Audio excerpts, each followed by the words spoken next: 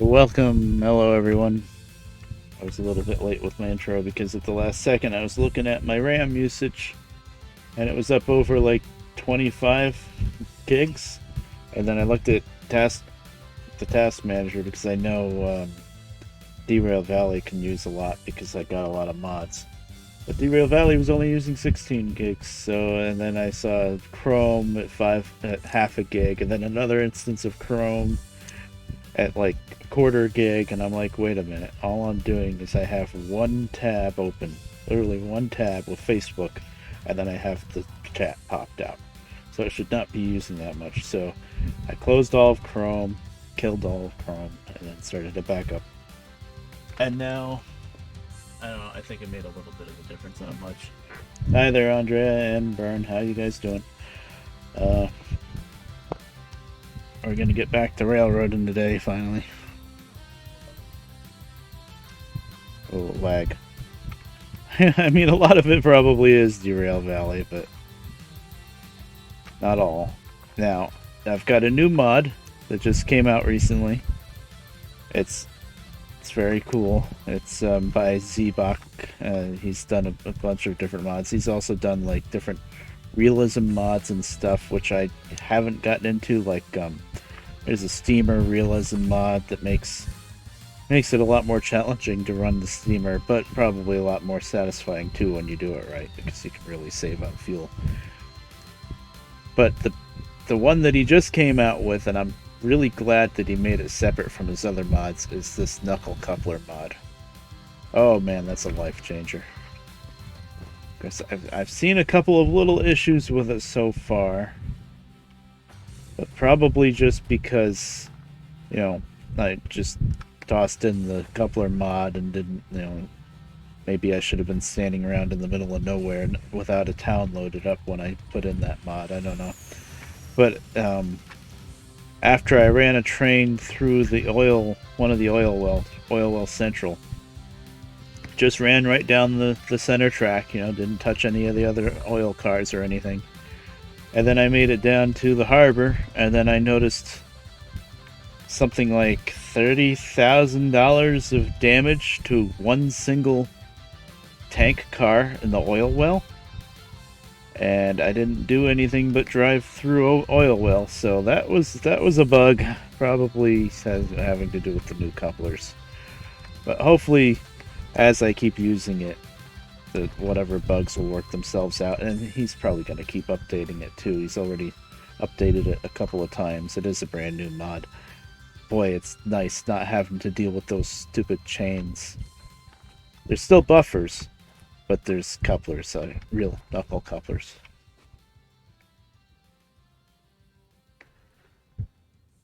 Oh no, burn. Oh, how just fell on your shoulder. Oh, that sucks. Oh, that's pretty much the worst joint you could have fallen on. I hope it gets better. You might need to get it checked out. Make sure you didn't really damage. Hopefully, it's just bruised. Bruises can last a while. Did it not hurt much at first, and then, like, the next day, or much later that day, then it started hurting? Because that's usually how it is with bruises. Oh, wow. That sucks. My chair broke, but I didn't fall too hard. Um, Years ago. Um, it's a typical, like, office chair. So, you can kind of rock a little bit, but then there's a lever that you can pull out, and then you can lean way back. And I was leaning back, and there's basically the bottom of the chair. I'm going to pause while I'm talking. I want to let the game settle down a little bit more anyway. But the bottom of the chair is made out of plywood, basically, and then there were two bolts going through that plywood up into the back of the chair, and the bolt heads just ripped right through the plywood. And it was really slow, and I could feel it. I was like, wait a minute, I'm going down too far, and I caught myself, and then I looked back, and the back of the chair is just going like this, and I'm like, okay. A beach chair. Oh, like one of those fold-out ones? Numb and sore. That might be more than a bruise. It's not good. Yeah. Not super comfortable, but it ain't gonna break, or if it breaks, it shouldn't hurt you anyway. That sucks. Yeah, mine broke real slow, and then I was able to, what did I do? I think I put a piece of 2x4 in the joint between the two halves of the chair. And then I put some bolts down through the bottom, basically the bottom plywood, and then I think the bolts go through the metal, what is it called? Not a hinge, but there's a metal bracket that attaches the back to the bottom.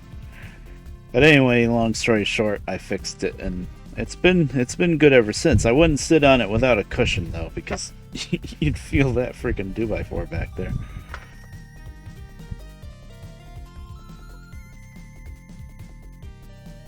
I think for that, since it needs to get checked out, but it's not extreme emergency. Hopefully you have an urgent care in your area. I've had experience with different things where something happened and something bad happened, but it wasn't quite emergency room bad, and I was able to go to urgent care, and urgent care took care of me a lot quicker.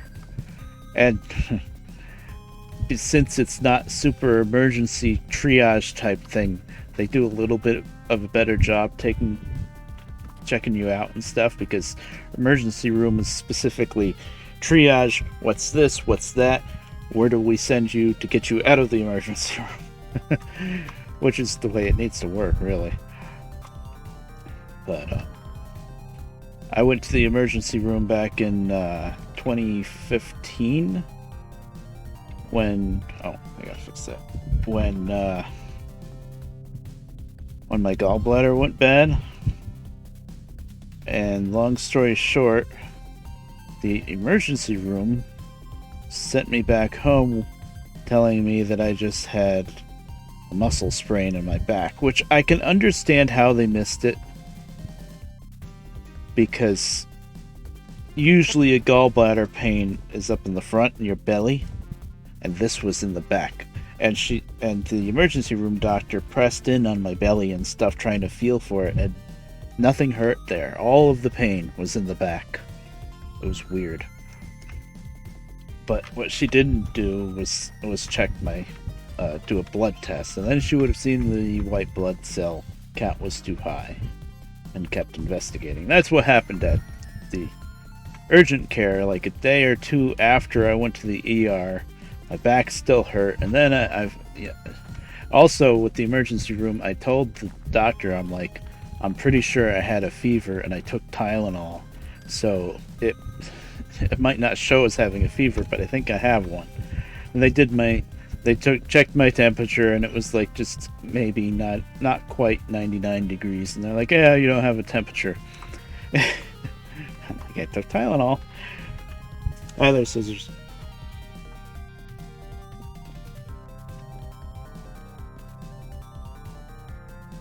Back pain. Oh, scoliosis. Oh, that sucks too.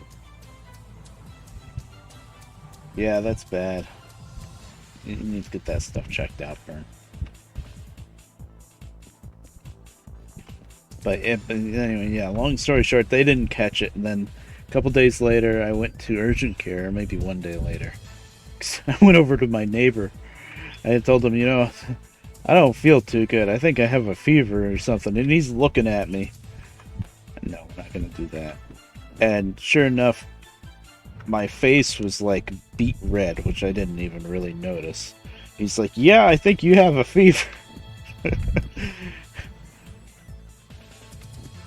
We're going to try doubling up passenger jobs, even though that never really works. 20th Century Limited. Oh, New York Central. New York Central and competing railroad. It's Broadway Limited. Oh, that's Pennsylvania Railroad. Oh, wow. That's going to be interesting. That's red, yeah. I guess we'll go with Pennsylvania. Oh, nice.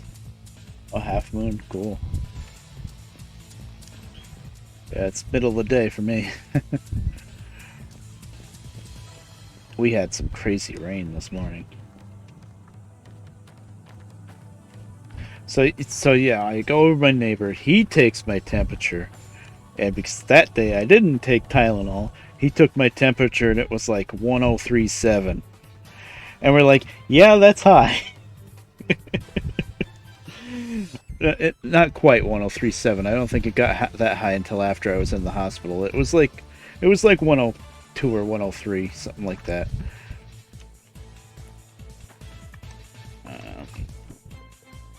Skin this. I still want Pennsylvania, but the nicer Pennsylvania road. Yeah, that. There we go.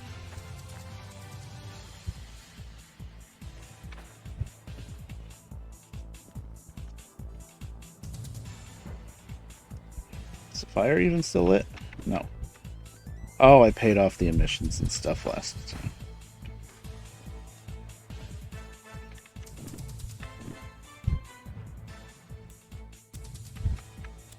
I still have steam at least. Oh no. They need to make a better way to light the fire. It's always kind of silly. Railroads Online. I've seen some gameplay of it. It does look good. I will say it does look good. I think it needs some patching. It needs a little bit of work still. It's a little bit buggy. It has some issues, but for the most part, it does look really good. I've been somewhat tempted to get it. I might. They had a little bit of a deal where you could get the new game, Railroads Online, plus their older game, which I think is just called Railroads, something like that, together for like $35. And I was like, maybe.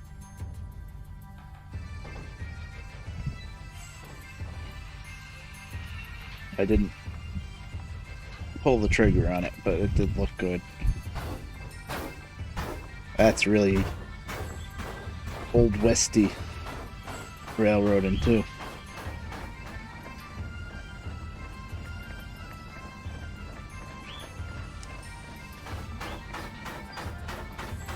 Oh, sorry, I need to put my playlist back up.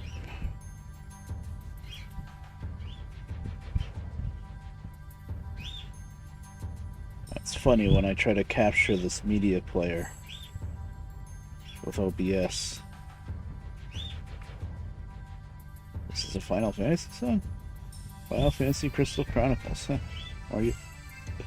But I always have to. I have it in skin mode, and it's, media player is hard to get to work on Windows 10 anyway because they're trying to push you into using uh, Groove. I've been through this nonsense before, but I always have to close the little playlist window because that's the only window that OBS will capture. So I close that little window, I get it to capture the right thing, and then I gotta open the playlist again so that I can actually try to read what's playing. Oh, this is still switched. Whoops.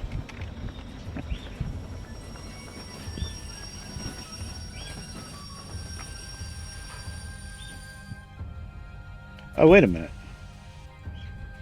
Oh, I don't want to do... I'm an idiot. I forgot. I forgot. Yeah, I have a military run planned. Yeah. You know what? I played this like a day or two ago. I did a switching job in the military.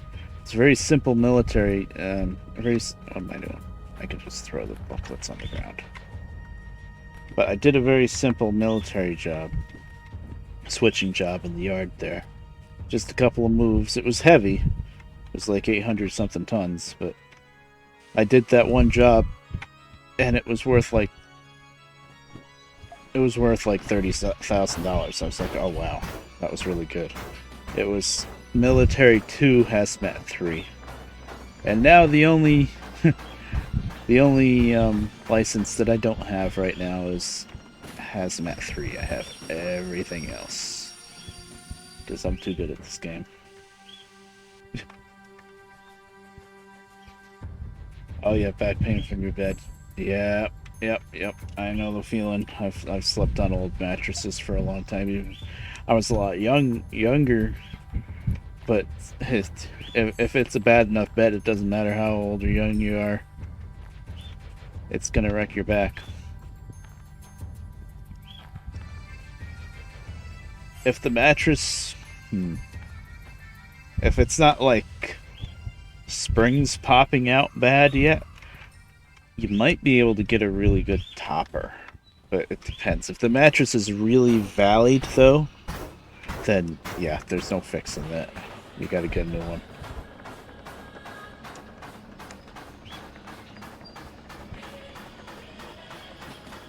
Actually, my mom's boyfriend next door, he's sleeping out a very old mattress. But he got a... Oh, I'm not gonna get political or anything, but he got a My Pillow mattress topper. And he actually loves it. He thinks it's really good. The My Pillow pillows is kind of subjective to the user. Some people love them, swear by them, and other people hate them. It's hard to explain. But I think the topper would probably be good for everybody. Topper with memory foam. That's what I have on my... Yep. That's what I have on my bed. I had like a 2-inch thick memory foam topper. When I started using that, I didn't even have a mattress. I started using it over a cot. I don't even know what a cot is, but it's like something you would normally go camping with. I was sleeping on that as a regular bed way back when on the other side of the house when I was in the train room.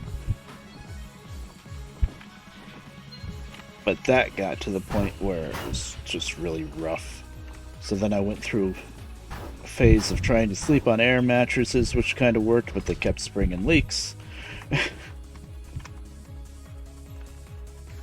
So after that round of nonsense, I finally got myself a bed-in-a-box, which is a real mattress with springs in it and stuff, but they compress it from the factory and roll it up into a box so that it can ship well and stuff. But it's a really good mattress. You just have to unroll it and let it sit for a day without laying on it,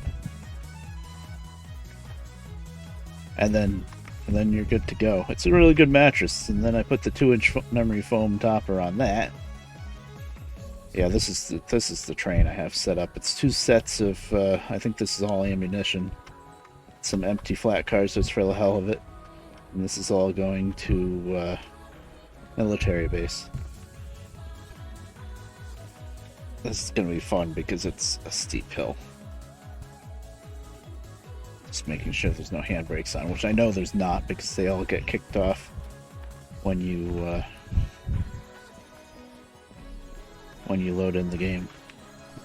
So we've got this, this, and this. Let me just make sure I have the right thing first because I'm probably gonna have to break it up when I get there.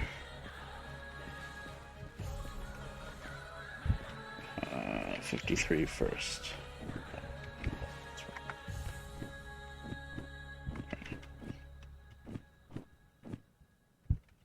Okay, nice.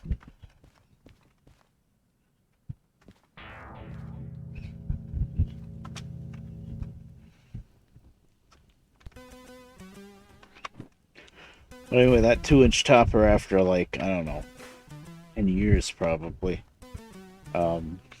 has this like kind of cover on it with a zipper that you're supposed to be able to take off and wash, but it's kind of permanent. I would always take off the sheets and wash them, but that little cover I wouldn't take off because I was worried that I wouldn't be able to get it back in good. But anyway, eventually that cover ripped open at the seams, so then you just had this foam kind of it was still all together, but the foam kind of looked like a big giant orange tongue sticking out of the back of your bed. It was funny, and it was getting flattened out anyway. So I got this 4-inch thick memory foam topper that my mom's boyfriend didn't like. He had it just laying against the wall in the other room. So I got that. That was nice. That's what I'm using now. GTA. I have GTA 5. I actually own it because it was on sale super cheap on Steam. I don't have any like DLCs or anything, but I have, and I played it a tiny bit. I didn't even get through all the intro stuff. That's how much I kind of lost interest. Well, the problem was the controls. I was trying to use. I don't have a controller, which is what you need to play GTA with. 40 minutes. So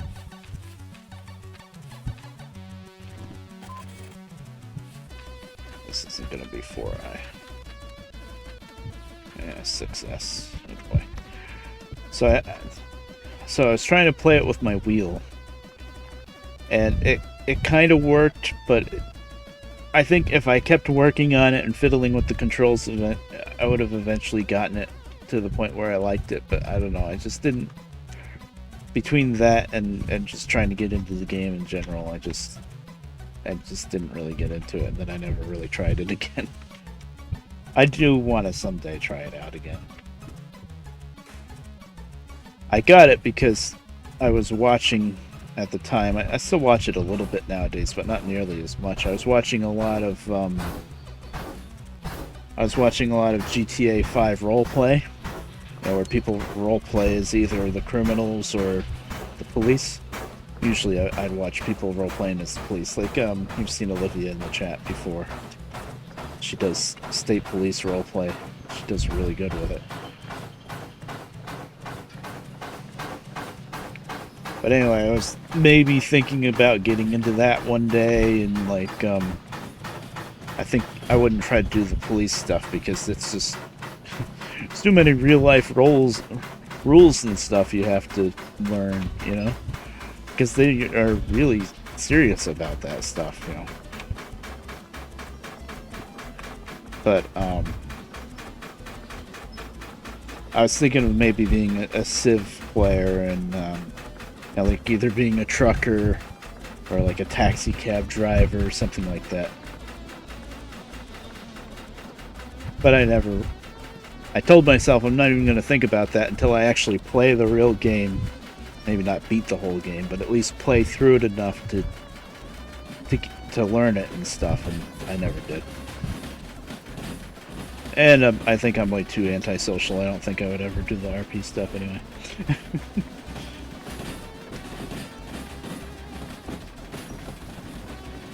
Oh, you got the bed. Okay. Yeah, something on Amazon. Foam mattress. Cool. Oh, you like the older ones? Yeah, the older ones are good too. I think I honed in on 5, first off because it was really cheap. I don't know why it was on such a cheap deal, but it was. And second off, I got it because I was thinking of maybe doing the RP stuff, and that's where all the RP was happening.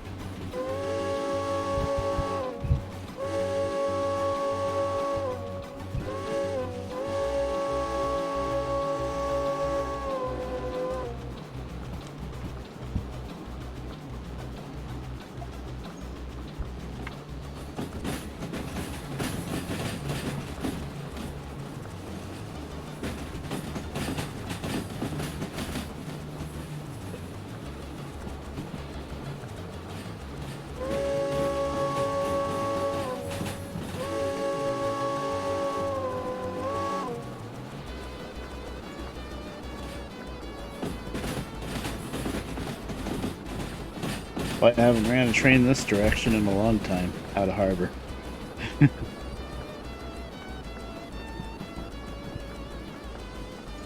It's uphill, but it's not nearly as steep leading out of harbor as the main way is. But once you get up towards military base, oh man, that's a super steep climb. We're hauling, I think it was about 500-ish tons, maybe a little over 500. And honestly, with the steam engine, I probably wouldn't go much over like 600 tons because that hill is so steep. Well, I guess if I prepare enough for it and get the firebox really, really hot, I might be able to make it with something heavier.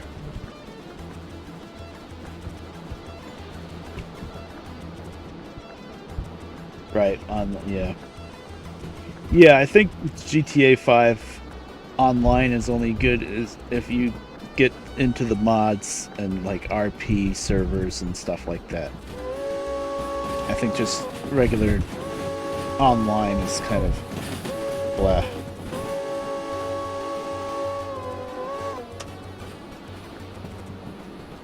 It's kind of tough driving the steamer, yeah.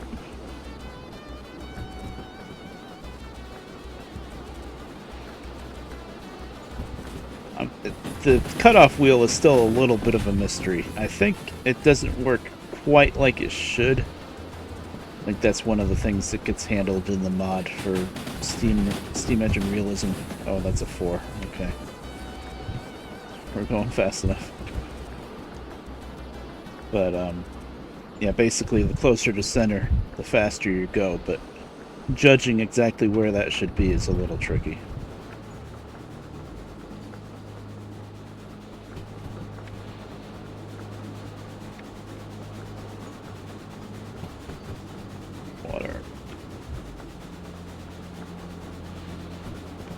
Well, it is uphill here because I've given her some decent throttle. We're still losing speed.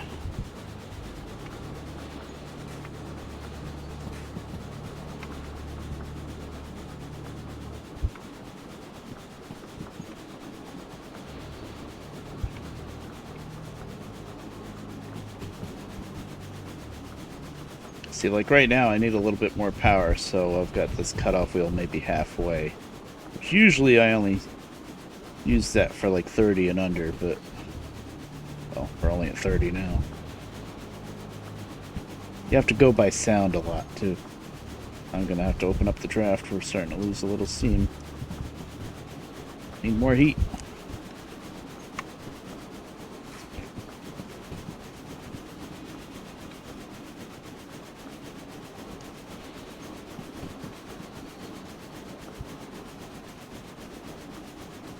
Yeah, that's pretty much the funnest thing I think with GTA is the different challenges that they come up with to do.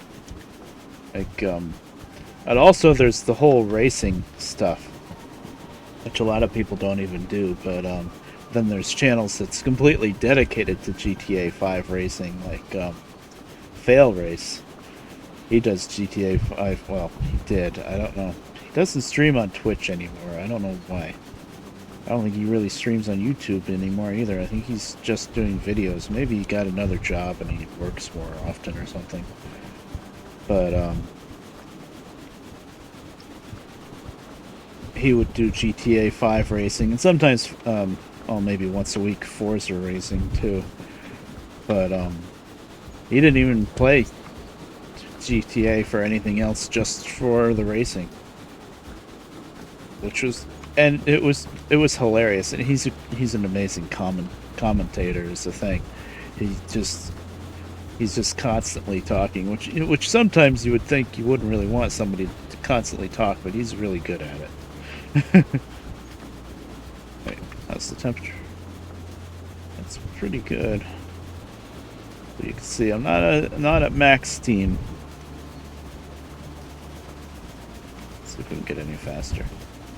Like right now, it's kind of a crapshoot to me trying to figure out if I can raise that cutoff more or not and get more speed out of it. A little bit tricky to figure out. God, we're only doing 25.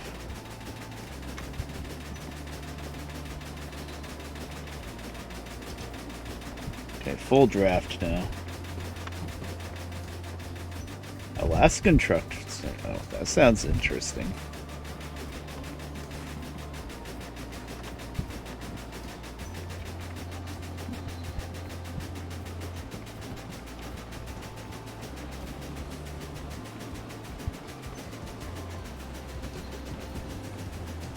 Oh, okay. Hey, from Discovery. So it's going to be based on Ice Road Truckers, probably. That's cool. I used to watch Ice Road Truckers a lot before I pretty much just stopped watching TV. Sometimes, I mean, obviously, it's a reality show, and any kind of reality show, a lot of it is just kind of hammed up. But at the base of it, it was still pretty good. It was probably just about the only reality show I would watch, actually. Oh, you can hunt rabbits and make a fire. Oh, that's neat. Change flat to. Oh, that's cool. It's not just about driving a truck like ATS or ETS. That's cool. That has a lot of potential, then, I would say. Oh boy, getting low on steam. Yeah. Once that steam gauge gets down to halfway, you're pretty much screwed.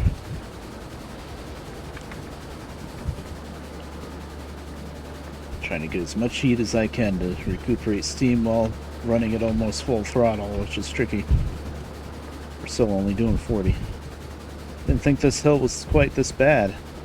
And of course, just like any hill in this game, right before the hill, when you want to try to build up as much speed as you can, there's a curve that's like either 30 or 40 mile an hour speed limit, so you can't build up much speed. You'll just derail before the hill.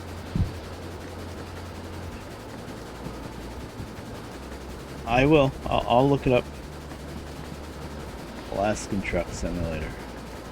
I haven't heard of that one yet. The Railroads Online I heard about, and I've seen some little clips and stuff. And this one streamer I watch, PJ Brooks, he did a long stream where him and a bunch of friends were playing it together, which was pretty neat.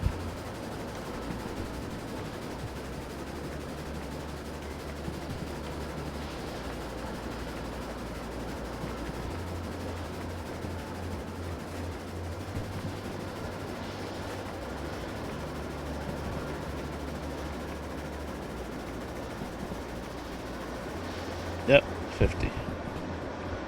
Okay. Do I have to hit the brakes, or are we going to slow down on our own? Oh, this is a chance to get our steam back. I don't want to hit the brakes. The curve's coming up a little bit. Okay. That works, yeah, that way I can check it out. Okay, we're doing good. I'm doing 40. That was just for that one curve. Now speed limit's back up to 70. Of course, you got to make sure the whole train gets past that curve. That's what the map's good for. The caboose. So the red dot, that's your caboose. You can see when your caboose made it through the curve, and you can speed up. And I just missed that sign because I was looking at the map, but I think it was still 70. Or at least 60. If I remember correctly, most of this run is 60.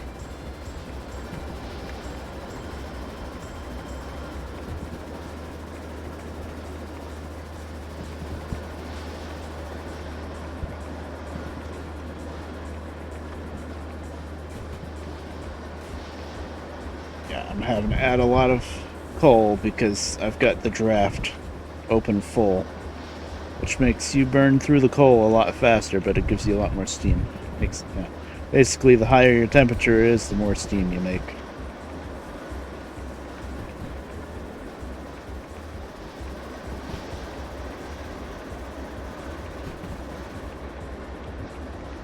But now I'm able to lay off the throttle here and there, so that steam should be coming back up, and it is. Pretty soon I think I can close that draft. Close it a little bit now. A couple notches. Oh, 80. Honestly, I'll be happy with just being able to maintain 60.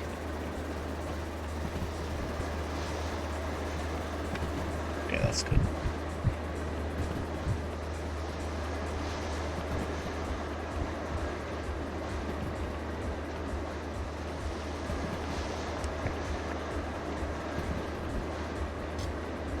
Okay, close the draft, but I'm gonna put more coal in.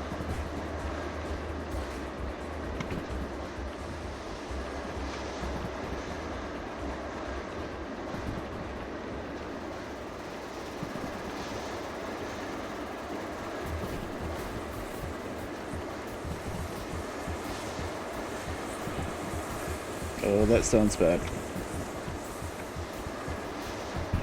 I think the speed limit went down and I didn't see it. Now it's 60. That was very close to a derailment, it sounded like. I'm trying to make up time for that slow climb in the beginning. But that was almost bad, I think. We're good. Of course, if that was passenger cars, forget it, would be all over the countryside by now.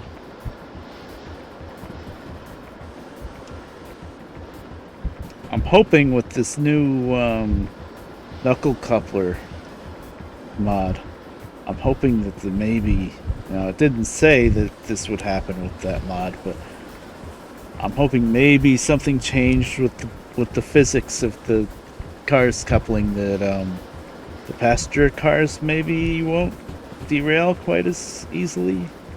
I'm hoping. Who knows? Now, I want to go to Food Factory sometime today, because I want to finally buy the key for the friggin' hand car. I still don't have it. I keep forgetting to do it whenever I go to the Food Factory. And I really want that hand car, especially in the harbor. That's where it's really useful. Because then you don't teleport around with that, well, it's the F key originally, but I just changed it to B, but, I don't like to how much I do that. So with the hand cart, you can actually throw the hand cart down and zip around on the rails.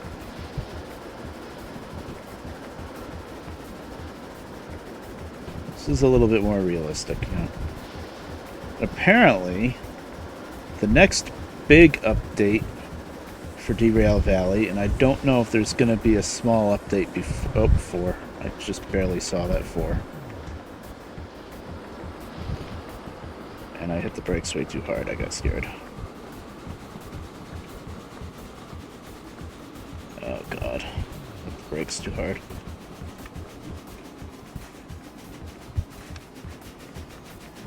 Power through it. Power through it.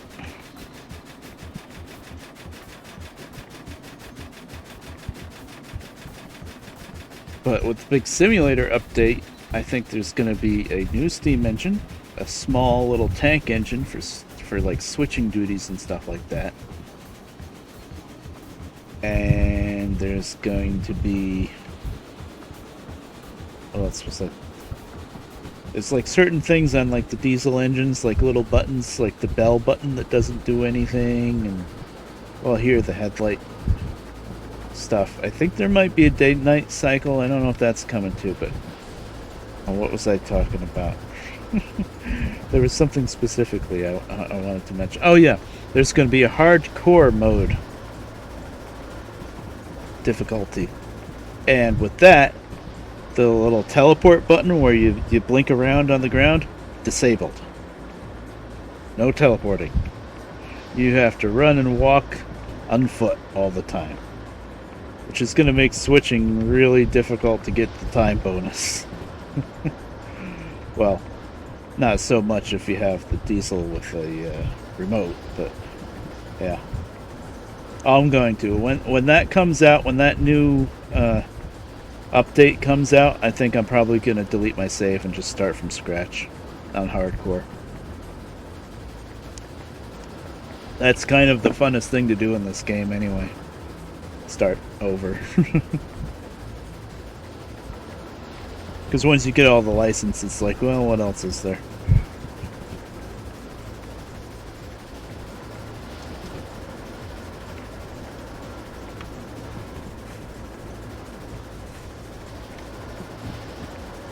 I didn't see that sign.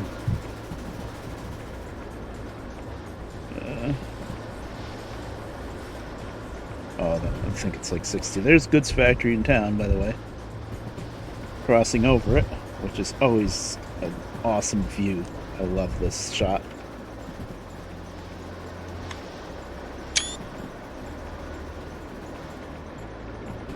That was a speed limit sign I didn't see, but I'm pretty sure it's like a 6 or 7.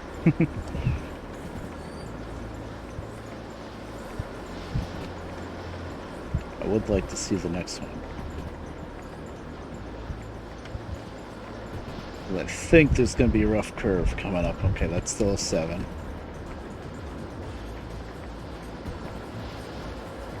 Okay, I can close it.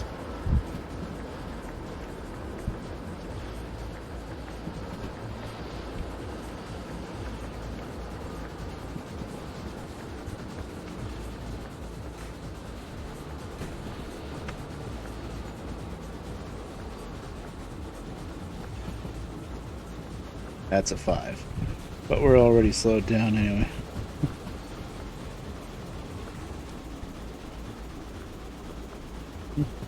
I think there is a number 30 curve coming up. But we're only doing 30 right now. Climbing this grade is rough. And we only have like 500 tons. Although this is all military cars. And I think they under-report the weight of the military cars. Like, if I had 500 tons of, say, shipping containers, I think I would make it up this hill a lot easier. Yep, here we go.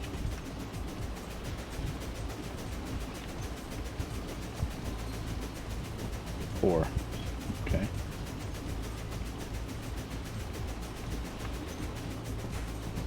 Let's just look at how much shovel I'm calling. How much shovel I'm culling, yeah.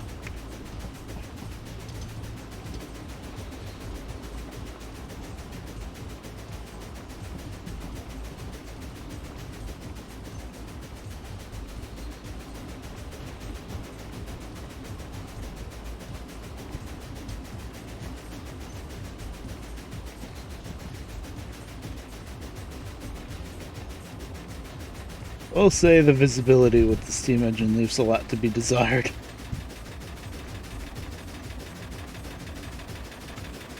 Oh, that doesn't sound good. Come on.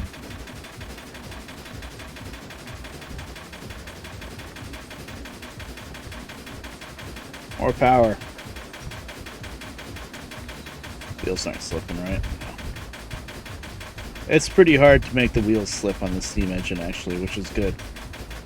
I almost never have to use the stand with it.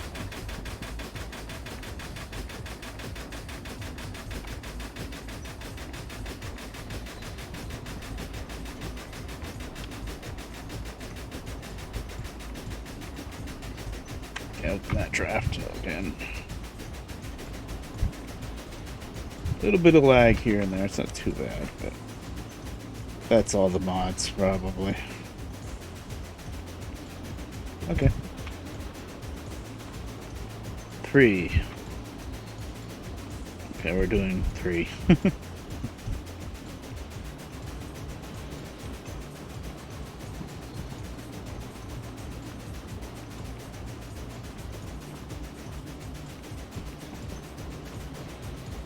I know this switch is going to be fine. So I only ever go one direction with these. Well, I never hang a left at this switch, I'm pretty sure. So, not worried about it.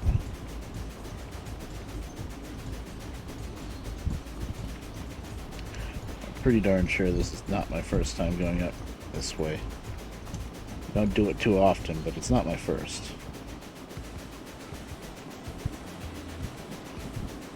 Also, since we're going slower, you're not getting as much air drafting in, even with the draft wide open. So it's not. So we're not getting quite as much of a heat boost as I need.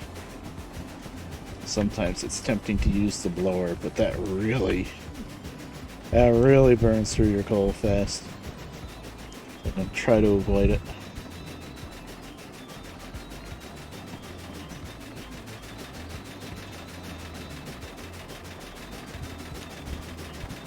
Five now.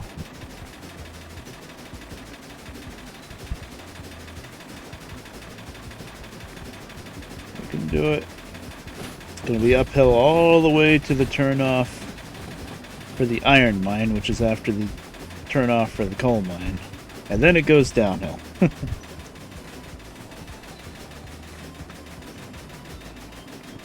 Very mountainous up here.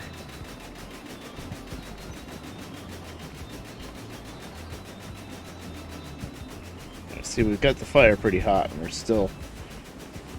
Okay, we're getting a little bit of steam back, but not much. So I've got the throttle almost full open. That's the thing.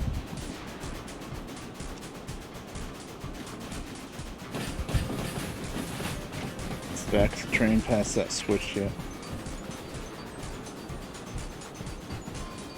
Yeah. Okay, so we don't have to worry about 30. The speed limit's 50.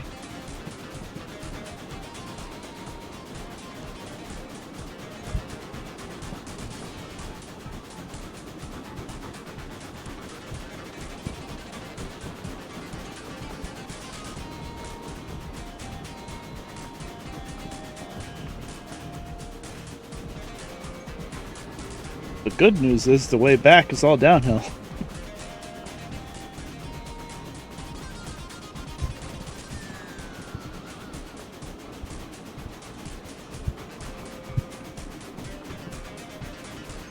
Okay, we're maxed out on the throttle now.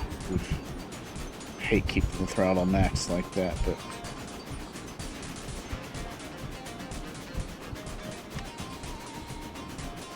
We're just barely puttering up here. It's only supposed to be like 500-ish tons. If I was any heavier, I don't think I would make it. Because it's such a long climb. So it's not like you can speed up and just make it over the one steep spot and then, you know, get your steam back. No, it's just one big long climb. If we lose steam, we're going to be screwed, because then we're going to be stopped on the hill. That's going to really suck. I have to break the train up if that happens. I have done that before. Sucks. This train is heavier than 500 tons. I know it's a steep hill, but I don't know. I feel like it's heavier. Like these military cars, for some reason, are heavier than what it says they are. Oh, that switch was turned. A good thing I looked. That's the coal mine down there. That must have been where I came from last time I was up in this neck of the woods. That would have sucked if we went up that way. Okay. I think once we get past this switch, it'll start leveling out. It's max.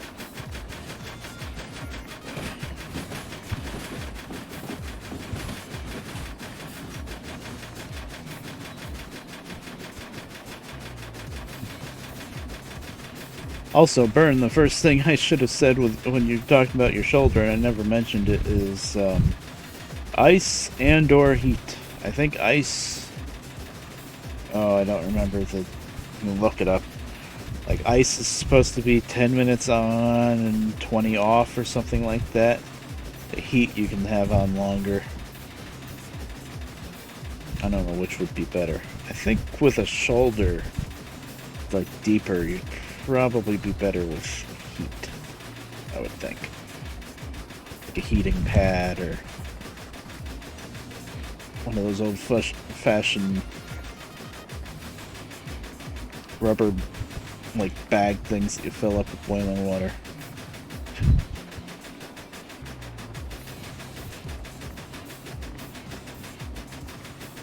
Just trying to look for the switch.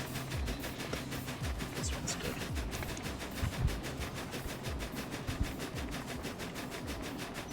Come on.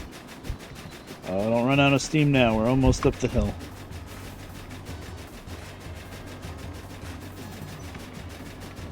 I need one of those booster logs from Back to the Future. When they're trying to get the train up to 88 miles an hour and they got log 1, log 2, log 3. Third one gets them up to 88 miles an hour but also blows up the steam engine. That's what I need. I feel like just log 1 would do the trick.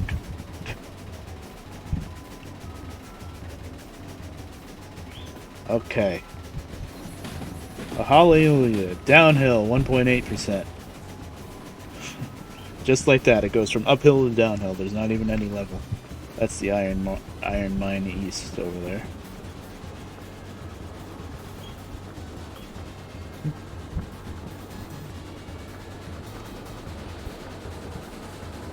So we're picking up speed. Okay. 40 up. Okay. Now all of a sudden I have to hit the brakes. All that climbing. Okay, now we can get to freaking still keeping the draft wide open because I want to get my steam back.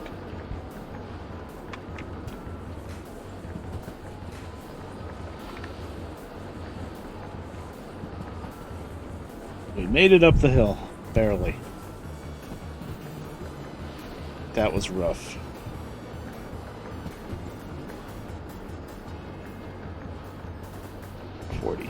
Okay.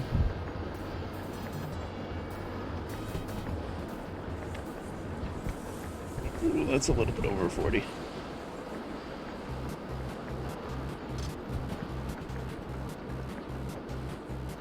Okay. Close the draft. We're back up to full steam, just like that.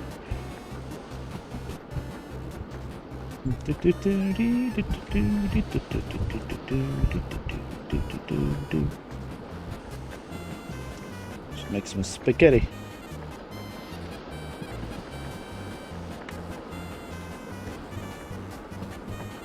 Oh, that's too short.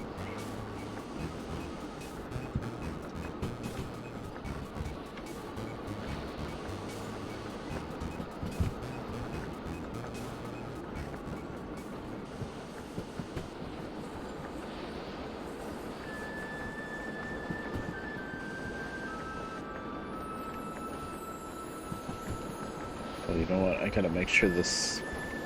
I'm doing a couple miles an hour over 40. It's okay. I do gotta make sure this. That was not turned. I actually went the long way around once just to see what it was like, I think. Because it was bothering me that this section of track to the right that goes up and around way up there. I've never been on it because it's pointless to take that track. But I went on it once just to see what it was like. I remember now.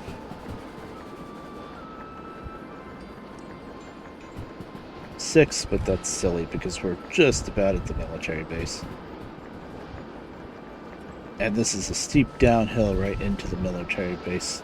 It's a short downhill, but it's pretty steep. So, yeah, start setting up the brakes. Why not? Did I set my clock? My watch? I did not. I wonder if we made it here in time.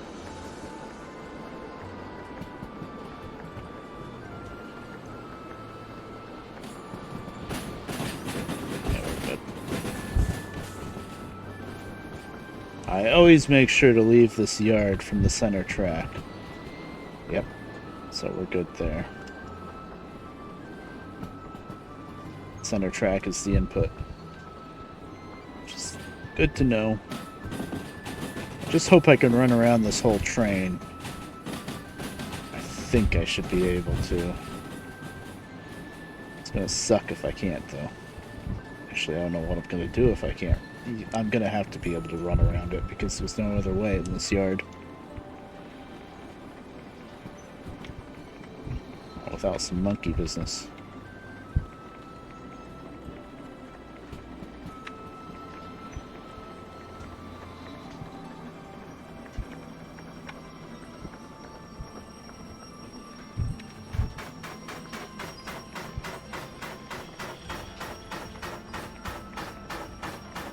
I'm fighting the brakes.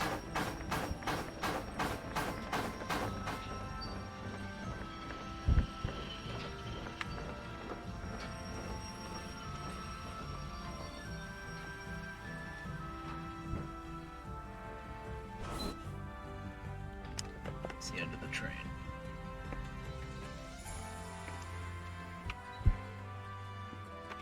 Okay, let's try that.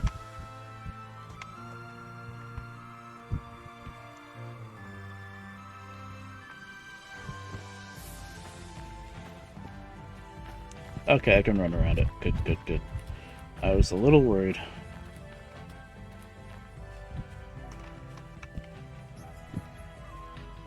Let's see. Wrong thing. They gave me 40 minutes and I did it in 34. Sweet. Means we even have a chance to get the empties in on time, too.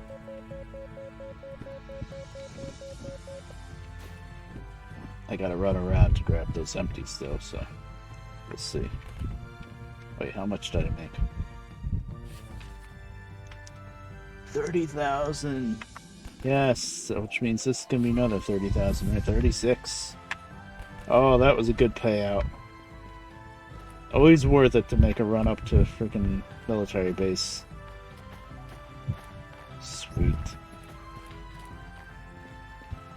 Now, if I get military 3, then I'll be able to haul the spent nuclear rods or whatever it is. Then you start making like 100,000 per load per train or more. Yeah, let's see if we can run around this thing. Let's get those empties in on time.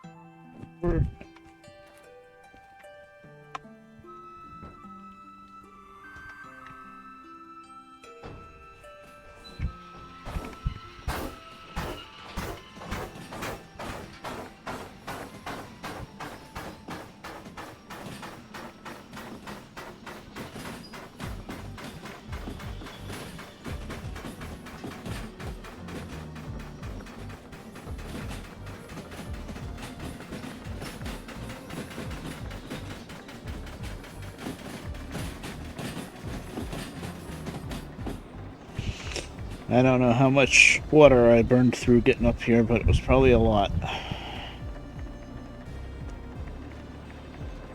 Probably gonna have to run over to the iron mine just to get more water and coal.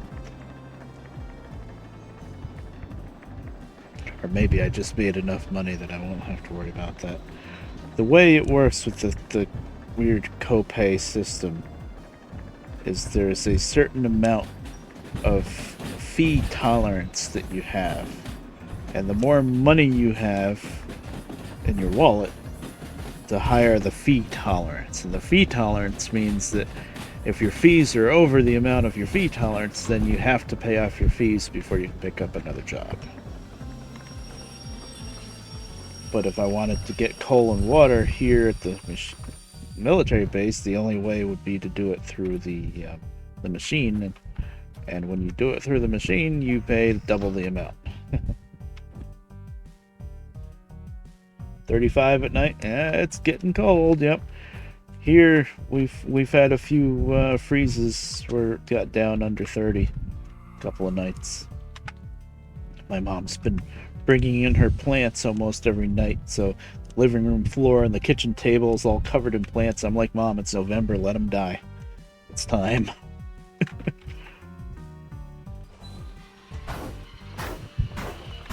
She's holding on hope.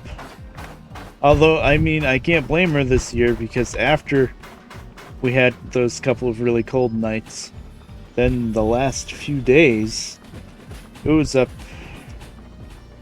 in the 50s during the day. Almost, I think a couple of days we had made it up to the 60s, like early 60s. And I took my air conditioner out, so I'm like, it better not get any freaking warmer.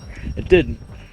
But I took my air conditioner out and I got my storm windows down, so if it does get up to like, even all it has to do is get up to like 70 outside, which usually isn't that hot. But because this room is upstairs and the attic, the way the attic is and everything else with the low ceilings, blah blah blah. If it's 70 outside, it's like 80 in my room, basically. So, and opening the windows does not help much. I've tried. Especially with my computer pumps out a lot of heat all the time. Oh. Damn it. I just uncoupled the coupler. Because I was trying to get the air. It's a little bit of an issue is if you're trying to reach for that angle cock, you end up hitting the coupler. You would fix that by actually ducking under like you're supposed to, but I'm being lazy. Let me see. Let's see if I can push up on it now and recouple it. Let's see if it recoupled. Maybe not. Nope. Alright, close that. Close that. Gonna have to back up and then couple in again.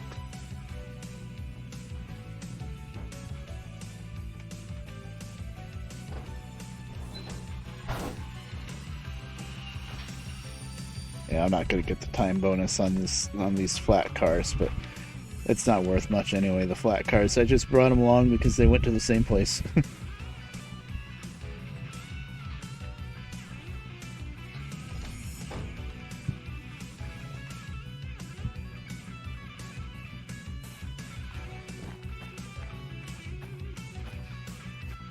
Okay, now. Oh. I'm an idiot. I didn't hook up the hose yet. That's gonna take a while to pump up now. Although it is only, what, 4 cars? 1, 2... It's only 3 cars? 2. That really wasn't worth it.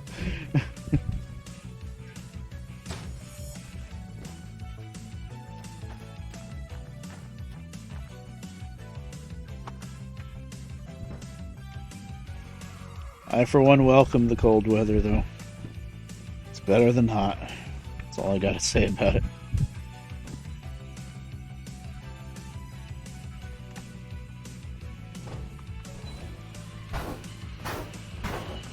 Success, right?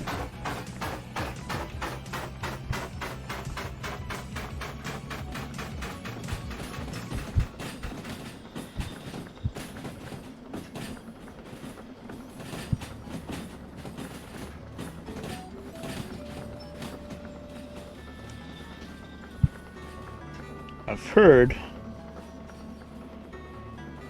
at least like people that go by the Farmer's Almanac and stuff, and other sources too, but I've heard this winter for us is gonna be pretty rough. A lot more snow than usual, a lot colder. But then there's other opinions because like a month ago everybody was watching the what are they called?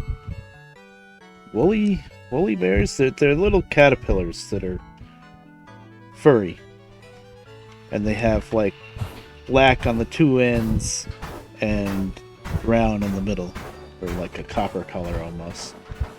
And apparently it's all like old wives' tale type stuff, but if you measure the length of each section of color, it gives you a rough estimate of what the winter is supposed to be like. So according to the caterpillars, the winter isn't going to be that bad. It's going to be like an average winter. I don't know. I go by the almanac before the caterpillars, so.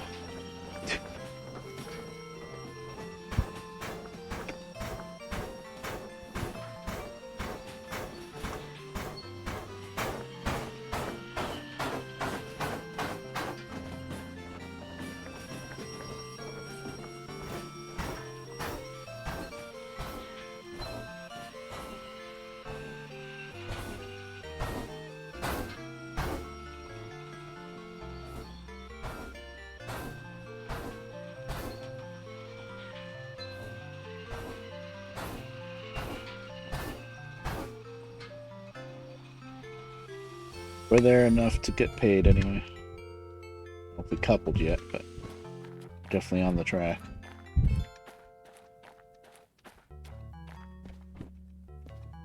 Let's see if we got the time bonus. Probably not. Nope. But this doesn't matter. It's only worth 3,000 without the time bonus. I probably only lost like not even $1,000 because it's like a percentage. The two big loads is what we really made a lot of money on. And right now I have $250,000. Yes. Before the stream, I think I had just under 200,000. Yeah. So we made like, yeah, that makes sense. We made like 60,000, 65,000, something like that. That's pretty good.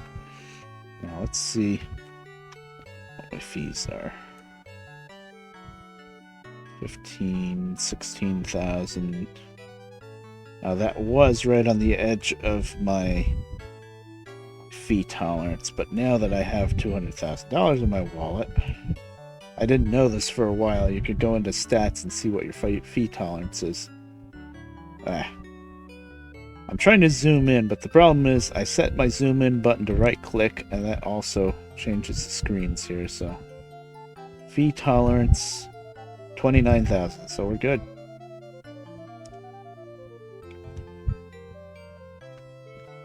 Yep, because we have 250,000 cash now. The only license I have left to buy, because unlike the last time I played through this, where I waited until the very end to get DD6, I already have the DD6, the big diesel. The only thing I have left to buy is that one, Military 3. Then I'll have everything.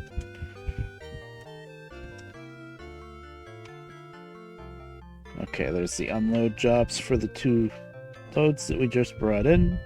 7,000 and 9,000, nice. Wonder if we'll try to do it all in one shot. Oh, I can't. The loading track is too small. Yeah, we're gonna have to do one at a time. Sucks, but what are you gonna do? Empty cars, no, that's garbage. I don't have the licenses for that, so we're not gonna haul anything out of here. So we're gonna do these two switching jobs, and then I guess we'll run light over to the iron mine or coal mine. Might do the coal mine. Haven't been there in a long time. Challenge ourselves with like 800 tons of coal and try to get up the grade. That's gonna be rough, but could be fun. Okay. 1, 2, 3. Did we couple? Yes, we did. Means I was shoving those cars around. Okay, so now first job is gonna be SU-56. 1, 2, 3, 4, 5 cars.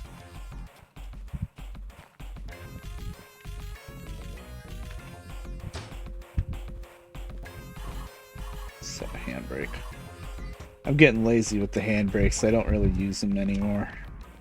Still have the handbrake mod, but I haven't been using it.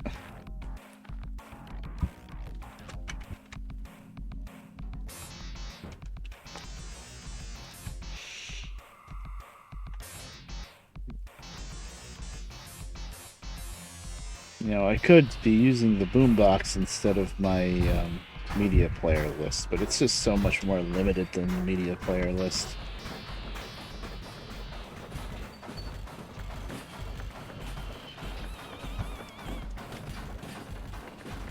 It's either all going to be Final Fantasy VIII music, or what else do I have? I have Sonic music on a tape.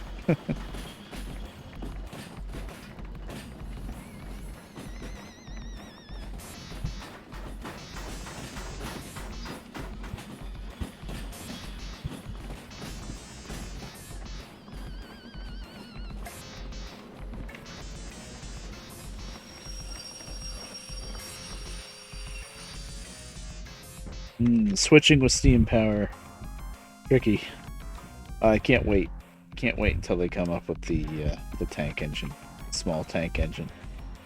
So you can actually switch with Steam and be able to see what you're doing.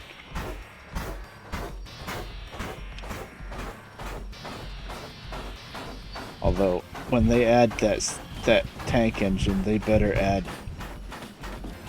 coal and water to all the different service places, not just a couple like it is now, because that's just going to be ridiculous.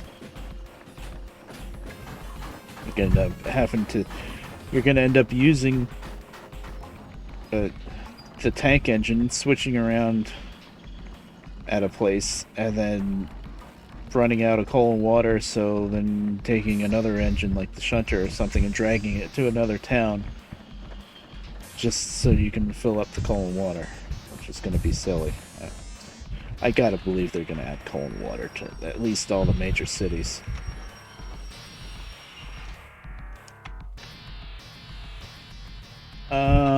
What's it called? It's actually an engine that was built in the US and exported all throughout the world during World War II. S1, I think? It's an 060 steam engine. It's an 060 tank. I think it's S1. 56. 1, 2, 3, 4, 5 cars. 2, 3. There's still a lot of surviving examples of that engine too, I think, because they were so useful, I should say, not really versatile. They were really just yard engines, I think. But they were very simple and easy to fix and stuff like that because they were built for wartime, you know? They couldn't fool around.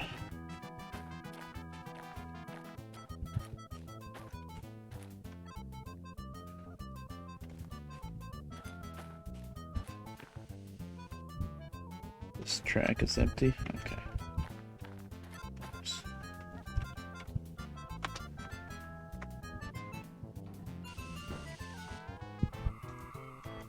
Actually, I don't know how much better the vision forward is going to be. A bit better, but especially backwards. There's not going to be a tender in your way.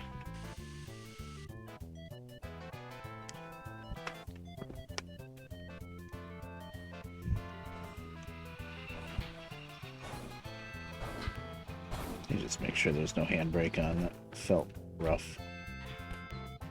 Okay. Didn't really mean to go inside the boost, but I'll take it. Now, of course, if they get rid of the ability to teleport around, they also have to add the ability to grab onto the different like handrails and steps and stuff like that on the engines. As you see currently, the only way to get in the steam engine here is to teleport in, which is annoying, to say the least. I think the shunter, the little shunter, I think, is the only thing that you can just hop onto the steps of the engine. Everything else you have to teleport into, which is really annoying. Because, I mean, there's a little handrail and there's little steps, but you can't use them. I gotta remind myself sometimes, this game was originally designed specifically for VR, and then they made it for but with the ability to play it without VR, basically. You can jump, yeah, which really makes it silly when you can't get on a guard like a handrail and steps, because you can jump at it and nothing happens. A lot of the cars, and especially the steps on the caboose, you can jump onto.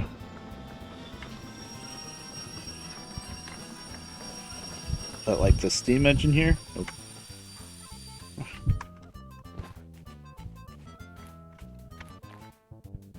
Did I start this yet? I did not. Oops.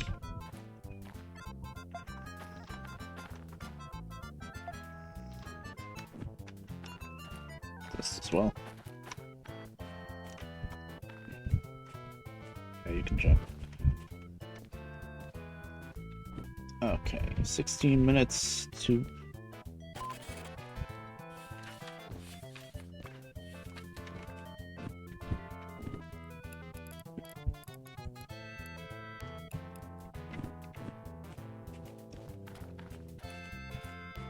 Around the clock.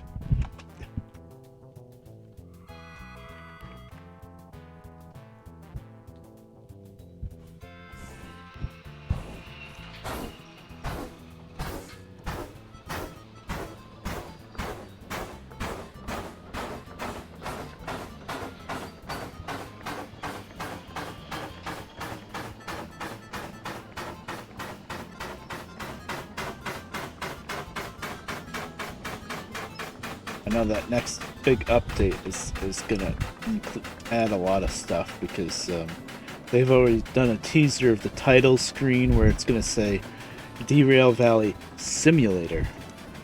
Yeah? Like I've been saying, they're getting closer to being a simulator instead of just lol, run the train and don't derail. But this is really turning into a pretty serious simulator. Definitely is rivaling like all the train sim games right now. The only thing that drags it down is there's not a whole lot of content. You know, there's 3 engines and there's 1 map. So once you once you learn everything with the map and learn everything with the engines, it can get old.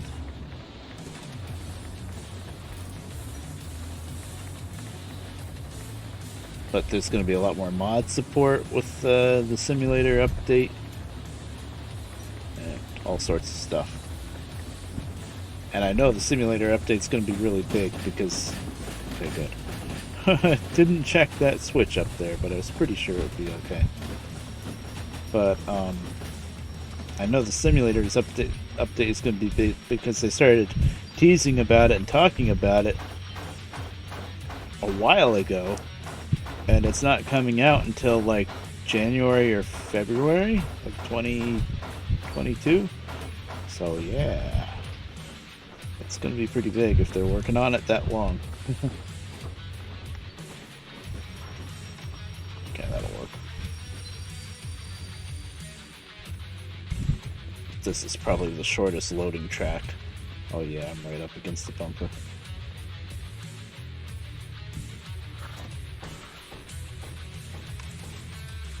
Okay.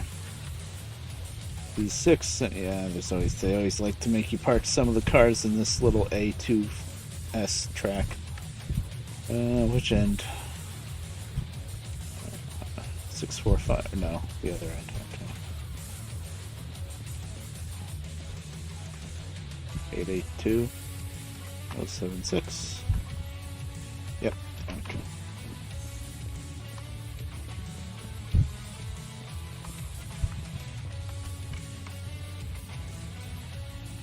That track's empty right now. Oh, that's good at least.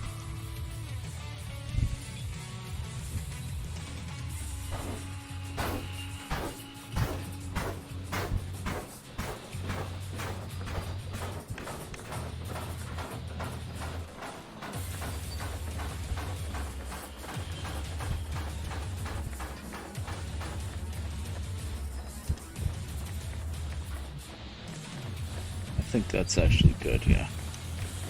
I was thinking of making a last minute switch back there, but no, I'll be able to see best this way.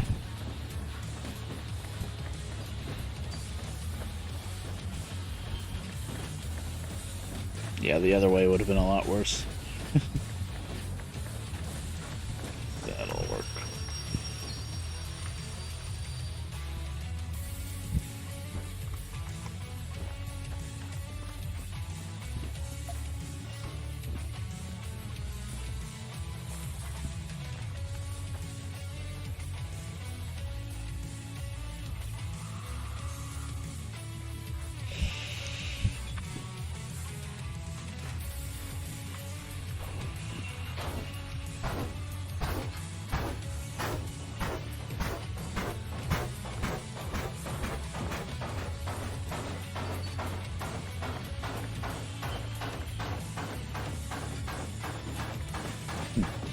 I love looking over at the audio bar on OBS. And you can see it just going up and down with the chugs. Chunk, chunk, chunk. Oh, yeah.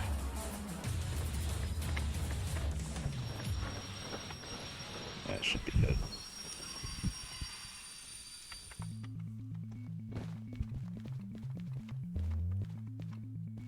Actually, it's barely.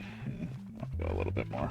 Because the next unload job is going to put more cars on that track anyway.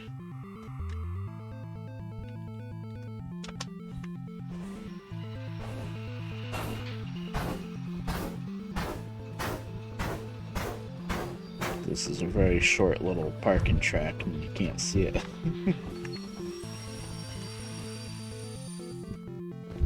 Oh man, someday, somehow, I really hope they figure out multiplayer in this game. It would be so amazing. That's what Railroads Online has going for it. Even if it's a little buggy or something, nobody's gonna care because you can do multiplayer.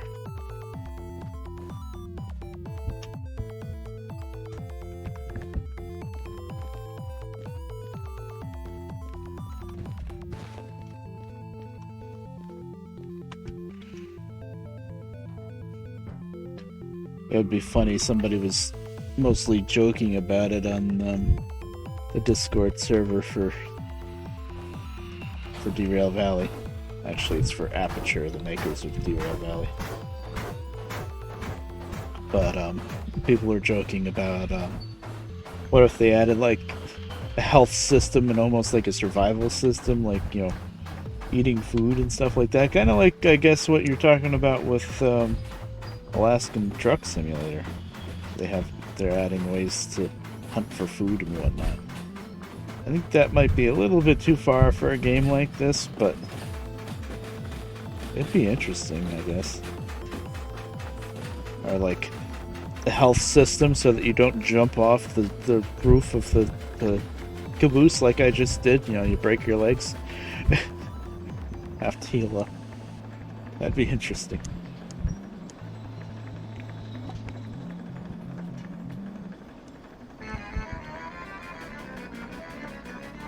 Spider-Man 2 game. Oh god. I do believe we can thank Burn but mostly Vinny Vinesauce for this song. He's the one that made it popular because pizza pasta.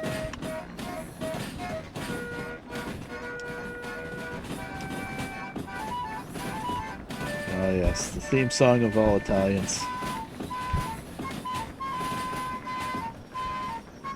Right. Yeah. Yeah, it'd be interesting to see how far they go.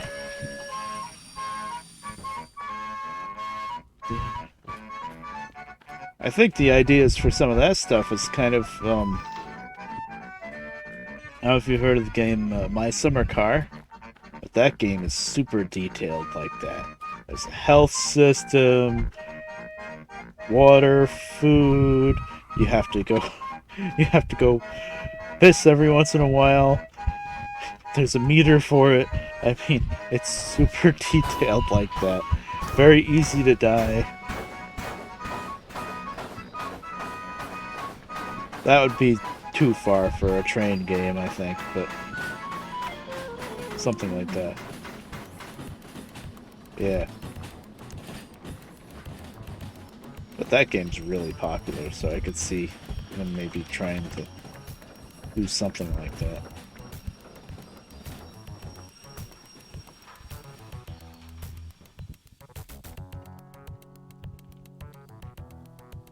My Summer Car, aka Pain Simulator.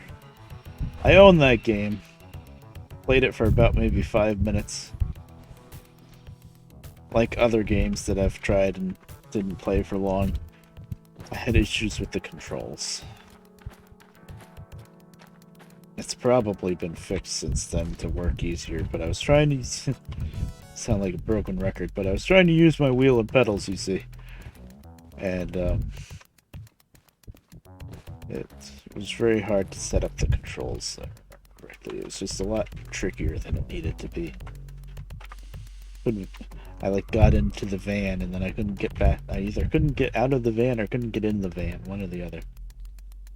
And that's probably the only game that I've bought and never really played.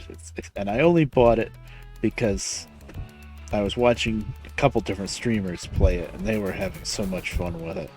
But it's one of those games, I think for me anyway, that I really have fun watching people play.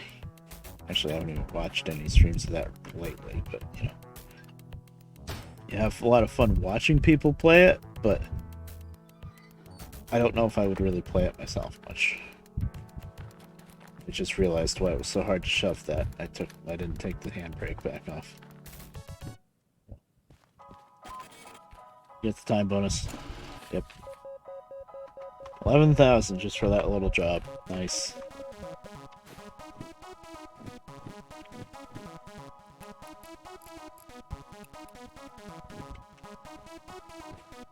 Take the handbrake off that flat car now that I thought of it. I think I'll shove it all back a bit because it's going to be another set of cars coming in.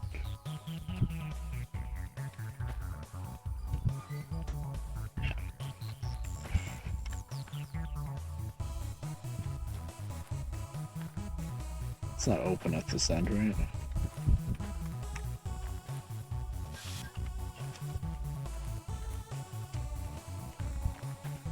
Car Truck 2, yeah.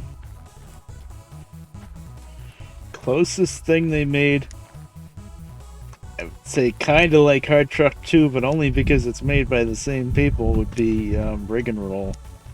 But that's massively different than Hard Truck 2, and they tried to get really fancy with that game, which just meant it took them like, I don't know, 8 years or something to make the game, and so by the time it came out, it was already outdated, and they never expanded on the map. The map is pretty limited, which is the biggest problem with Rig and Roll, probably.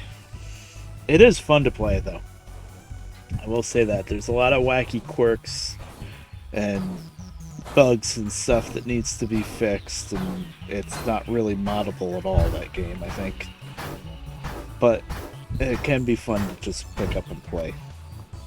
I might do that next time I set up the wheel, actually. I've thought of it a bit. Rig and Roll. Thought of it because I was playing the Hard Truck 2 mod pack and an 18 Wheels of Steel mod pack. Oh, I never hooked up the air. Oh, good job, me. Wait, why did I have air at the end then? I don't know. I'm confused. Oh. No?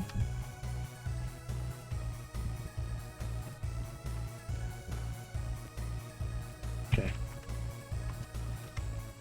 Whatever, we shoved it up a little bit more. This engine's strong enough, it doesn't really care if the brakes are on or not. No, this brake's on. Yeah, it would be neat if they came up with kind of like when they talk about Portal and Half-Life. Where's Half-Life 3? Where's Portal 3? Yeah, it's never happened. It's just a beam now.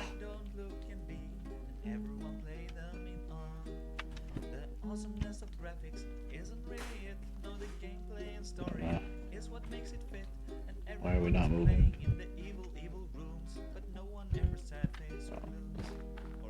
Screw something up. Did he not unhook? I didn't unhook. I didn't pull the pin.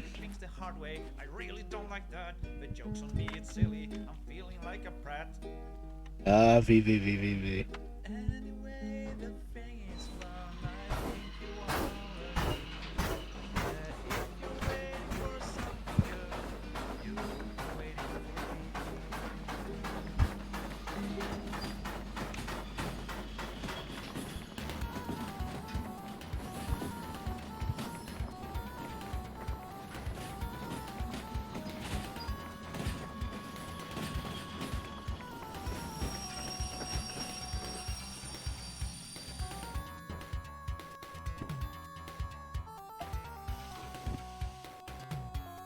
Found it funny with the rig and roll mod pack for Hard Truck 2 that they added the whole little scene of the cops pulling you over from rig and roll with the siren and everything. I'm like, oh wow, that's kind of neat. But the funny part is, it doesn't matter what truck you're driving in game, that scene will always be the Zill. You're always driving that first original Zill truck. Because you're not going to be able to remake the cutscene with all the different trucks. Oh, I did not go back far enough. I'm an idiot. I have to go back to the center track. Thankfully, I didn't start the next job yet.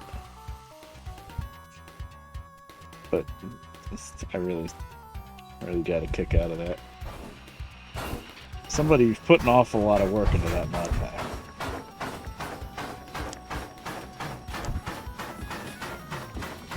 Really? Oh, I thought that was the mod. Oh. I'll be damned. Huh.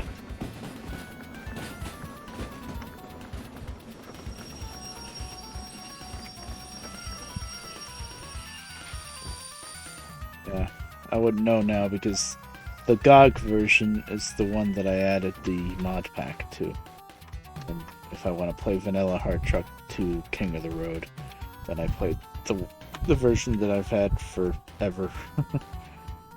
That I downloaded a long time ago from some site. I consider it abandonware at this point anyway. That game is so old.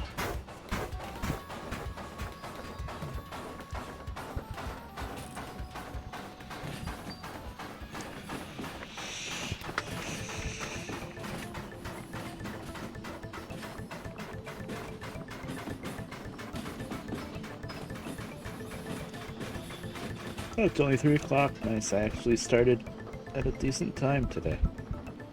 Yawning a little bit, but I'll push through it. I think I did take a nap yesterday afternoon, but that's going to screw everything up if I start falling asleep at the daytime again. Trying to get myself to stream more again.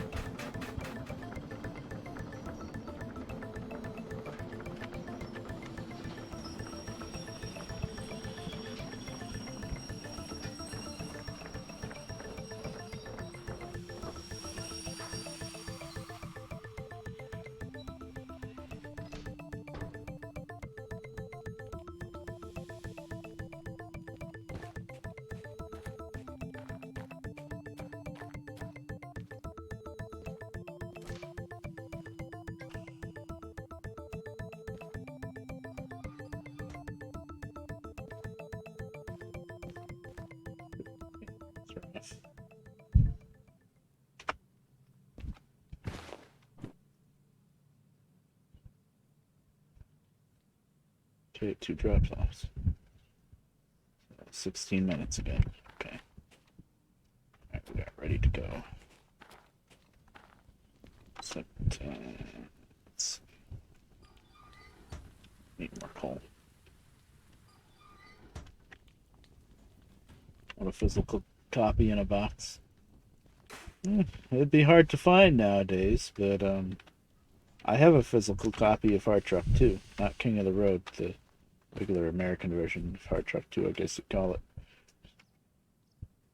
I used to always try to call it original version, and then I'd get all these Europeans in the YouTube comments screaming at me for calling it original, and I'm like, I'm sorry, I'm in America, it's the only one I had.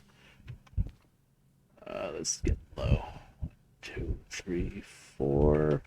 There's 9 notches totally, so it's a little over half still. But I'm just gonna do this one more switching job, and then we're gonna either go to coal mine or iron mine, I guess.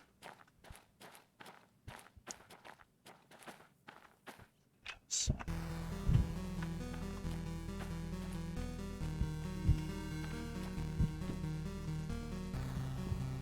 Oh yeah, the camera is very important. That's one of my biggest freaking videos still.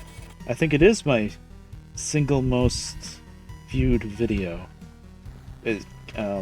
and it's a terrible video because it was before I really knew how to record videos. It was before I even made LPs.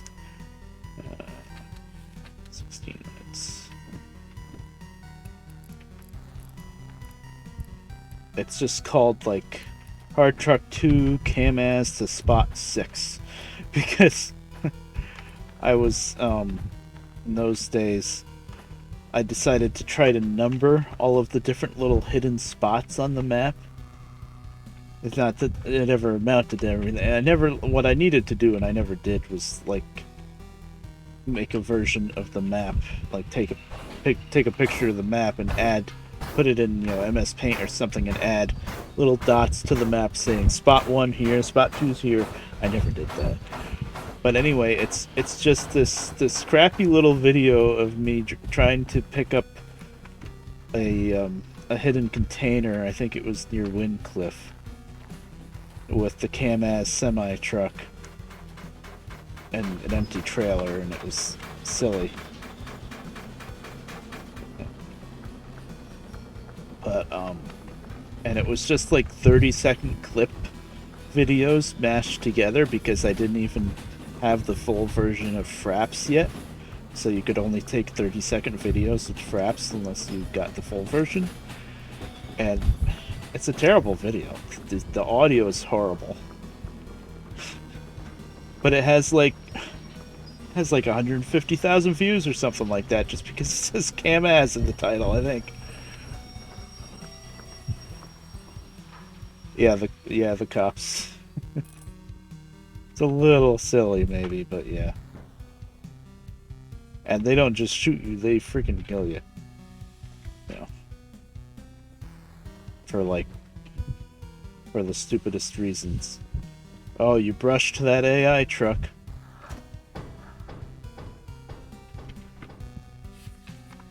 Okay, what goes to A2? This end or the other end? 5-8. This end this time. 1, 2, 3. I think I shoved her right up to the bumper. Oops. Let's see, just for that lit. Yeah, pretty much. But it was going very slow, so I'm sure I didn't damage anything.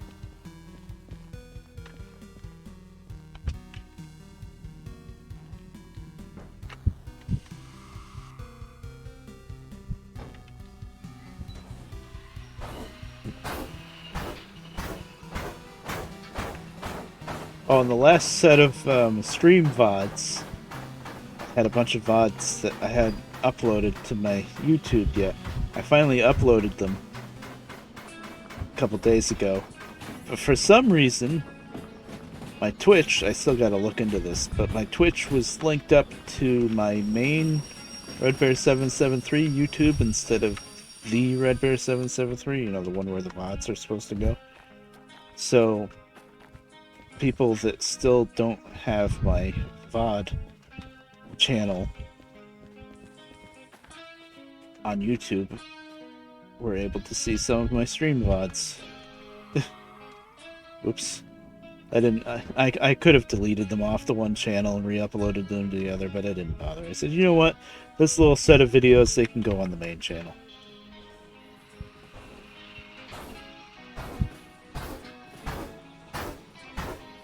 Really? Across America. Cool.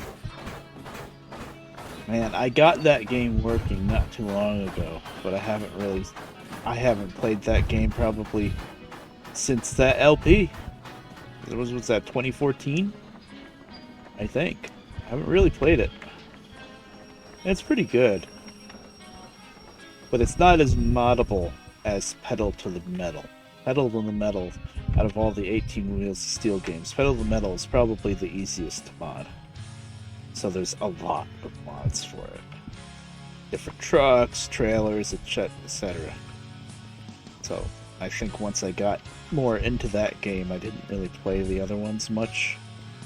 But yeah, Across America is good. I think the vision is better in Across America. 18 Wheels is still Pedal to the Metal. You can only turn your head like maybe like 20 degrees left and right. It's ridiculous. You can't see anything. And there's no reason for that, because the older game, Across America, you could turn your head. It was just always silly to me. I was like, this game is really good, except you can't turn your freaking head. Your character has a really, really stiff neck.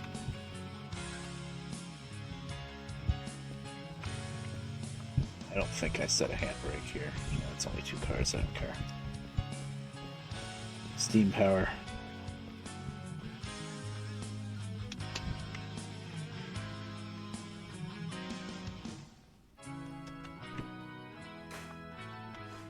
Trying to burn as little coal as I can so I can burn through as little water as I can.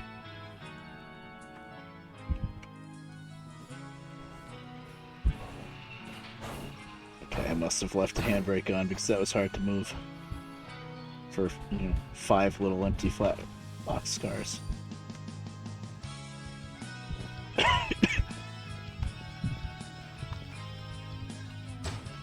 Yeah, the Across America LP, I never expected that to really go anywhere, and for some reason, yeah, it did. People liked it. I was kind of surprised because that game could get kind of, I don't know, it had a bit more, the graphics of that game have kind of a certain charm, and it is a nice big map, but it does get pretty samey. Like it's a lot of highway driving. Almost all of it's highway driving, and the highways do tend to kind of look the same. But that would be a good game to revisit someday. I think the last time I tried to play it, it does work on Windows 10, but it had some issues. I think I had to put it in full screen, and then I tried to capture it with OBS, and it wasn't happy with me. I'm sure I can get it to work, though.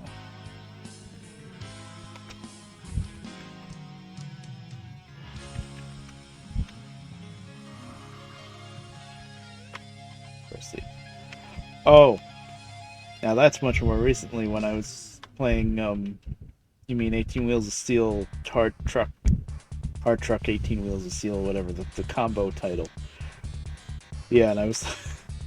yeah, I made $1. That game is hard. That game is really freaking hard. The time scale is so strict. Like, you can't stop at any red lights. If somebody slows you down on the highway, you gotta get around them. And then there's the whole thing of getting lost because there's basically no map at all. There's like a big map, but it's very hard to tell where you're going and where you need to go. You have to actually follow signs to get to your depot in the town. Yeah, that's another game I kind of want to retouch. That game's kind of a love-hate thing. When I'm not playing it, I look back at that game and I'm like, you know what, I want to try that game again. And then I start playing it and I'm like, oh yeah, I remember why I don't play this game. Yeah, that's the other thing. There's LA and then there's, or West Coast, I guess. There's 3 different maps. There's West Coast, there's and there's 2 others. And West Coast is supposed to be the easiest. There's Midwest, I think, which is like, Plains states. And I tried that out just a little bit on my own, and that seemed easier. It's like, wait a minute, this is supposed to be... On the main menu, when you look at the 3 maps, it says easy, medium, hard. And the West Coast one is supposed to be easy.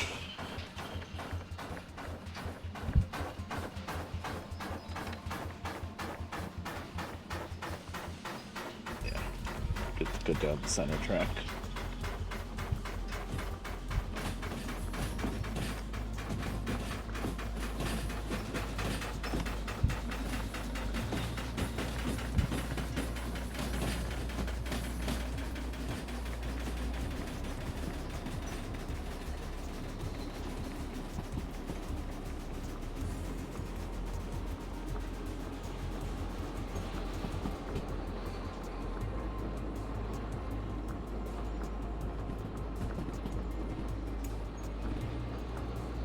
Still got 5 minutes.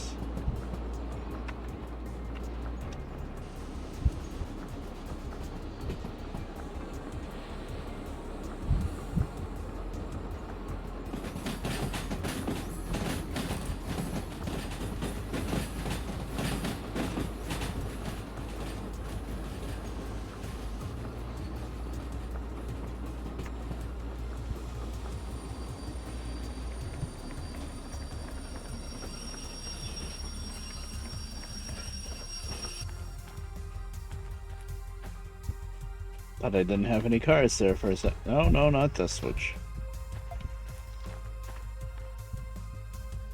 Please.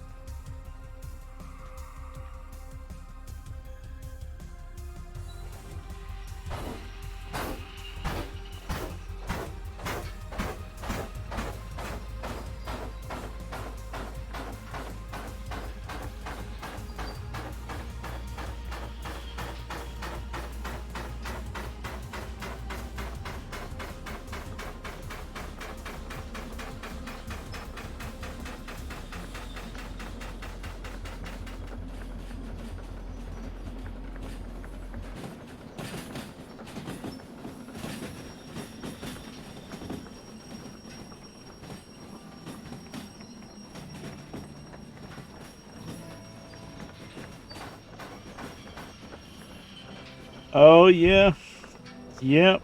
I first saw that burn on Lucy's Discord. She posted something about it. I think she found it first, and then she showed it to Lambda. Oh man. Freaking RUC strikes again. How many years later? It's ridiculous and very it's really stupid because it's not something to really joke about. But that's the RUC. They can't really figure out what's actually a good thing to joke about, what's not. But yeah. Yeah, that's a thing.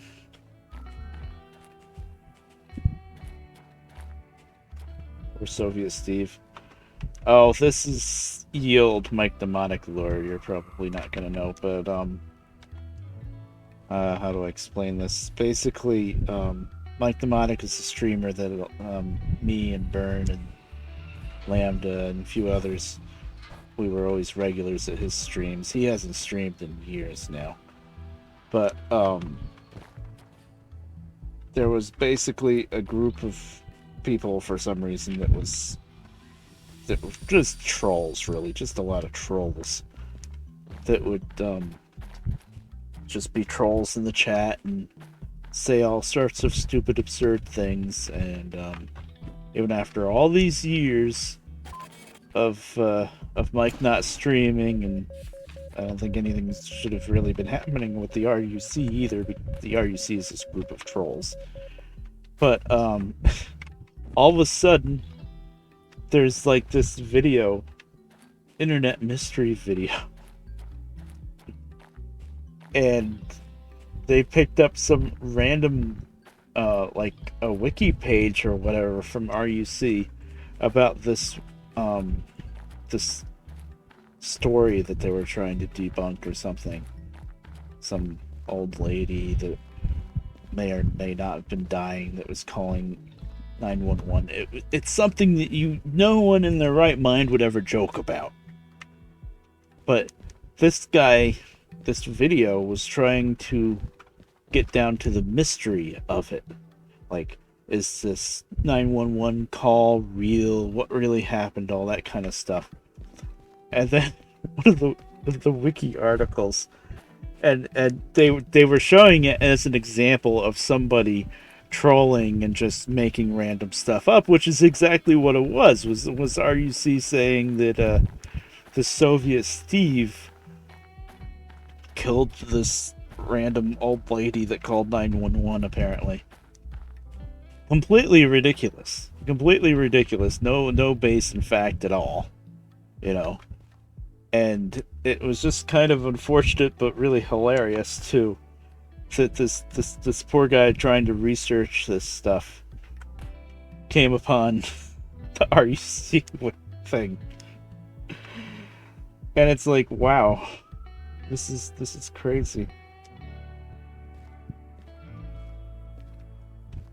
It's kind of hard to explain if you don't know all the lore and mic streams and all that stuff, but that's basically the gist of it.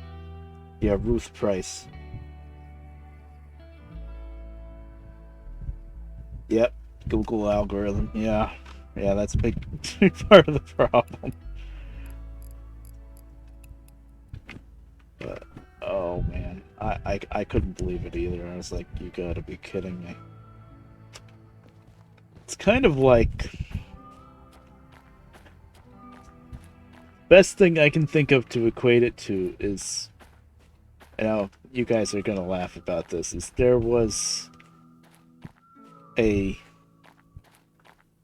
episode of, I don't know if you guys ever watched Ghost Hunters, or I don't think it was one of those ghost type shows, where they go around touring through the dark spooky place, and though this painting on the wall is a portal to hell and all that kind of. It's not this Ghost Hunter show that I used to kind of like to watch with other people was I think that was just called Ghost Hunters, and the group of Ghost Hunters were called Taps, and they would have the little gizmos and stuff to try to find cold spots and try to talk to the ghosts and stuff.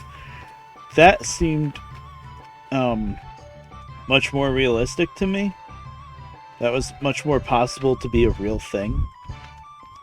But the problem with that show is it was too real. It wasn't enough of a goofy reality show. So a lot of times when they went touring through a place, they didn't find any ghosts. Or they would see orbs, but they would find a way to debunk it. Like, oh, there's orbs in the camera here, but look, up in the ceiling there's blown insulation. Guess what? That's gonna make orbs. It's gonna make dust flying all over the place.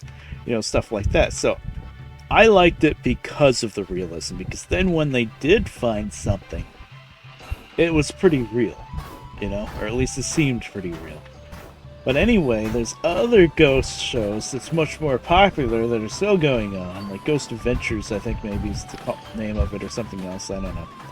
I don't remember the names of all these ghost shows. My mom's big into watching all these ghost shows, I never got into it. But there's one with this guy that talks a very certain way, and he's really, for lack of a better term, he's full of it, in my opinion.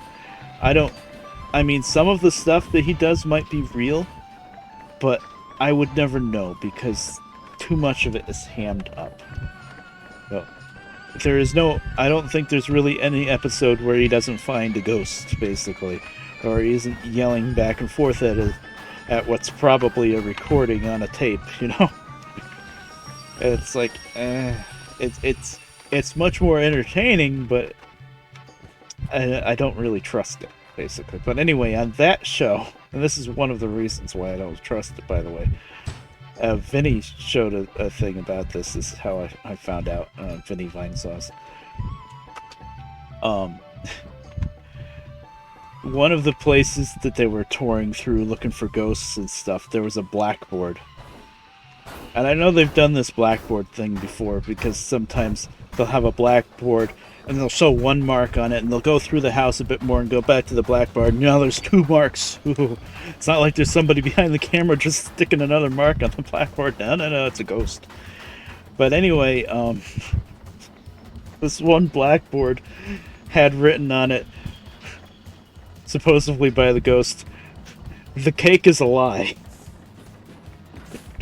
And then the one guy that he was touring with was trying to explain what "the cake is a lie" means. And of course, anybody that's ever played Portal, which is pretty much anybody that's ever played video games on a computer, was just laughing their ass off, because it's just a quote from Portal. It was the funniest thing ever. And I mean, they had to know. They had to know what the deal was with that. Oh, that's not lined up. Look at that. I never used this turntable. You know, they better dig out this pit for the turntable someday. This is ridiculous. But anyway, it was just the silliest freaking thing. And that's kind of what this thing with the RUC claiming that Soviet Steve killed, what's her name? Ruth Price. I mean, it's a much more serious matter. It's something that you shouldn't be joking about at all. But the RUC are stupid idiot trolls like that, so of course that's what they were doing.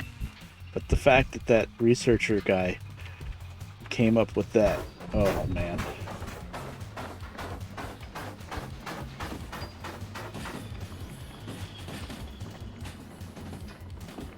Mm-hmm. Yeah.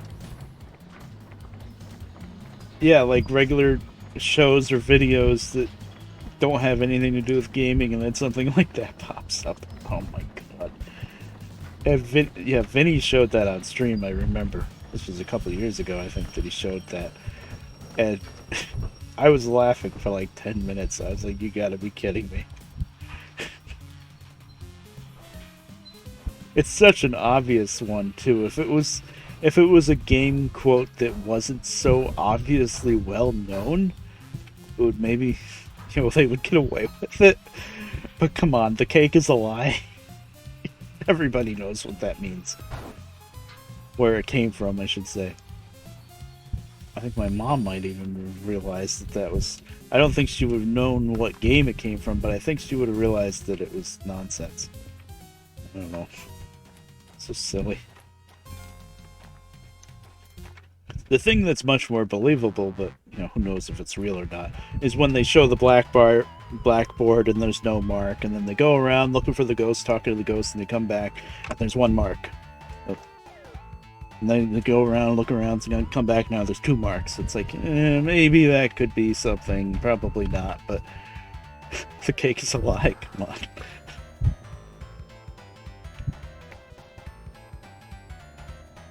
Yeah, Burn. Yeah, that's the part that's, you know, not funny, but because I've always, you know, been part of the Mike Mnemonic group, and we've always been dealing with the RUC trolls, I just kind of laughed. Because, yeah, it's a serious subject matter. Woman possibly dying on 911 call. And then here's the RUC telling us how Soviet Steve killed her, and it's like, what? Oh, no. I don't know why they... I mean, I don't know if you looked into it, Burn, but how old is that page, that RUC page, linking, you know, claiming Soviet Steve killed a woman? Was that back when Mike was still streaming and they were, or did they just like do that recently? So if they did that recently, why? The whole community's dead. I hate to admit it, but you know, the community's kind of dead. Oh, 2014. Okay, yeah, that's when Mike was still streaming then. He was winding down, but I think he still streamed at least a little bit into 2015. God, the years, they just tick on by. The video is 2014 too. Oh, okay. Soviet Steve music and call. Good lord. Oh boy. Now I know the Mike forums are very, very dead. But has anybody posted anything about this to the Mike forums?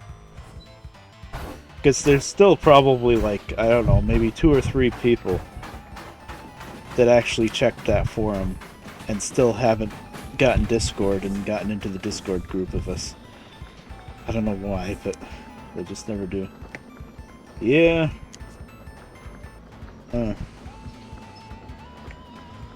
If it was more recent, I would say that the RUC was doing it to try to get Mike to stream again, because they're trolls. They're really annoying trolls, this RUC group, but at the same time,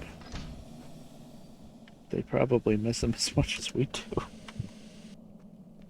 Oh, man. And then there was all the nonsense with somebody doxing Mike, and then Mike, you know, kind of doing a little research on his own, and then Mike got banned from Twitch a couple times.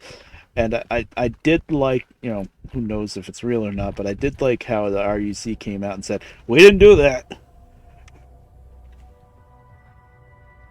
Yeah. Okay. We're terrible trolls, but we didn't do that, because, that really just killed all his motivation to stream, really, when that happened. It really sucked. January 2014. Oh, okay.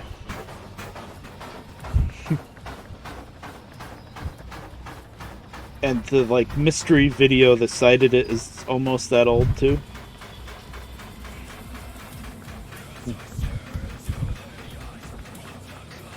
I guess the person that found it recently would be Lucy, and then she showed it to Lambda, I think. She watches all sorts of stuff.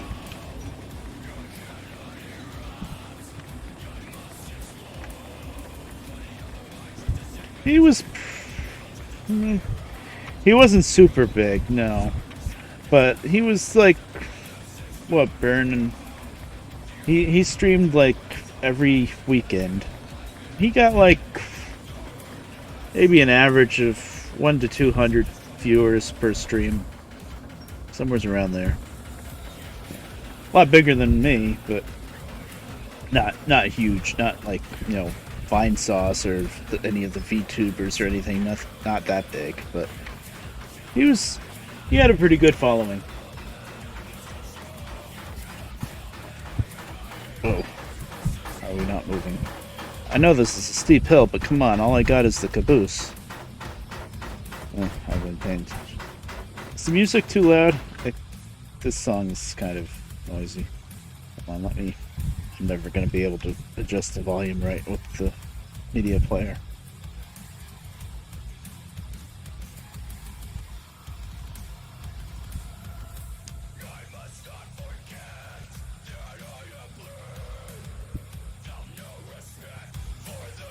Oh, that's up. Oh.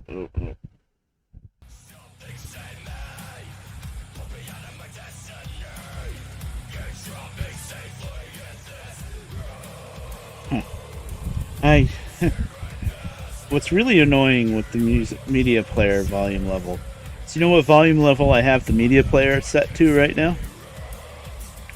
3. And I can't get it lower without turning it off.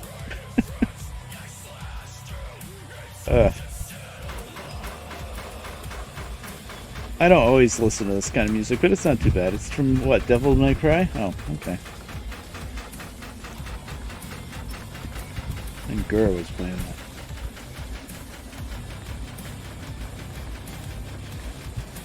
Oh, okay. The internet mystery video was new. Okay.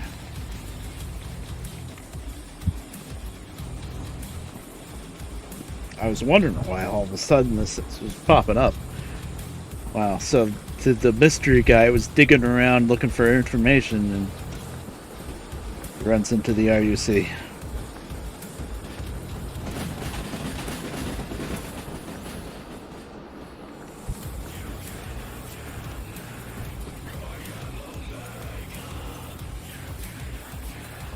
Oh, he would get affiliate in a month. Yeah. I don't know about partnership. There's a lot to you got to do to get partnership, but he would definitely get affiliate.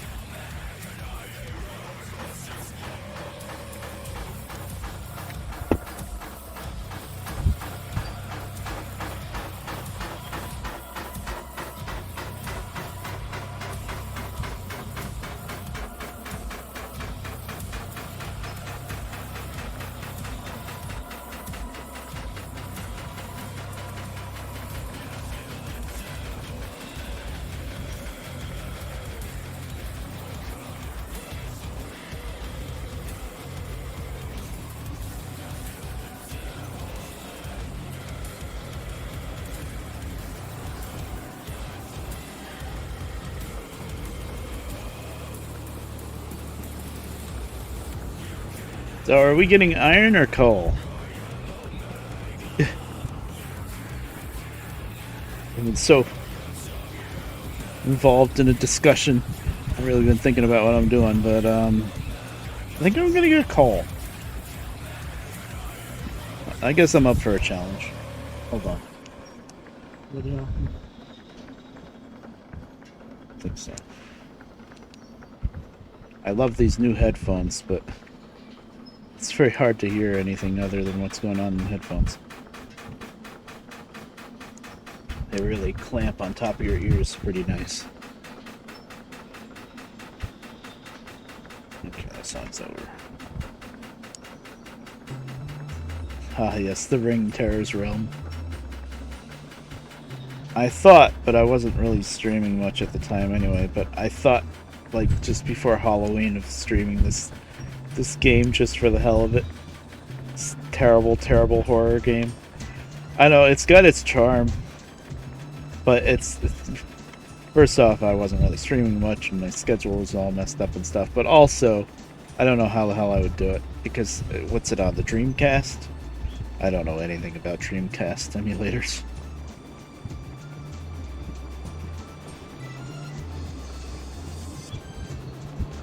And it's a lot harder to get emulators and ROMs nowadays, too, because all the copyright nonsense has gotten really bad.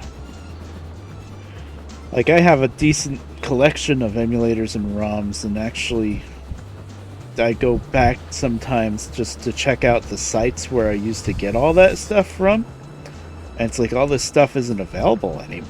It's like, oh, they really did clamp down on this. Whoops. Good thing I still have it. I'm glad I managed to save it because when I upgraded my computer, I had to back everything up onto my external drive and then put it on the new drive. And then right after that, my external drive broke. And there is a lot of stuff, mostly old YouTube videos, that I had backed up that I lost on that external hard drive. But thankfully I did keep all that emulator stuff.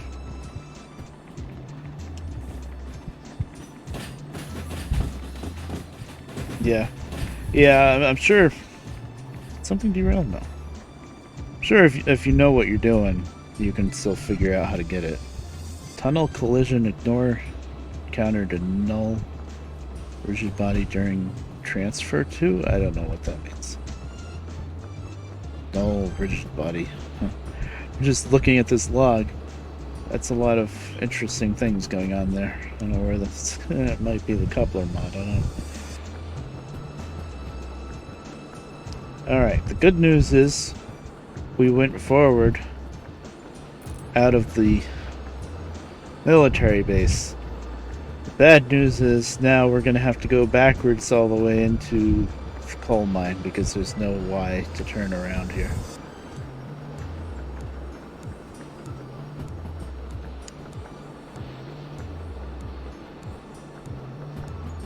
Probably should have gone backwards out of the... done this stretch in reverse. Oh well. Wasn't thinking.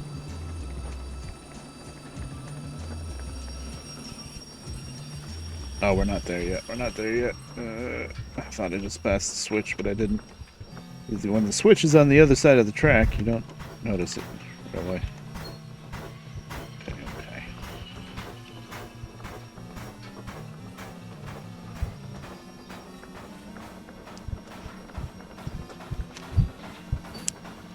Yeah, I'm sure there's other ways, but it's just not as easy to get those games as it used to be. Which is really kind of annoying because it's obviously basically abandonware. I mean,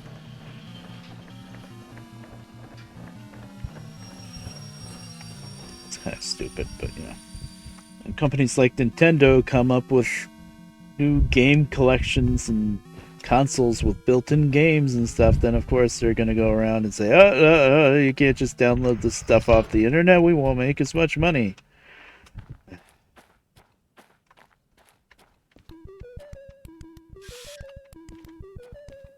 I didn't leave the handbrake on here, right? No. I didn't. Just making sure. Are we gonna stick with Pensy? We'll decide when we get down there. Dee-doo, dee-doo-doo-doo.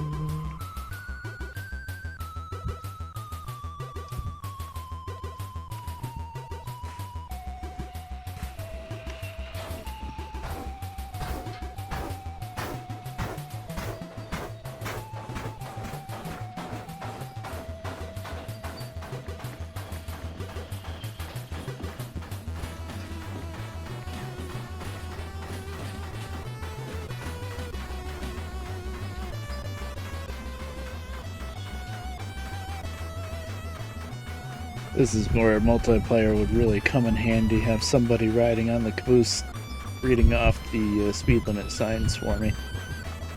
Hi there, Lucy. How you doing? We were just talking about you a little bit, well, indirectly.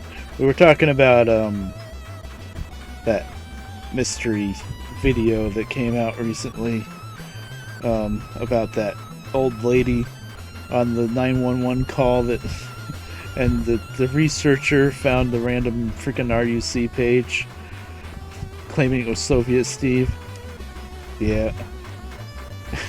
So ridiculous.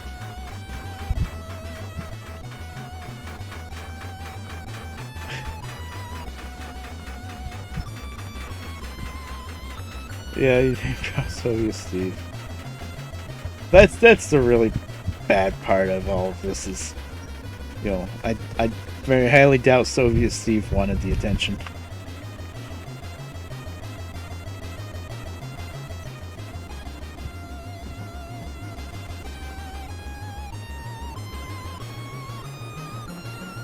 Oh yeah? The Discord with the person that made the mystery video? Yeah. It's hard to explain to somebody that wasn't around at the time. Yeah. It's really hard to try to explain.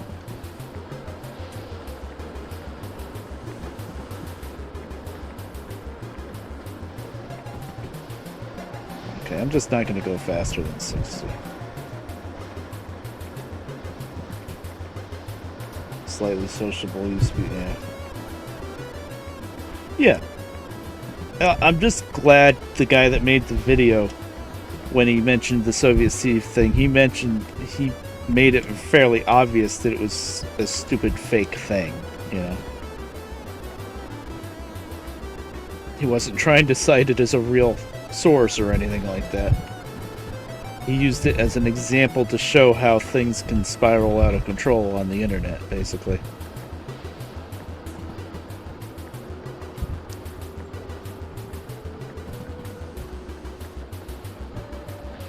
Yeah, the Mike lore.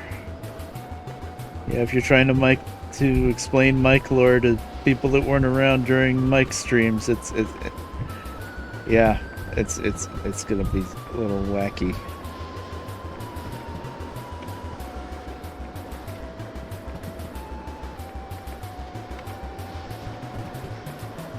Yeah, I know I didn't.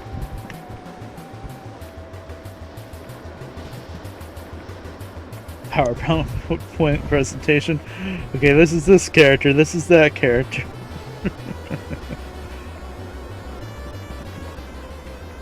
Welcome to our world, I guess, or something.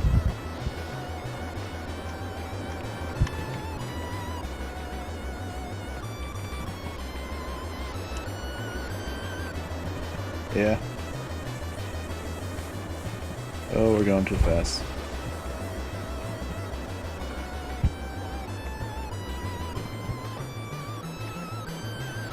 Reverse move. I should have really backed out of the military base so that I would be going forward for this section.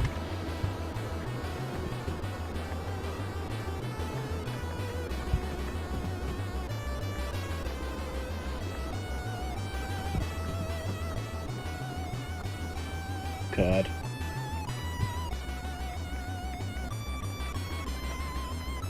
Not knowing about this. Yeah. It's crazy what you can find on the internet, huh?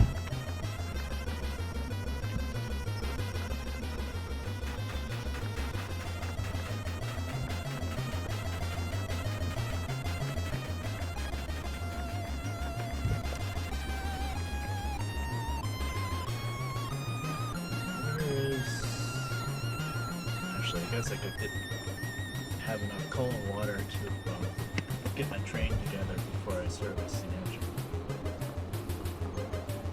I think I want to go right.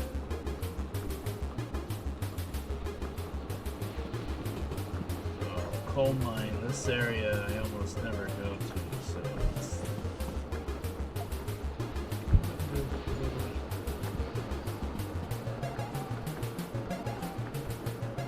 just gonna go this way all the way right. Just drop.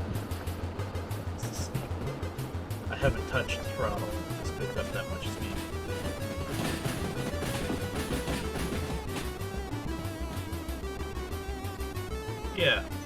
Yeah, that's the kind of thing that happens. It's, you know, the almighty algorithm, basically.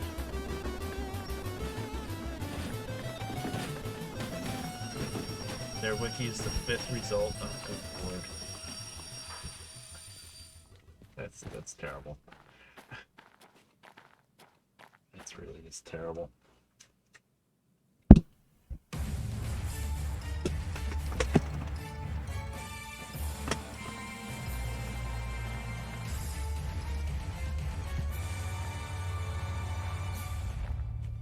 Well, if we want, we have the option to switch to diesel. Boo hiss. It's there, though. Switch from steam to diesel power.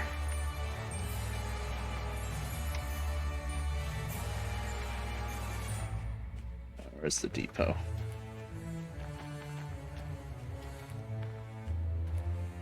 Where's the depot here?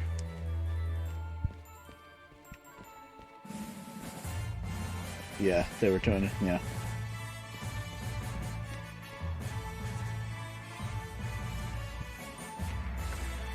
Yeah, that was the just weird, crazy coincidence that they would pick out that specific thing.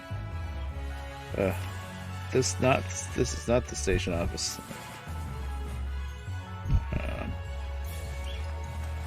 Where is it? Oh, there it is.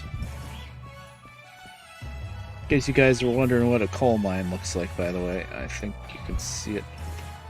Oh no, it's not this way. Where is it? Oh, there it is. There's the coal mine. I guess it's a strip mine. That makes more sense for the be like a copper mine, I would think, but that's the coal mine.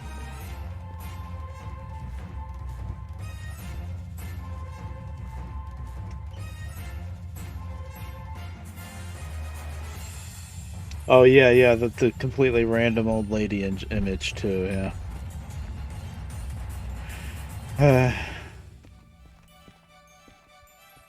What can you say?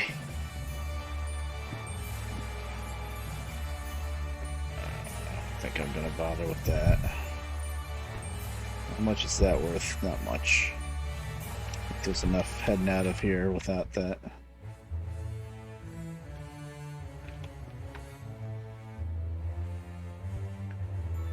Oh boy, 400 tons plus 400 tons. Yep, we're gonna try to haul 800 tons out of this freaking coal mine. I don't know if that's gonna go too well, but we're gonna try it, damn it. Is it these two strings right here?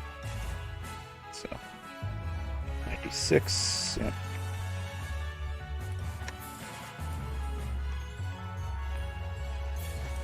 Yeah, that's very possible. 636, yep. Okay, so I'm gonna put the caboose down at the end of this line, I guess.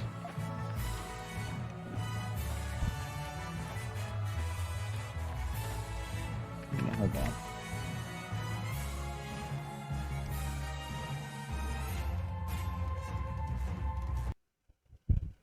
Sorry, I feel like in my attempt of making the volume lower, I made it higher. There we go. Now I can set it to like 1. How about 2? 2. Yeah, it was up to 4. God forbid the volume set up to 4. That's way too loud. Game of telephone, yeah.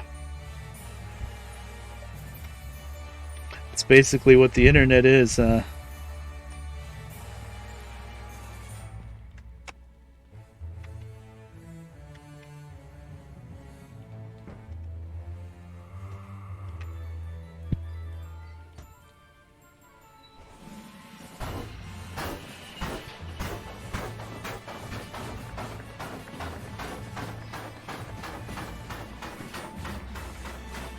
One of the worst timelines, yeah.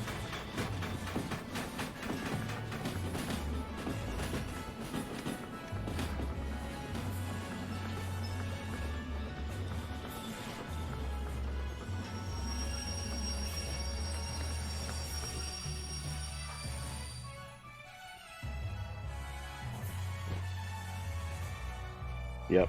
Yeah, people talking about Sophie Steve have no idea who he is, yeah. It's really annoying.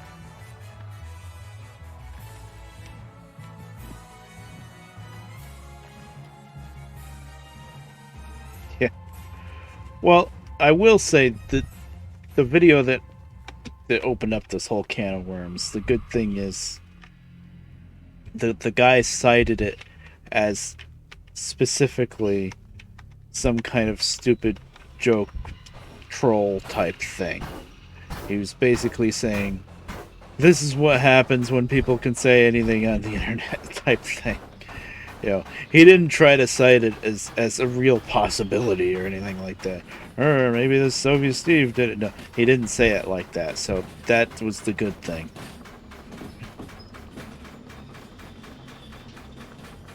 So I wouldn't look too much into it because he at least made the distinction that, hey, this is bogus.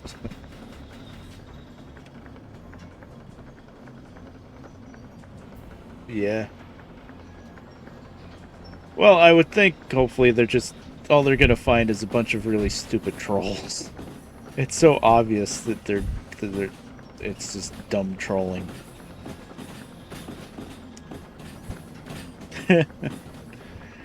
Oh boy.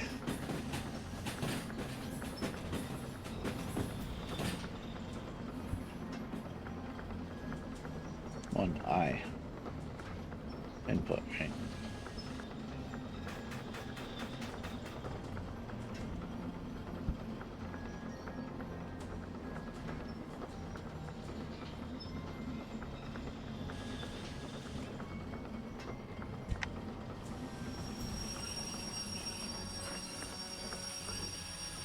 Yeah.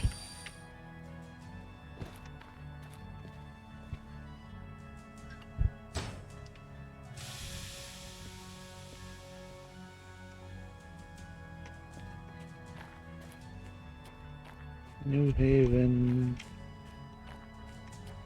Doesn't really care. Do I own any OW cars? No. They're mostly Bessemer and Lake Erie.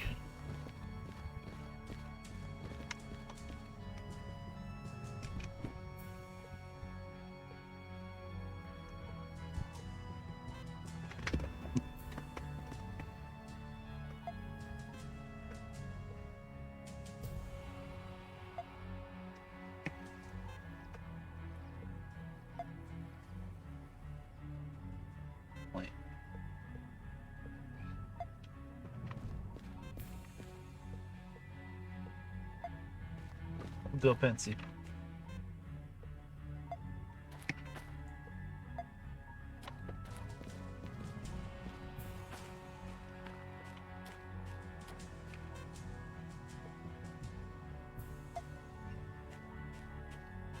Yes, all Pensy. Oh, that's already Pensy.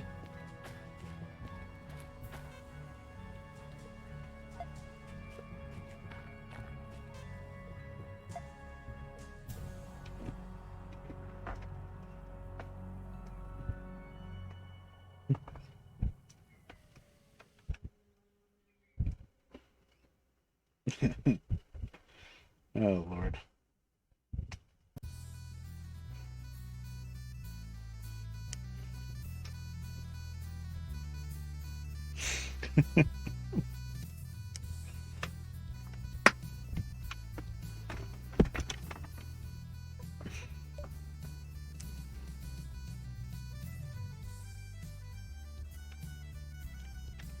Then we'd have to talk Mike into streaming again just so that we can like debunk the rumors or something. He would need a computer first, I would think. I don't think he's gonna be able to fire up the friggin' Windows Vista computer anymore. The funny thing with that though was, even though he kept talking about how bad and old his computer was, he, right up until he stopped streaming, basically, he was still able to use it. And as long as he wasn't trying to do anything too intensive, it worked. It wasn't great, but it worked. Well, I guess the last year or so that he streamed, it was from that laptop, though. Yeah.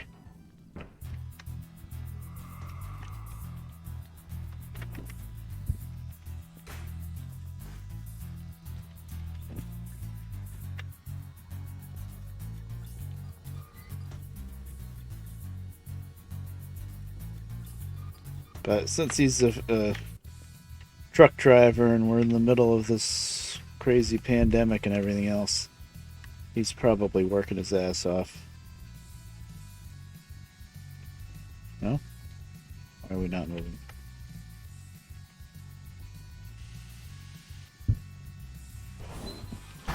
Just being stupid. Let's see.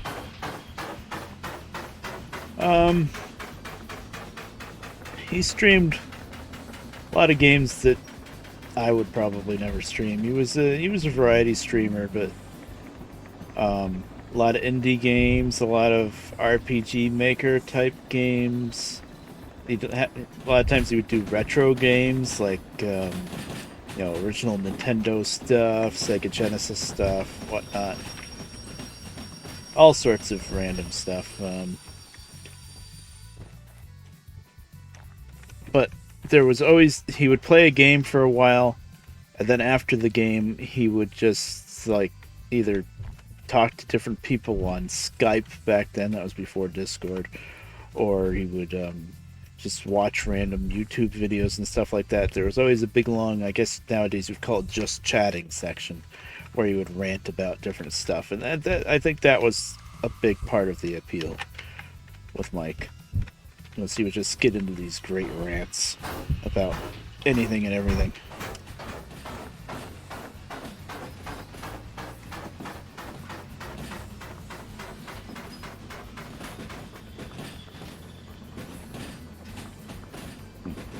I got into him watching his videos anyway, even before he started really streaming. I think. Yeah. Or when he was in the very early days of streaming. Yeah, you could interact even though there was like 150 people there.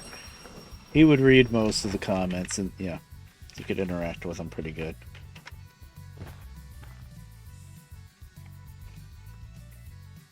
Right, yeah, you can just change it to just chatting. That wasn't really a thing back when he used to stream. Yep. I remember he switched from Twitch to Hitbox for a few different reasons, let's just say.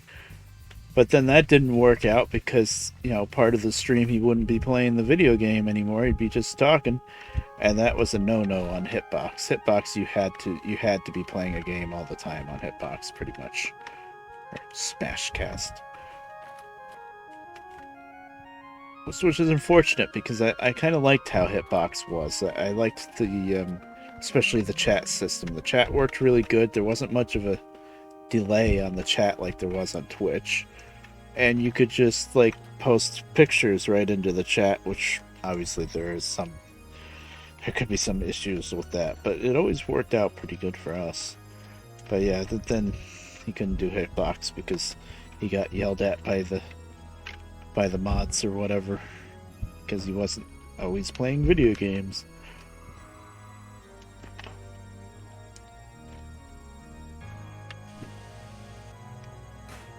Yep. Yeah, Hitbox is dead now. Livestream is dead. Ustream is basically dead because if you want to stream on Ustream, you got to pay hundreds of dollars a month or something. It's owned by IBM now. I guess maybe businesses and stuff use Ustream. I don't know. What else was there? There was Stream.me or something like that lasted a few months and then that died. There's really no other streaming platform now besides YouTube. I guess YouTube is getting more and more popular.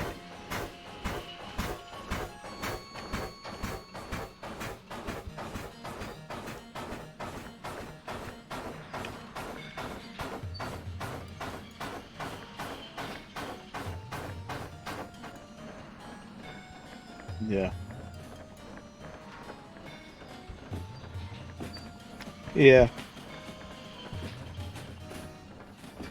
Yeah, like live stream, for example, was extremely basic. You probably couldn't stream at that great of a bit rate, and it's very, very basic, but it worked. And the good thing about live stream was, yeah, maybe it wasn't that great of a streaming site, but they didn't care what you streamed. You know, you could watch a movie on there, and they didn't care. There's no porn. That was the only real rule. Yeah, you could stream movies, TV, and we did a lot. You know, Spot did that a lot. He would stream a game for a while on Twitch, and then he would switch to live stream, and we'd watch Twin Peaks or something else. But because it was free, I'm guessing that means that the company, that whatever company was running live stream, didn't make any money, I'm guessing. Although you could also buy, as a streamer, you could buy stuff with live stream, and then you could, so that you could unlock higher bit rates and stuff like that, and that costed money, but nobody did that. They just used the free version.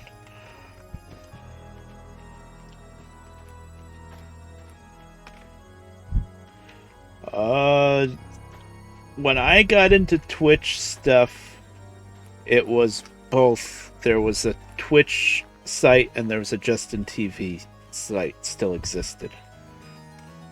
And then, like, not long after that is when they got rid of the Justin TV stuff.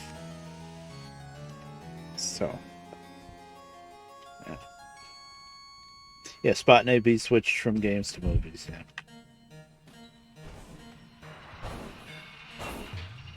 I even streamed a little bit of TV shows and stuff like that on live stream. Actually, what I used live stream mostly was when I was trying to archive Mike's streams. I would restream his stream to live stream because I didn't have the hard drive space to actually save it, record it and save it on my computer. So I restreamed it to live stream, and then I could download it from there and upload it to archive.com. It usually worked, although sometimes, for some reason, it never happened with Mike's streams, thankfully, but sometimes when I streamed on live stream, there was nothing to download. Couldn't figure it out.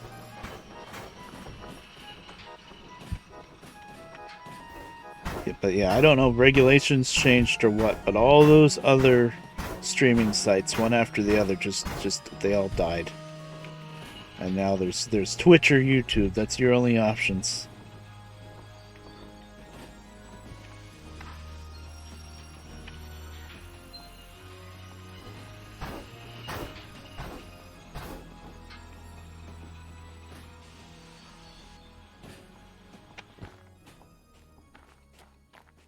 Oh, they still have some.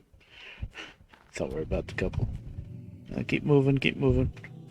Here, we'll see what it looks like when it couples. There's the new knuckle couplers. I love these knuckle couplers. Clunk. Not much animation with it, but it works.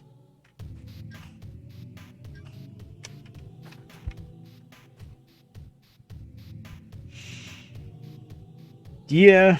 Yeah, I don't know why AB disappeared so much. Yeah, I'm sure you got a life.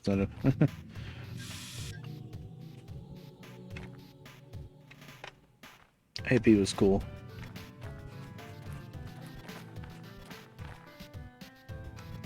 Okay, now I have to hook this all up to the goose.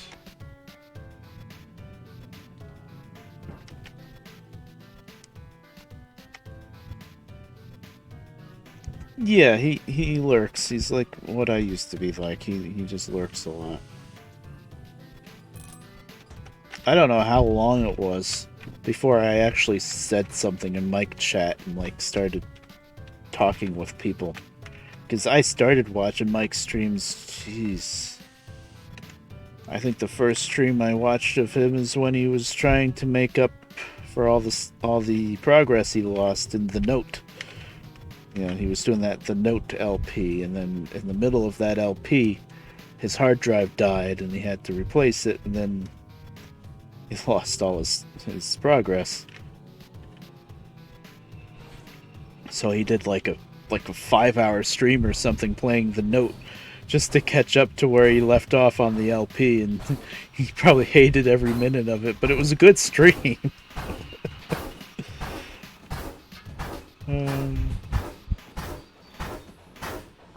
I'd say it was probably at least 2 years before I actually said something in the chat. Then it was longer than that before anybody actually noticed me, so yeah. The funny thing is, nowadays, if I got into another streamer like Mike, I'd probably be right back at the same stage as far as the antisocial stuff is. Didn't say a damn thing. It's kind of funny that I actually stream, when you think about it. Okay, fine, we'll ride the top of the engine. I can see better up here. I usually don't like to do this because it's kind of very unrealistic, but the game's letting me do it. I can control it from here. Yep, I can control it.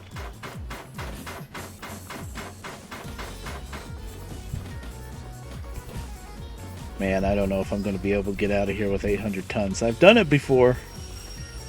Oh boy.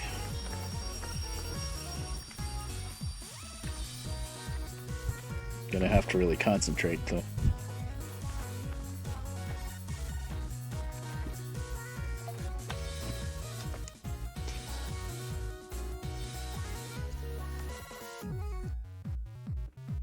Yeah. Yeah, I never liked that.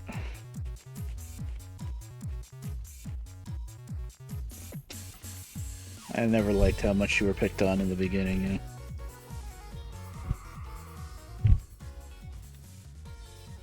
Kind of worked out, though. Eventually. Took way too long, though.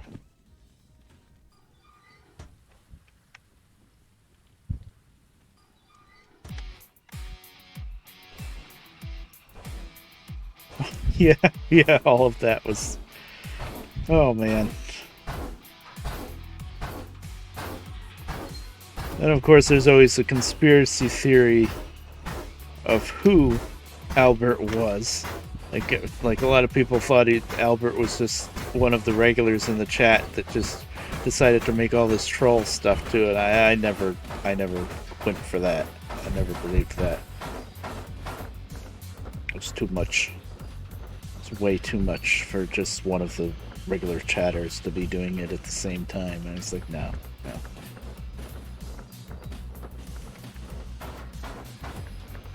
I mean, I'll agree that all of the Albert and RUC stuff was all one person.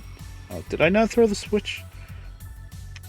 But I don't think it was one of the regular stream regulars that was also doing that. I did not throw a switch. Good thing I didn't fuel up yet.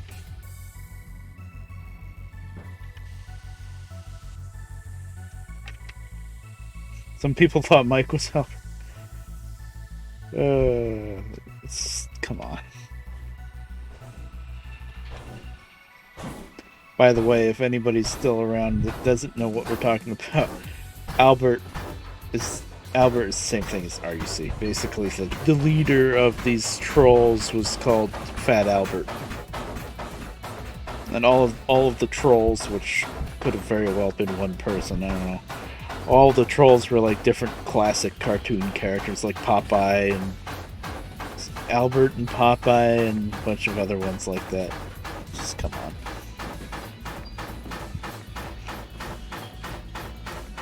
Popeye was the leader at Albert? Right. Yeah, I guess in the very beginning it was just Fat Albert. But once there were other characters, then Popeye was the leader. Yeah. Felix the Cat, Jabberjaw.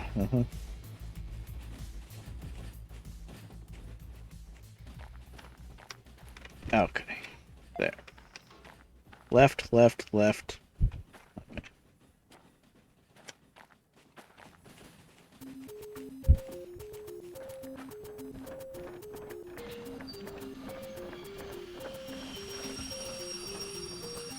Alphanoid. Yep, probably all the same guy, yeah. That's sad, huh?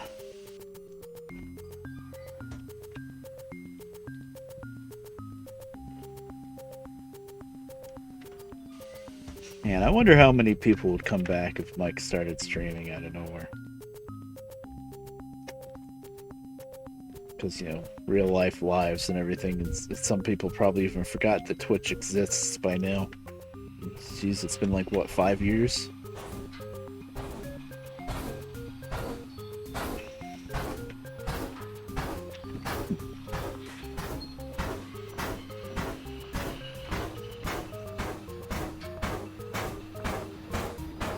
And streaming is a lot more different nowadays, too. It's a lot more mainstream than it used to be. Especially with the rise of VTubers.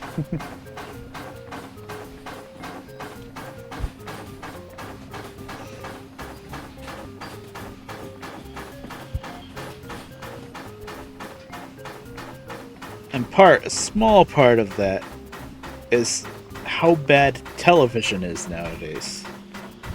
You know, I haven't watched television, TV, cable TV, whatever you want to call it. I haven't watched that in like probably 4 years. Besides like maybe some Mets games or NCIS. I keep up with the show NCIS on CBS. That's about it. And the other NCIS, NCIS LA. But I can watch those online, you know? Fire Stick, yep. Yeah, that's what we did. We had problem with our area is there's a huge monopoly on cable TV. There's only one provider, really. Spectrum. Spectrum is the only way you can get regular TV. The only other way would be satellite. If you put a satellite on your roof and excuse me, then you can get DirecTV or Dish. But they have their own problems. Especially you can't see Mets and Yankees games, which where I live you need to be able to see the Mets and Yankees.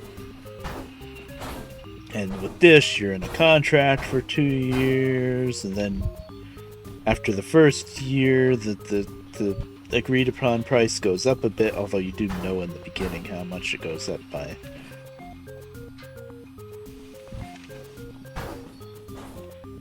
But then, of course, you're dealing with a satellite dish on your roof, and then, you know, if there's a bad storm, bad wind, then you don't get the reception, and it's like. So if you don't want to mess with that baloney, your only option is Spectrum. And because they know that they have a monopoly, they just when you first get Spectrum, they give you a big fancy package deal. You know, you get TV, phone, internet all together for like used to be $100. It's probably like $125 a month now for a new customer. Once you're not a new customer anymore, that same package with even less channels, because you keep trying to shave down the channels to get your bill lower, that same package you're paying like 200, somewhere between 200 and 250 bucks a month. It gets ridiculous. And this last, what was it, like 3-4 months ago now, Spectrum raised the bill like another $20. And we've been talking about it for a while, and Mom was finally like, okay, that's it. That's it, no more. No mas. And so we got rid of Spectrum. We got rid of all the cable boxes. And that was part of the problem. There's 4 TVs in the house, and each TV had to have its own cable box, and each cable box is like $12 a month. $12, $14, something like that. So half of the bill, almost, well, not half, but a big chunk of the bill was just these freaking receiver boxes. And everything's digital nowadays, so if you take the cable line and just hook it straight up to a TV, even though it's a cable-ready TV, you don't get squat because it's digital, so you need a box that you pay $12, $14 a month for. So once that bill went up another like $20, we were finally like, that's it, we can't take it anymore. So she went to Spectrum and she brought in all 4 cable boxes and said, take them back. And then so what she did instead is she got, well, a couple of the TVs were already smart TVs, but then she also bought a couple of Fire Sticks, which is, a one-time price. You only have to buy it once.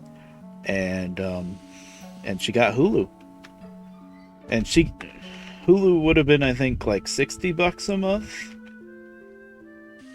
But she wanted unlimited devices, because I think without unlimited devices, you were limited to either 3 or 4.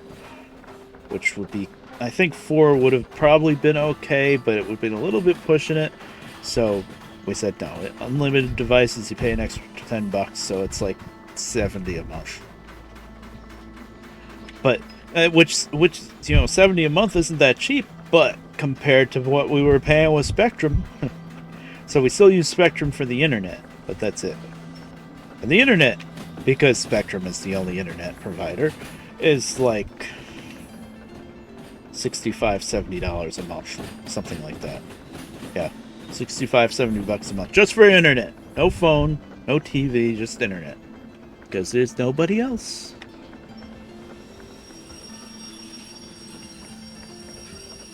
Compact Cast and Fios, yeah.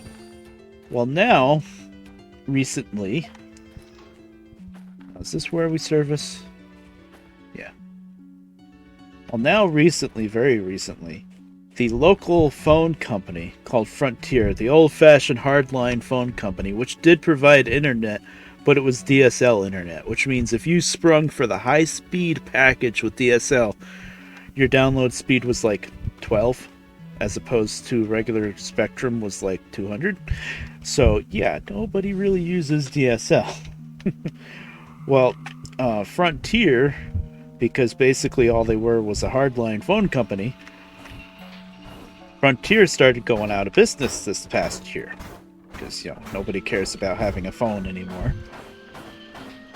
So because of that, I think they got they made some kind of deal. I don't know what happened, but eventually Frontier now can provide us with fiber optic internet, which instead of what we're getting now, which is like 240 download speed and like maybe 15 upload speed, apparently fiber optic is 500 both up and down, and you can get it for, instead of the $65, $75 we're paying for Spectrum, I think this new fiber optic service is going to be like $50 a month. And it's like, oh, it's cheaper and it's twice as fast. Okay. So we were going to do that, but we haven't yet, because we know they're going to have to run a new line into the house, or through the basement at least. And the basement is kind of disgusting, and we have to clean it up, and that's going to be a hell of a job.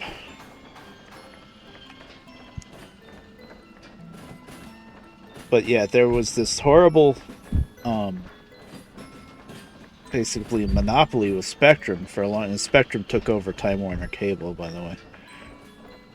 But there was a really bad monopoly with that in our area for years, and now finally there's another option, which is good. But we just got to do it.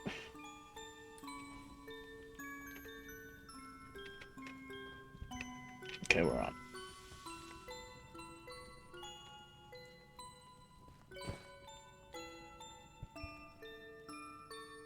Consolidated Communications and Comcast keeps getting worker strikes every few months, right? You were talking about that.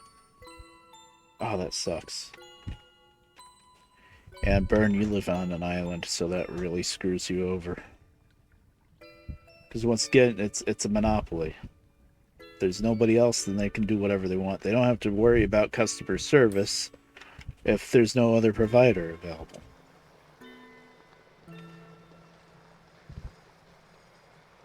Yeah. I remember those days. I mean, of course, when we started with internet, it was still dial-up. First started. Those were fun days, right? You're on the internet, and then, you know, mom wants to use the phone, so you got to get off the internet. Then you'd start up the computer, and you connect, and you know the noise that it makes, and it's yes, memories.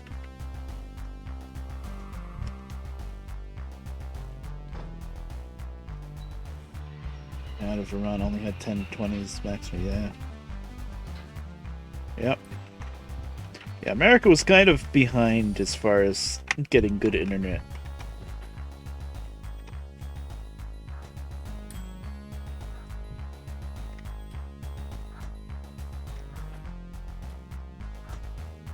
I know I didn't use any sand, but I'll check it anyway.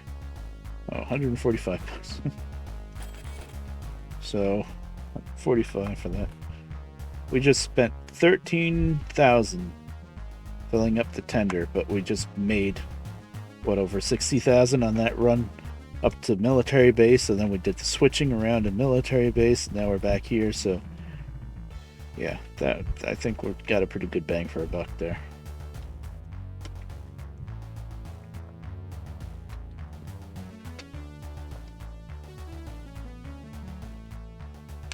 You're still only getting like 15 burned? Wow.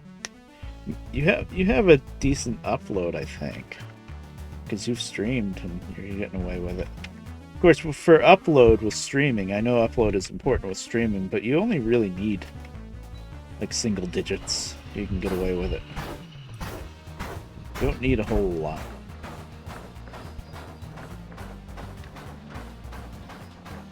But with streaming, something that I noticed with OBS is, for some reason, when you like first set up OBS, you're trying to set up your stream, and OBS gives you like all these recommended settings for your stream. They always aim way, way, way too high. They aim for the bit rate. They always tell you, "Oh yeah, you can stream at like 6,000 bit rate," and it's like, no, I will stream at 1,000. Thank you very much. Oh god, I left the water on. Oh well. 16 download, 114. Wow. Variable to stream. Well, that's probably why when you streamed last, you were having a hard time. It kept freezing up on you until you lowered your bitrate a lot. Yeah, that's rough.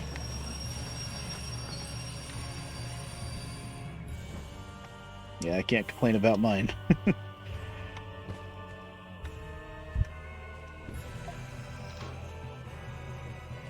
But if we ever get around to cleaning up the damn basement,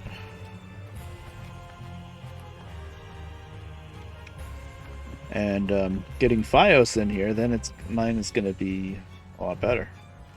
500 up, 500 down, supposedly. There's got to be some kind of catch. Here. Well, Burn's a double whammy. Mountains and island.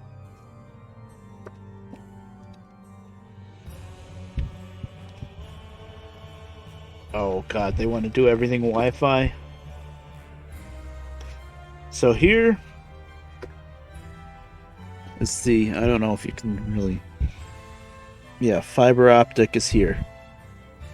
Probably shouldn't show that because it may have a name. Hold on. There you go.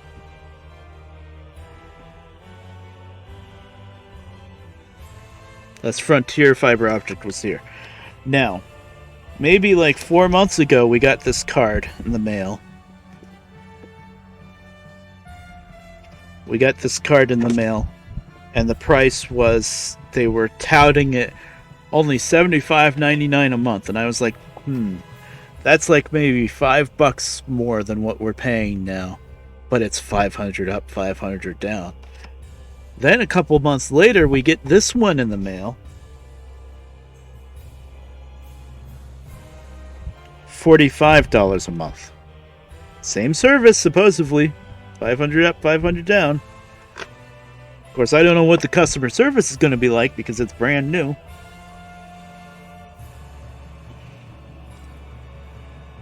$44.99 a month. Oh, with auto pay, so you have to set up auto pay, which shouldn't be that big a deal.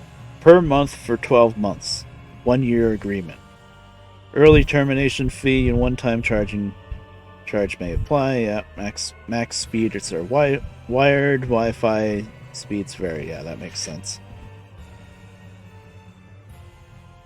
Now, after that year, it's probably going to jump up to like $70, but you know.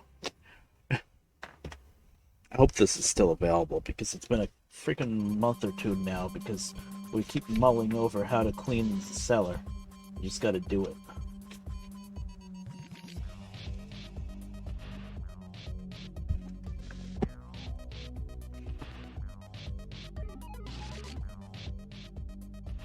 Wi-Fi USB card, yeah. Yeah, Wi-Fi is rough.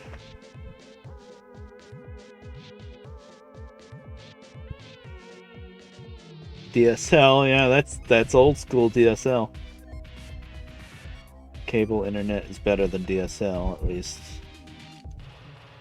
Yeah, fiber is very new still and in the Northeast. Yep. And I'm only a couple hours north of New York City, and we're just getting fiber now. So where you are up in Vermont, yeah. So the internet that you have now, Bern, that's like, did you say it was like 14 or something like that? 16 download. Is that cable internet or is that DSL? Because if it's DSL, that's actually kind of good, but DSL is terrible on its own.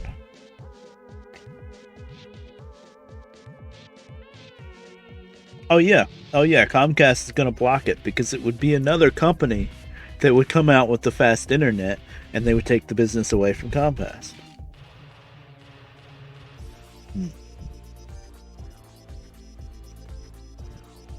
Yep. That's part of the big problem is you've got these big companies that are making money off their cheap, crappy internet, and they're not going to give that up. Somebody's got to step in and break that up. I think that's what finally happened around here.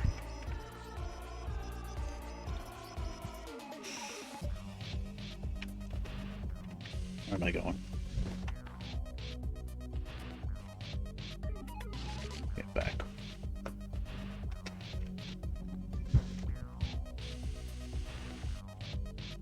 How much did I overfill the boiler in it? I'll use it.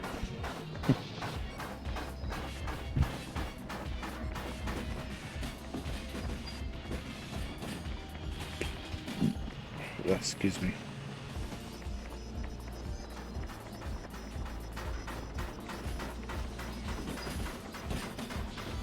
Times 420. Blaze it.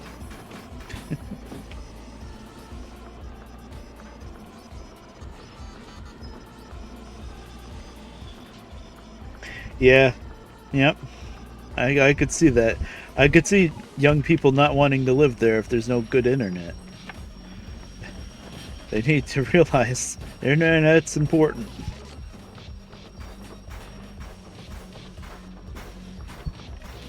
Nobody's gonna stay there just because there's a bunch of pretty bridges. Yeah.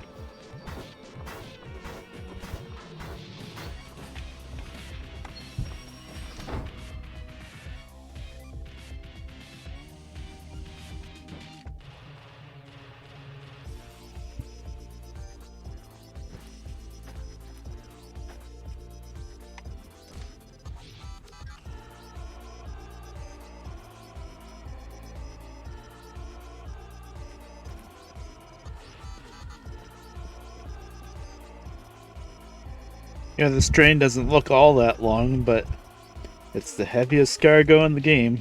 Well, coal and iron is probably just as heavy. But this train that we've got set up here is 800 tons, and we've got a massive hill to come up here. So what I'm going to do is what I did last time I streamed this and climbed out of the coal mine. So I'm going to go forward and then back all the way around the loop of this yard. Probably all the way around until the back of the train is out on this bridge up there. And then I'll go back forward and come all the way around. As soon as I get around that bend, I can go up to like 40 miles an hour, and then maybe after the bridge we're already... But as soon as that bridge starts, you can even see the bridge, how much it's sloped up. But I'm gonna open that draft all the way, put as much coal in as I can, get that thing really hot, because oh boy, that hell's insane. Yeah, farm work is hard. Farm work is very hard, I would think. I haven't done it personally myself, but I'm sure it's pretty hard.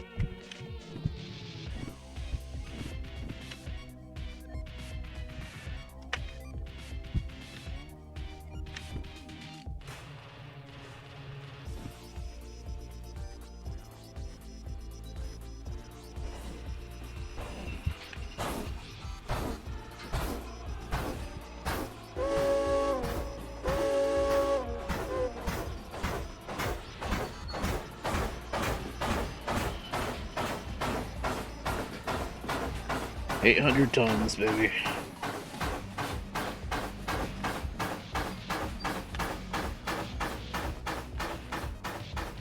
Didn't really mean to do that, but I'll play it off.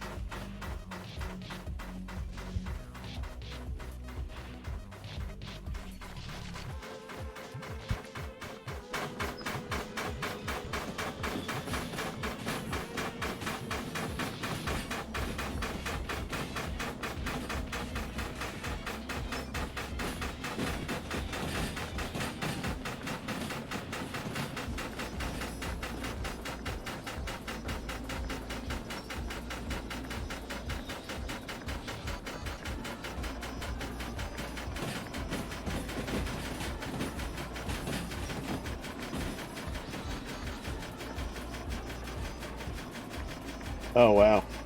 Angry horses, that's not good.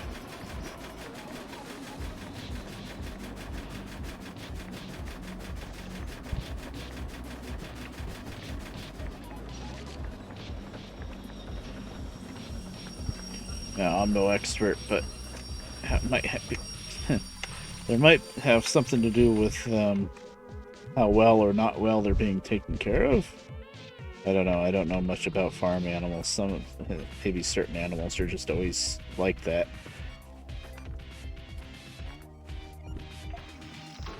But they might not be getting taken care of very well.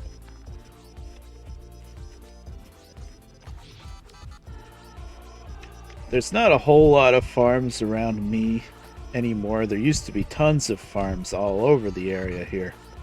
But it just kept getting more and more populated and more developed, and you know, because everybody commutes up from New York City, so like my town used to be pretty industrial, and then all around the town was a lot of farms.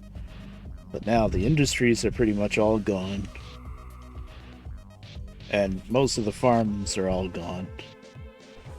It's kind of sad, really. They keep tearing down those farms and building like more gas stations or housing or something like that. The main the main thing in my town now is just housing, like, you know, condos and stuff like that. Yeah. Because it's all commuters from the city.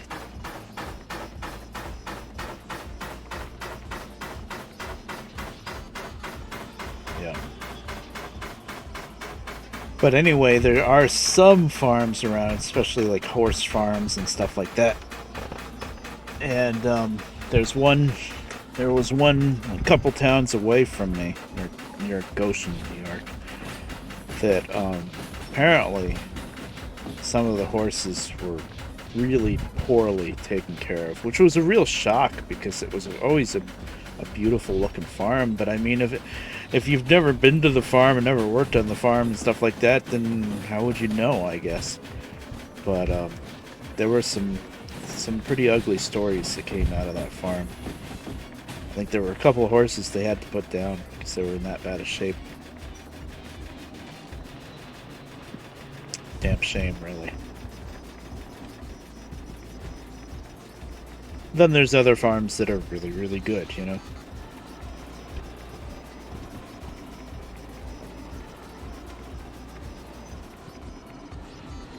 Sure, a big part of it is keeping horses is pretty expensive, but still, he's if your job is to keep horses, then you got to keep the horses. You got to take care of them.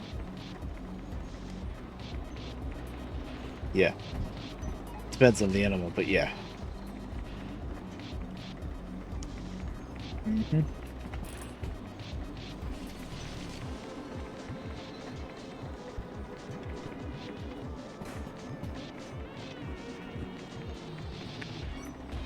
You got to make them happy, really. I would think. I don't want to do much more than 30 around this turn.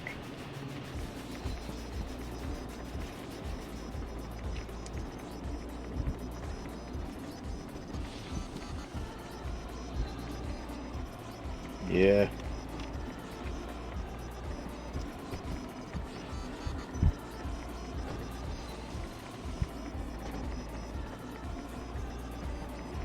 Oh, the long hair. Yeah.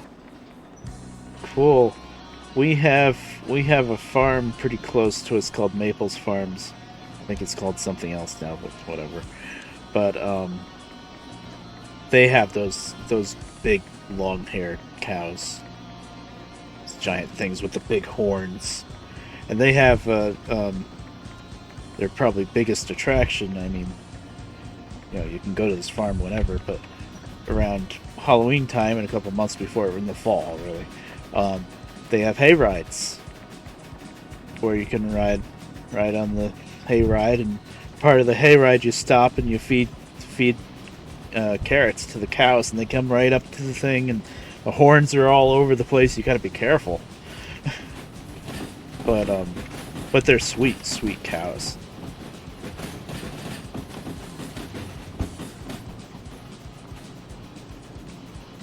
Oh, yeah.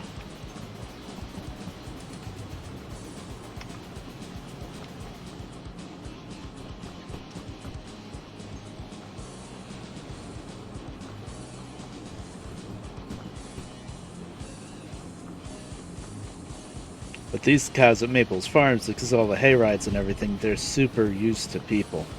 You know, they're really gentle. They try their best to be gentle, but of course they got these giant horns. They're sticking into the hayride wagon and stuff, but they're trying their best.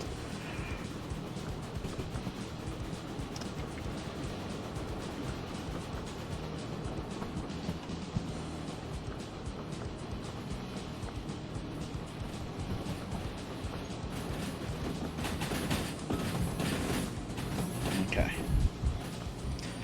I gotta remember to frickin' start the job. Because I didn't even start it yet, see?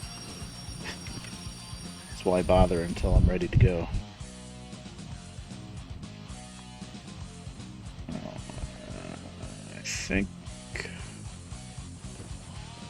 Yeah, I want to go that way.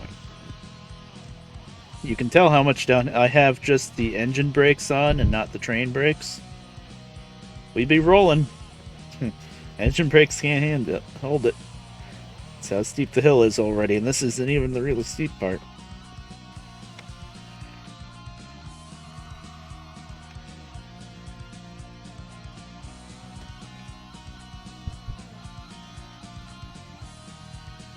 Actually, I think I'm going to start the job now, because we're not going to get there on time anyway. This isn't really the type of job that you would get there on time. It's just, can you make it up the hill? If we make it up the hill out of here, though, the rest of the trip is all downhill after that. I haven't given it one bit of throttle, and that's how much speed we're picking up just from gravity, by the way.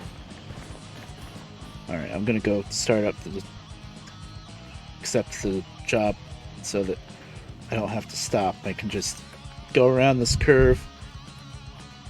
I can't really go over 30 until we make it around that bend down there. But, yeah. I don't have to worry about... Where's the stupid... There it is. Downside of not using this yard much is you never remember where the station office is. So what's the timing? I'll set the watch just for the hell of it, 30 minutes. Oh, of course, 6i.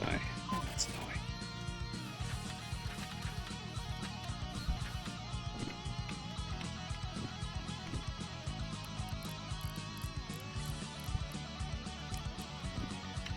Hi there, Sturgy. How you doing? Just playing Derail Valley and discussing, well, all sorts of stuff. Ew. Where's my train?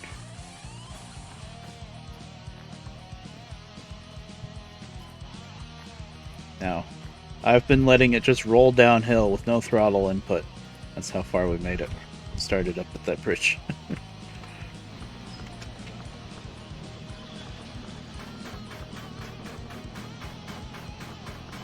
Oh, okay, cool. Well, I'll still be live for, oh, probably another hour or so. Maybe longer. No. Okay, we gotta start getting this firebox super hot. Like, I want that temperature gauge pegged by the time we gotta start hitting that hill. Because we got 800 tons and we're trying to get out of this coal mine. Very steep hill.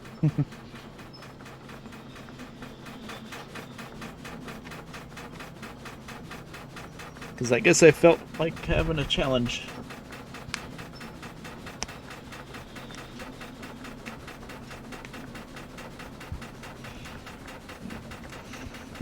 Maybe after the realism update, the simulator update I should say, maybe then you might be able to blow up the boiler, but now as long as there's water in it, you can't. Even when you run out of water, you just run out of steam, which is a little silly. Yeah, it should really blow up if you run out of water, right?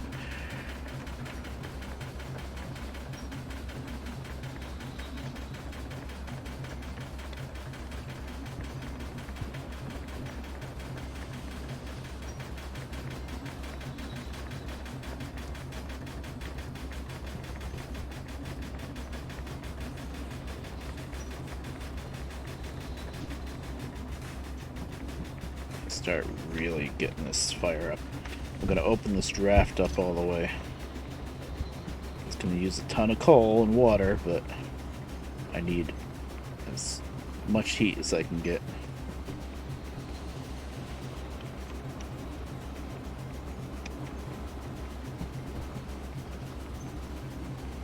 Okay, she's just about around the curve here.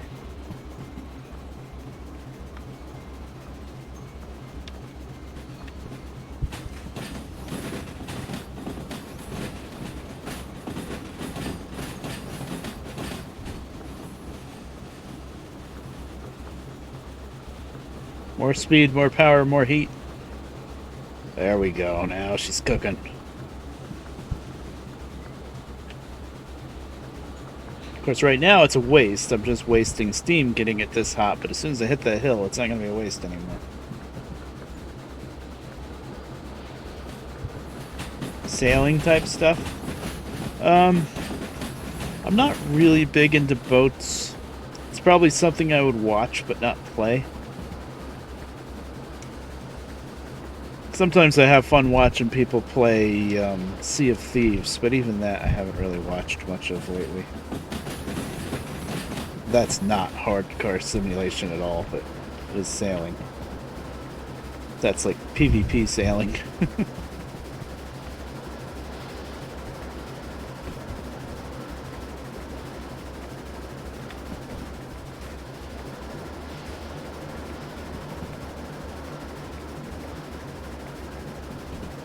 Doing 50.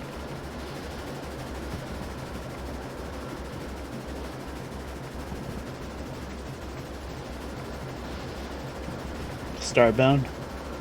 Yeah. Starbound is like Terraria, right? So it's like Minecraft but 2D.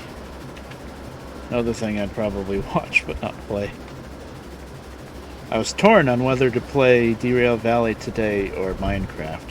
I was actually playing Minecraft right up until I started streaming, then I switched to this. I think I made the right choice though.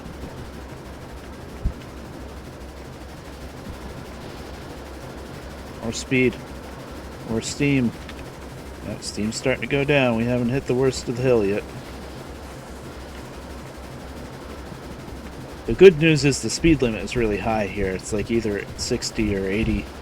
So I don't have to worry about going slow around a curve. That's the only good part. But boy, this hill is steep. That's all the way down. Yeah, look at that. We're at max temperature pretty much.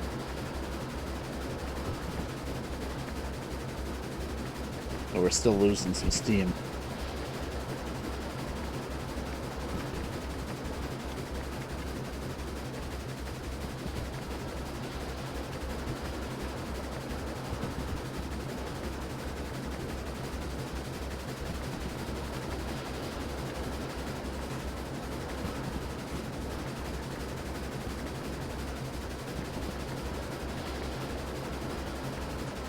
We'll make it, I think. Believe it or not, we're still going uphill. It's such a long hill, too. If it was a shorter section of steep hill, then it wouldn't be so bad, but it's down to 0.9% grade now, but still. Thankfully, the speed limit's 80, so you don't have to worry about going too fast. So that was 0.9. Now it's 1.2. 1.8. Oh, that's almost 2% grade. Yeah, that's pretty steep. This is where you die if you don't do what I did and really pick up a lot of speed.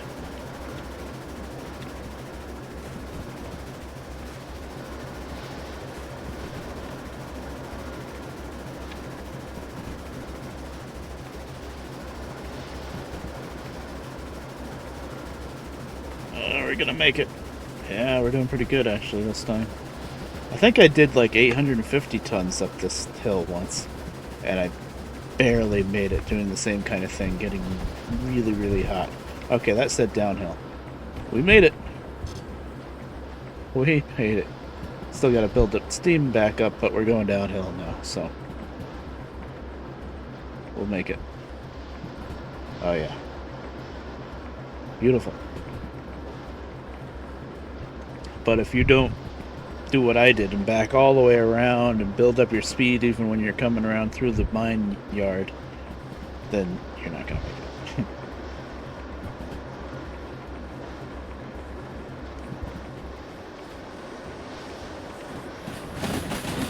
So you just had to hit the brakes a little bit there. Probably way too much, actually. Oops.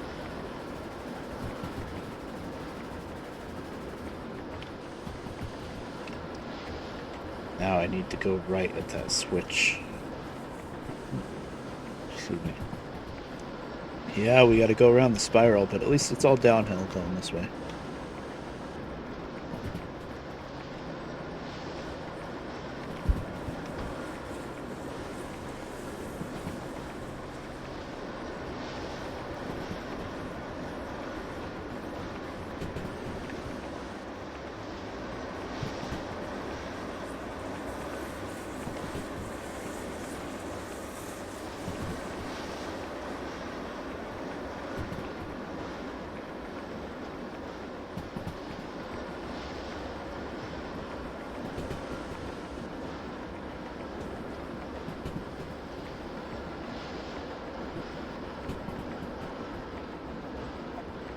Alright, we're good.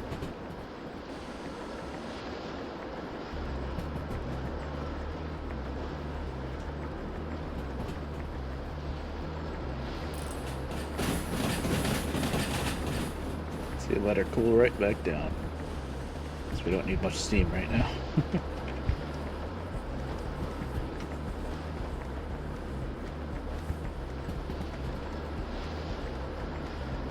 That went very smoothly, actually. Good.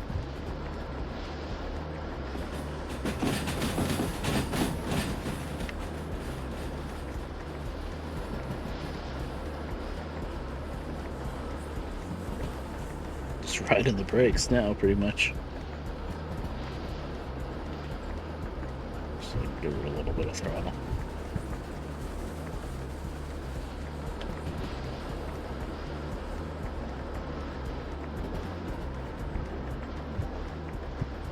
Now that we're going pretty much all downhill,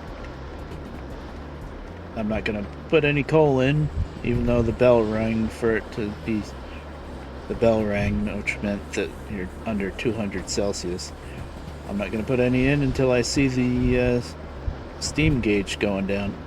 No point, really. Let's try to save on coal and water that you burned through so much of to get out of the mine. I have no idea what that speed limit sign just said. Doesn't look too bad, though. The land was a little wacky there. It fixed itself. I'm guessing about 60, though. I haven't done this run in a while. Going around the spiral.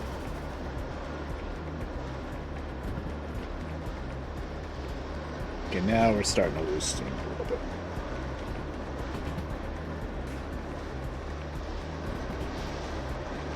I remember when I first started playing this game, I was sure I was never going to try doing the steam engine because I was having issues sometimes with derailing or almost derailing just driving around with the switcher because there's a lot of... the shunter, I should say. Because there's a lot of stuff to do and you miss a speed limit sign or something like that, but now I'm so comfortable with the steam engine. I prefer the steam now. Although sometimes it is nice, I will say, I did it off stream a few times, it is nice to be able to grab the big diesel and just, you know, throttle up, throttle down, and not have to really think about it.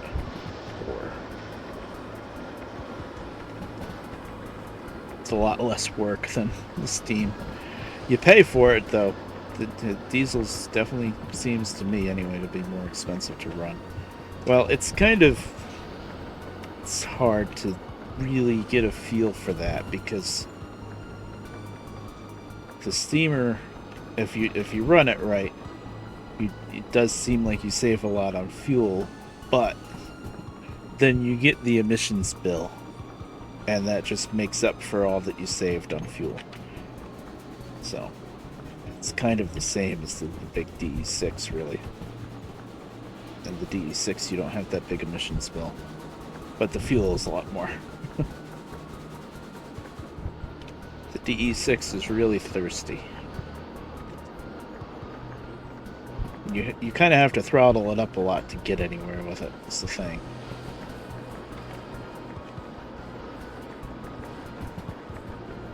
And it's a big engine.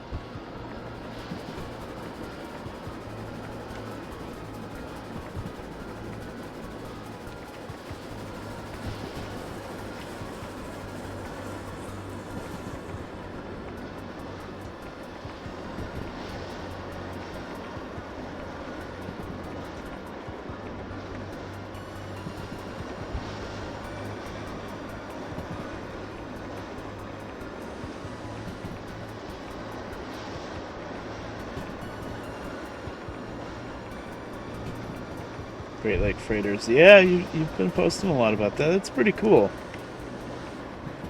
Besides the Edmund Fitzgerald, that's the most popular one, but I'm trying to think. For a while I was watching a lot of like Seconds from Disaster type shows, and even like Mayday and stuff like that. And there were some other ships that were like the same kind of style as the Edmund Fitzgerald that also had a problem, you know, sunk and everybody died just about. What was the other one? The one I'm thinking of, it wasn't Great Lakes though, it was actually in the Atlantic Ocean, like not too far off the coast of Virginia, maybe? I forget what it was named, but it was one of these, it was a freighter ship like the Fitz, but it was a ship that was originally built a lot smaller, and then sometime in like the 50s or something they cut the ship in half and built in a huge middle section and made the ship like more than twice as long as it used to be. And sure enough, 20, 30 years after that, I think some of those welds broke or something, and it ended up taking on water, and it it sunk very fast, kind of like the Fitzgerald. Oh yeah, nice. Yeah, I saw your images. They were pretty nice.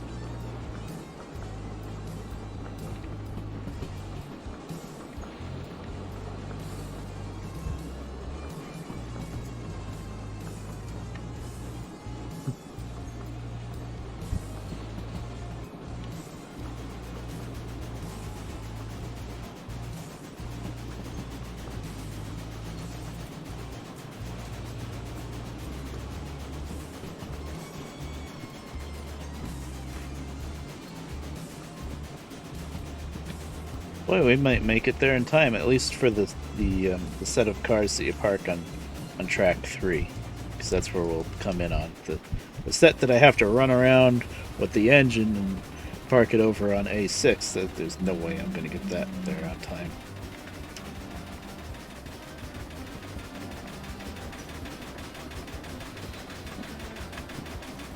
A little bit of uphill here, huh? I thought it was all downhill. Downhill 2.8%. Wow. That means coming back it's uphill 2.8%. That's pretty crazy. That's steep. The short line railroad that I used to work on, M&NJ, there was one part of the track. There's a part that you had to run on all the time where we had a siding for an industry, gem pack. But you could see the hill, the grade of the tracks from down. There's a part where the tracks cross a street, Dulcin Avenue, and then if you look back up the tracks from there, you can see how the tracks go up, and that it looks like it's super steep, and it is pretty steep. But I think the grade is actually like 2.2 or 2.2 or something like that, 2%. Somewhere around 2%, maybe a tiny bit higher than 2%, and it doesn't sound like much, 2%. That's not much, but it is. Oh God, this is right? Yeah, I did take that track one time, so we're just picking up too much speed. But that was. For a long time with M&NJ, that was our only customer on the whole little short line. Was only 7 miles long, and we only used about maybe 2 miles of it.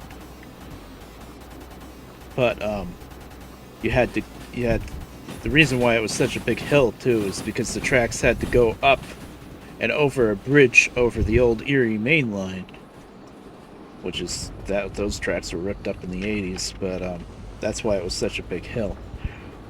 Part of it, and so you went up over the Erie main line, and then you had to come down to cross Dulcin Avenue at grade, flat with the road at Dulcin Avenue. And then after Dulcin Avenue goes back up a little bit, not as steep, but yeah.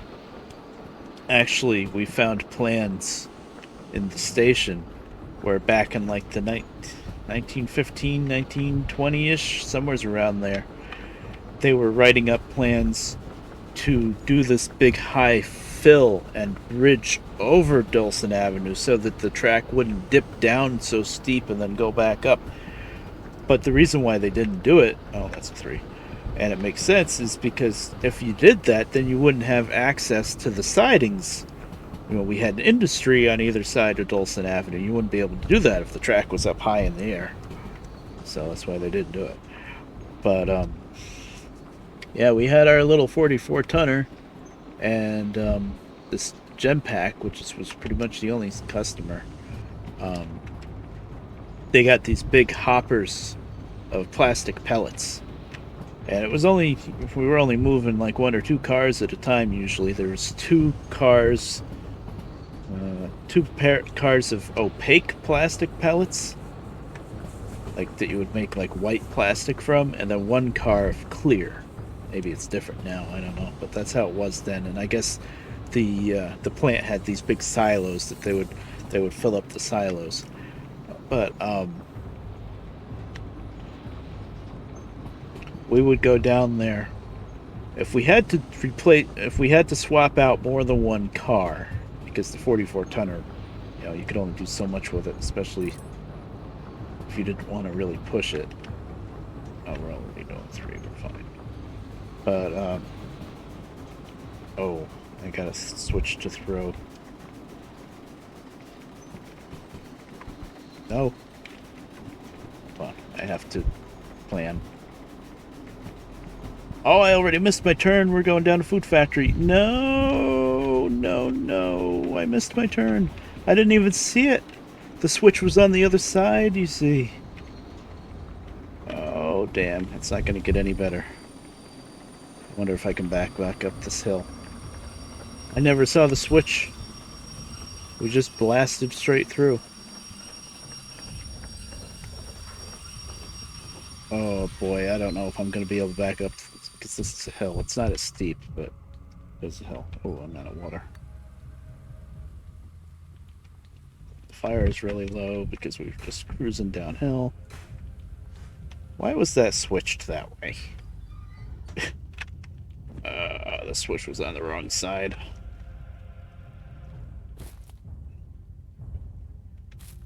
Fallout 3 or... maybe, I don't know. I don't know if you can really read that media player thing with the Warcraft on top of it, but that'll show you what song's playing. Oh, how steep is this going back up? 2%. Oh, there's no way I'm gonna be able to go up there from a stop.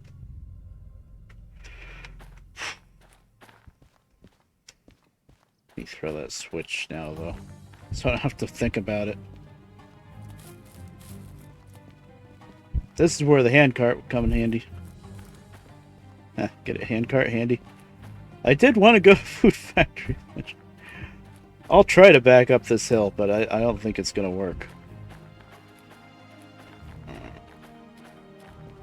Oh, Sturgy, before I was talking about the, when they come up with the simulator update for this game, they're gonna add a hardcore mode. And under hardcore mode, there. You know what? Just in case for the next time we come down that mountain. I'm gonna throw this one. Yeah, it's on the wrong side. I never saw it. But for hardcore, they're gonna disable this button that I keep hitting that teleports me forward a little bit, the little dash button. They're gonna get rid of that for hardcore mode. I'm like, ooh, that's cool, but at the same time, say goodbye to any speedy bonuses. Well, not really, but switching. It's gonna be a problem. Okay, we're gonna just be Jesus for a little bit here and run across the water. Alright. I am 99% sure that I'm not gonna be able to back up this hill from here. Yeah, look, she's rolling forward now. The brake's on. But I'm gonna try it. Right, you gotta try, right? This freaking tree.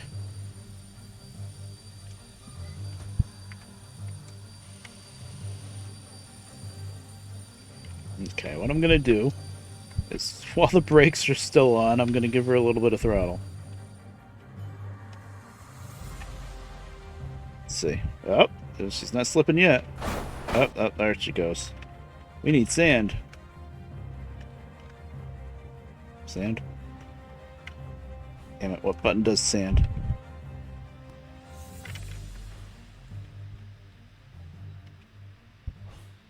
There we go. Go full sand now. This is not gonna work. But I'm gonna try it.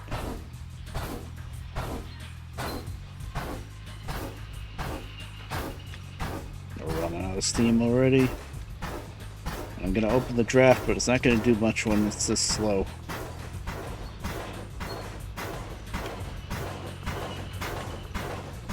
We are moving.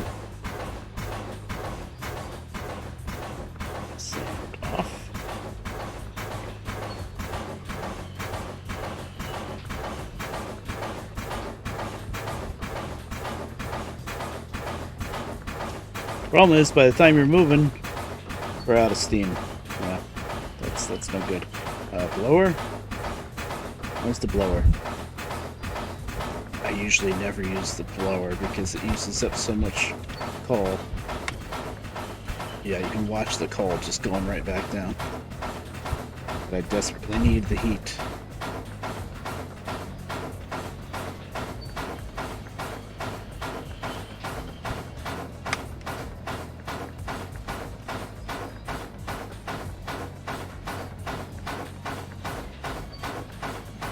We're not slipping, at least. But I don't think this is gonna work. I'm gonna run out of steam soon.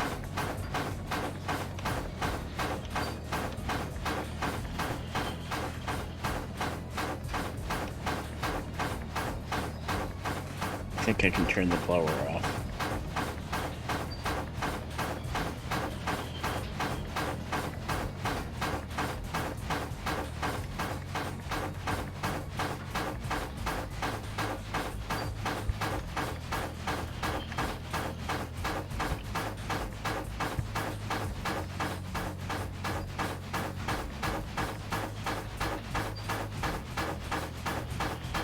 I think I can. I don't think so, though, because look at that hill. There's no way. I don't know why I'm even trying it. I'm gonna have to run down to Food Factory and turn the engine around. Try to back up the other way and get a running start. Hard to get a running start when the speed limit was 30 miles an hour, though.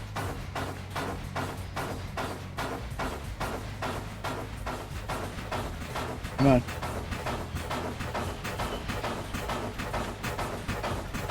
Yeah. I don't think she can.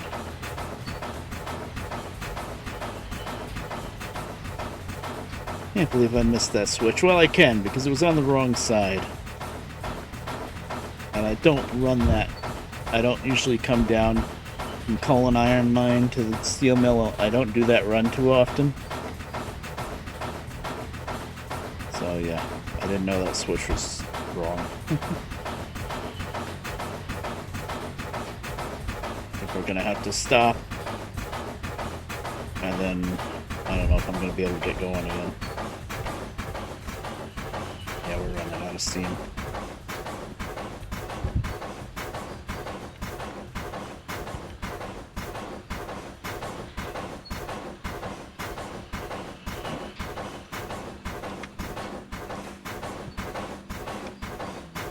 Lower again.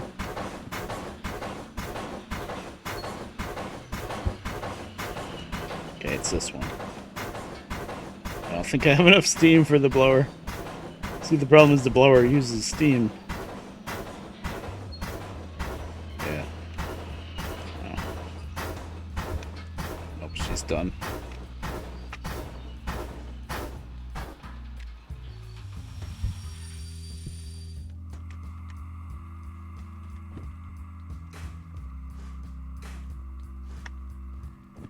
We made it pretty far, though.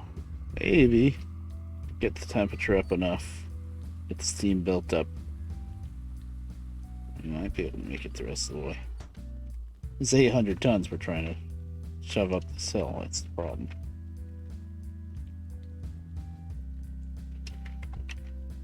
What's that sign say? Is the grade still 2%? Yeah. Yeah, that's pretty bad. Yeah, we're rolling back down the hill now. Can't do much. Well, I guess I can set the brakes back up. Yeah. The train brakes. Yeah, need more time.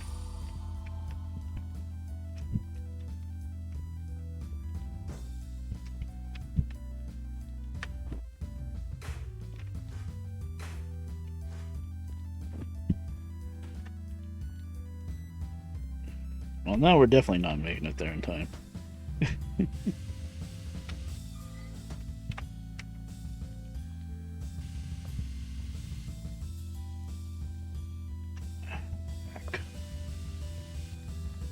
How to screw up an easy trip. Completely missed the switch.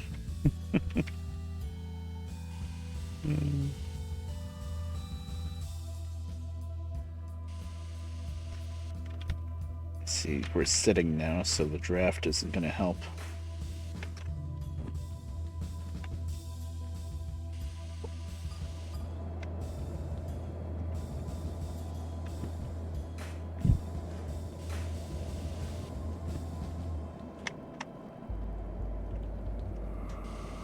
Okay, let's pump the cars back up.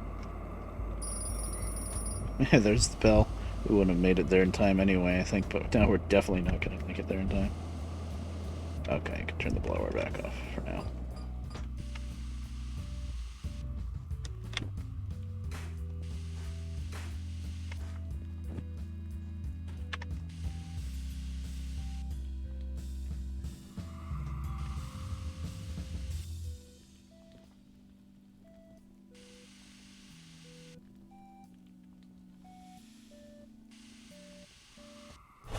Nope.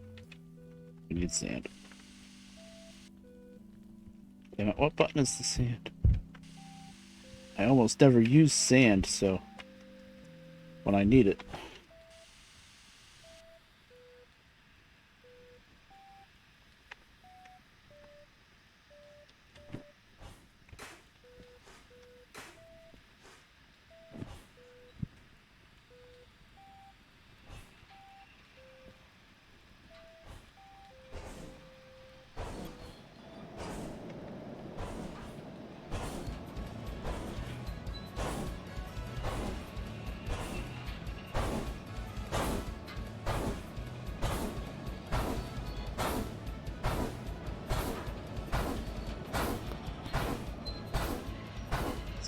Off.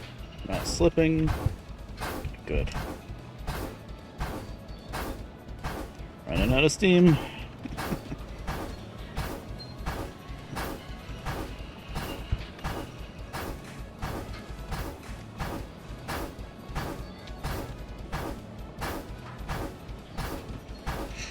Tree.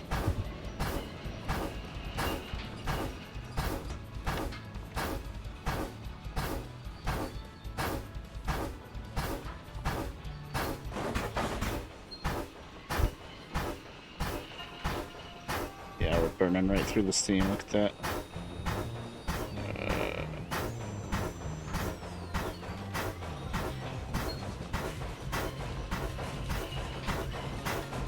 This hill is bad.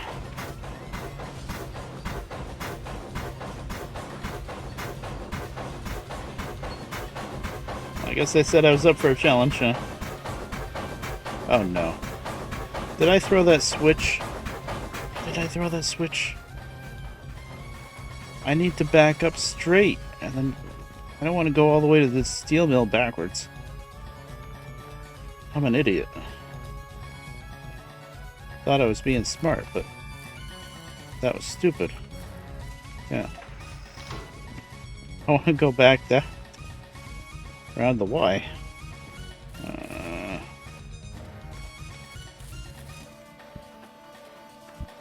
It's okay, Larry's driving the train. Well, she's starting to pick up.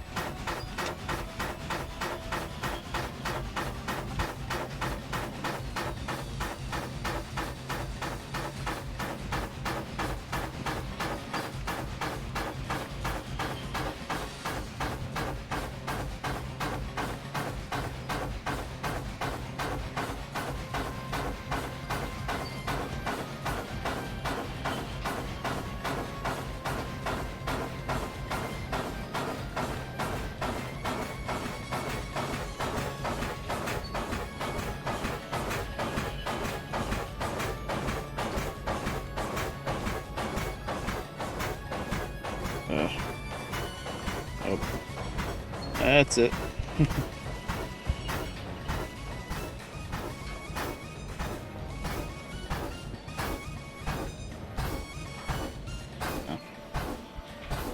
Alright.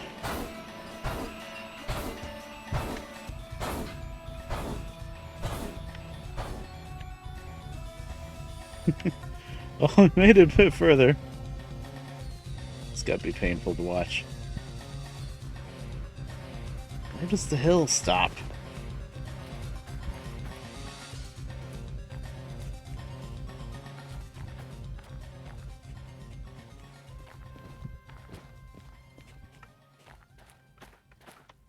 It doesn't, does it? No, I remember now. The hill, you keep going uphill until you make it around this bend here. Then it levels out. I don't know if we're gonna make it. I shouldn't have tried. I should have just gone down to the food factory, flipped the engine around, and started from scratch, but I didn't. I tried to back up the hill.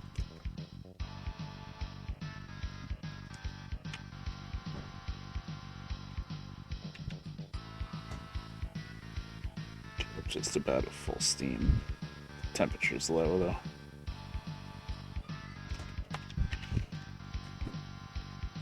No. Temperature is normal, which for this ridiculous hill climb that we're trying to do is really low.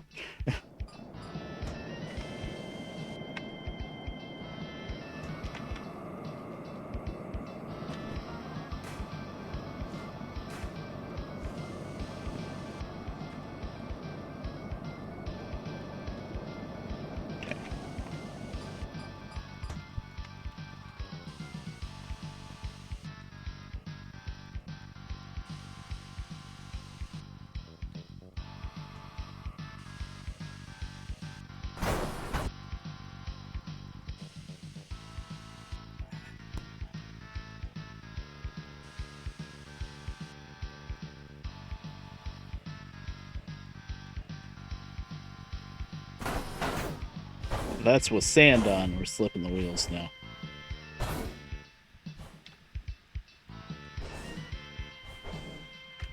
Since we were out of sand. No, we're not out of sand.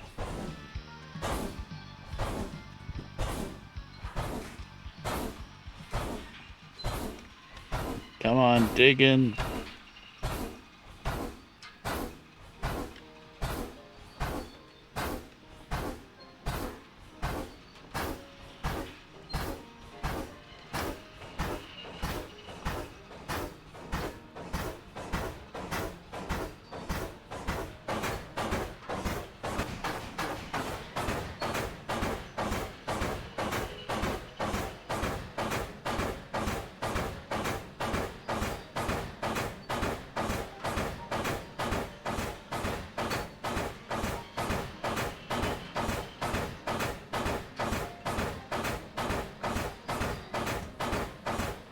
Nope. Oh, this hill is a killer.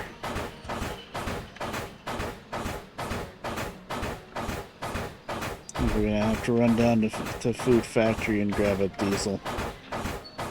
I didn't want to. Stubborn.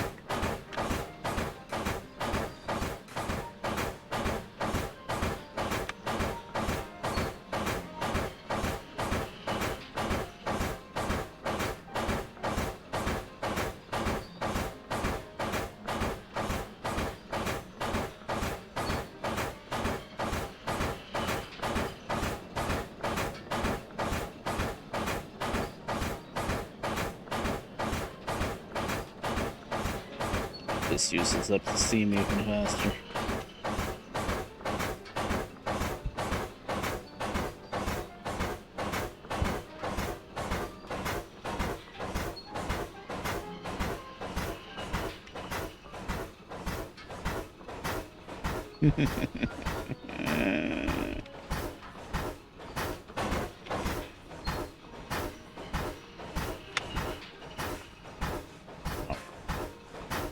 Got that low already.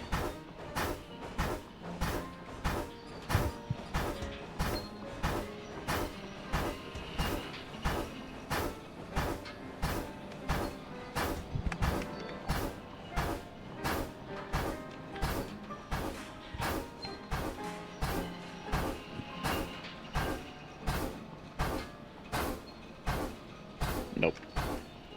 Nope, nope, nope, nope.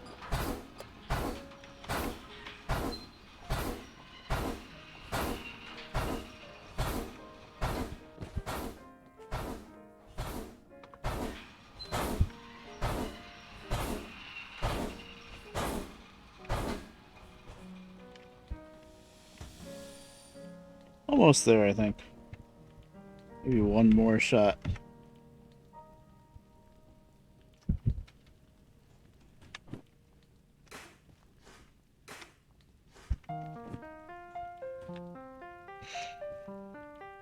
took me so damn long to realize that I was going the wrong way. If I stopped like here, I probably would have been able to stop and back up with not too much effort, but no, I was already most of the way down the hill. No, that's... I almost freaked out and said, oh my god, the switch was turned around. No, I need to back up this way so that I can go straight.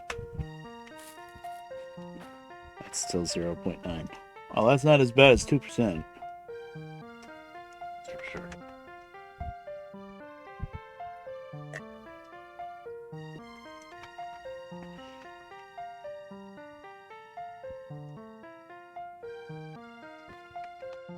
Did I miss something?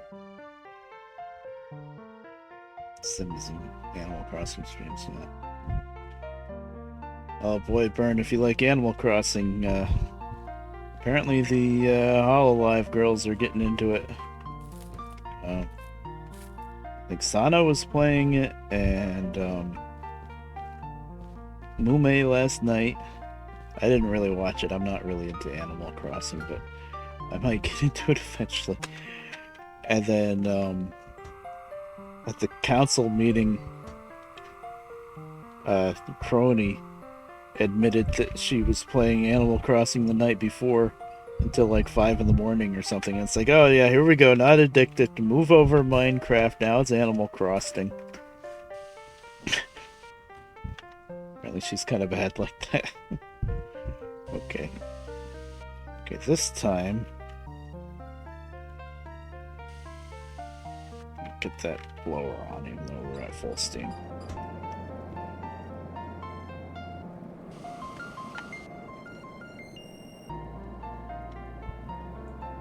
Oh, can we do it without sand? No.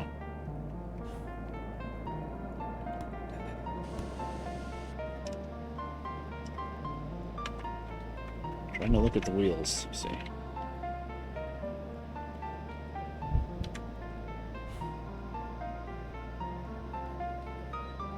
So this is where we're using up most of the steam, just trying to get moving. Which I guess makes sense.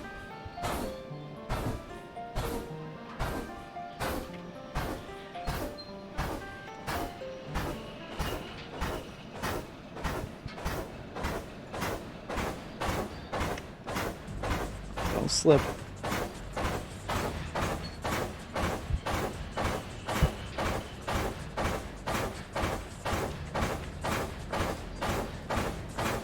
Okay, the blower didn't... The blower just made us run out of steam faster, I think. Did I not? The coal is all gone. See, there's too much to do at once. I need a second player.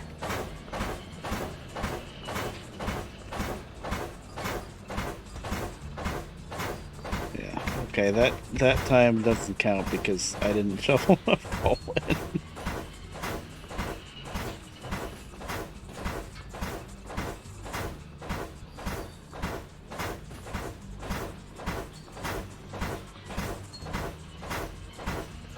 Right, I have to back up this way, which is... Yeah, maybe I should have just backed up around this curve and just dealt with going backwards all the way to Steel Mill. I don't know. I really didn't want to do that, though.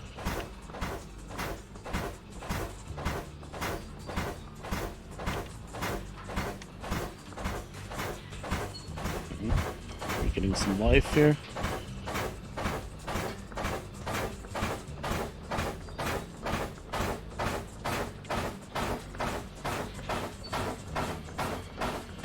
Is it not in the seat now?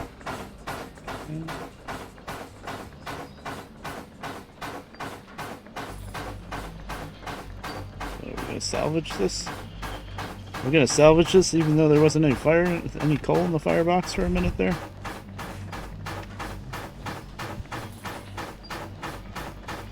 Blower's off, right? Okay. We're getting there. As soon as we get past this switch, then we go forward and it's all downhill. Oh boy. Nerve-wracking.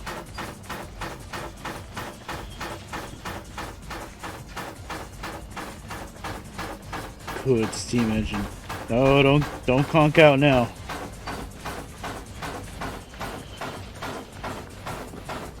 the blower on. Do something. We're almost there. We're almost there. I see the switch.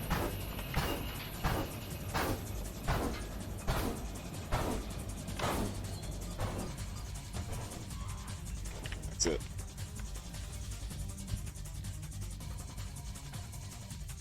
Quick, throw the switch. We made it. Made it just barely. Okay. Now, I'm going to close the draft because now we're going to just sit here. In fact, I'm going to take the brakes off, and if she wants to coast forward, I'm fine with that. The gravity is on our side now, finally. I'm just going to let the steam come up on its own without running the blower or the draft. Used up so much coal anyway. The water.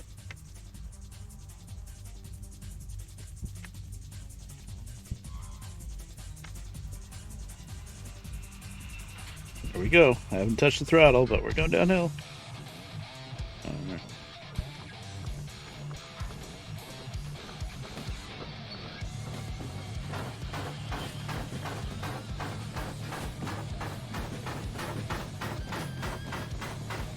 It's triumphant music now.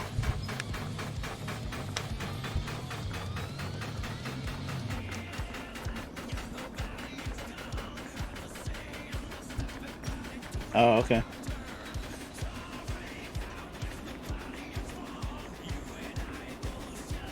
Oh, what am I doing? Gotta get around this curve carefully. So happy that we're rolling, I started throttling up and I'm like, wait a minute, I gotta stay under 30. Till we're past the curve.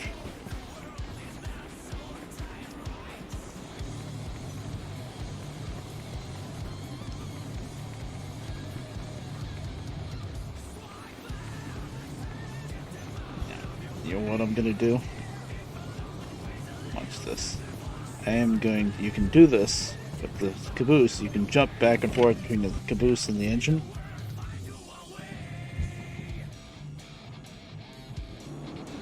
Now I'm gonna throw this switch back for next time. Because next time I'll be going to Food Factory probably. Then I'm gonna just go back. And that's free to do too.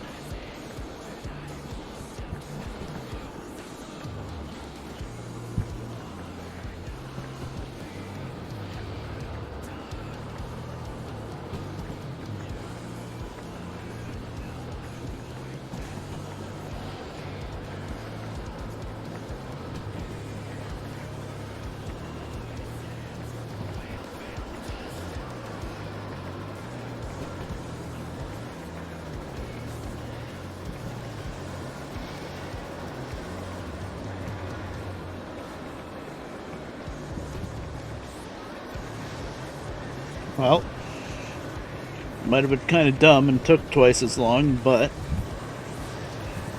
I did not go get a freaking diesel to help me out get up the hill.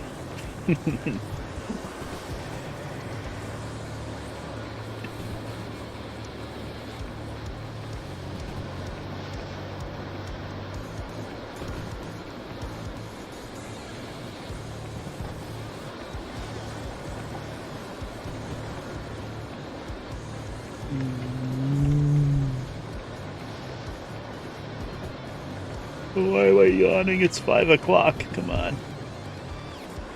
And I slept pretty good last night, I think.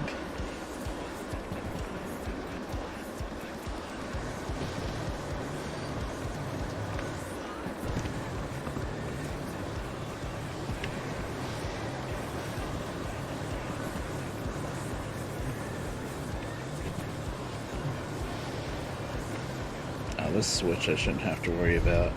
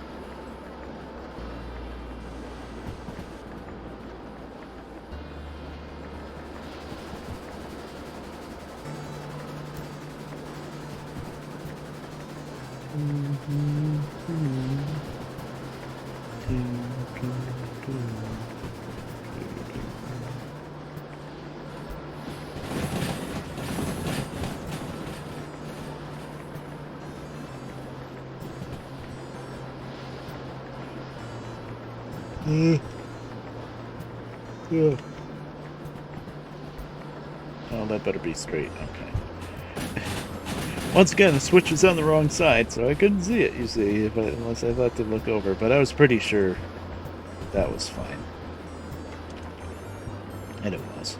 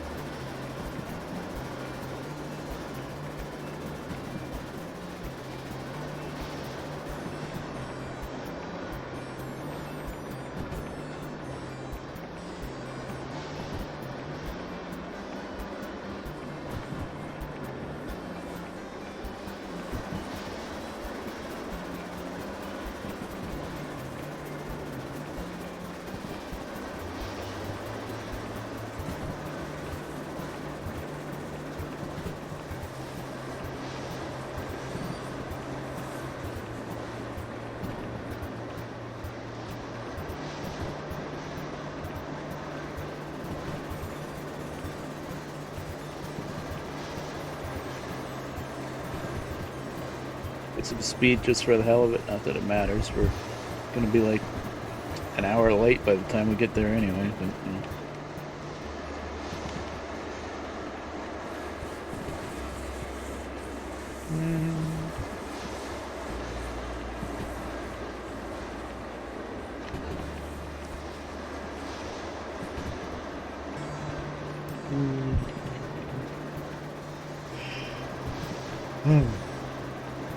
I think maybe once I get the steel mill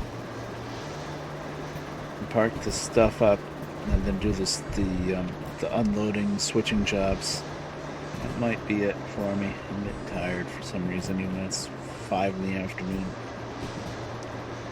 I did start at like 1, I think. The uptime should be like 4.5 hours now. Let's see. I did want to go, I was so close to Food Factory. I did want to go to Food Factory and buy the key for Old Bob's Garage to unlock the freaking hand car. I guess I can do that next time, I don't know.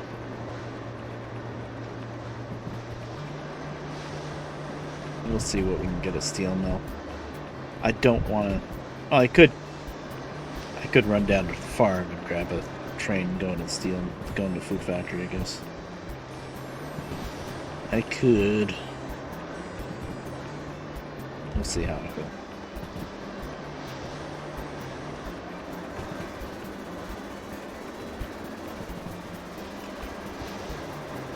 I don't think dinner's gonna be anytime soon.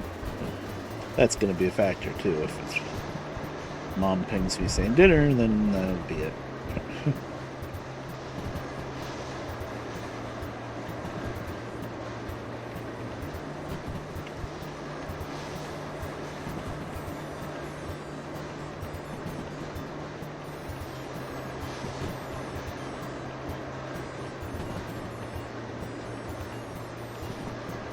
So the bathroom light burn, if you're there, was it like a fixture up in the ceiling that you had to fiddle around with?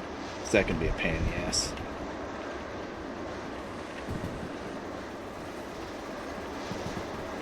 Ours blew out maybe a few weeks ago, and it was still a old-fashioned incandescent bulb, 60 watt.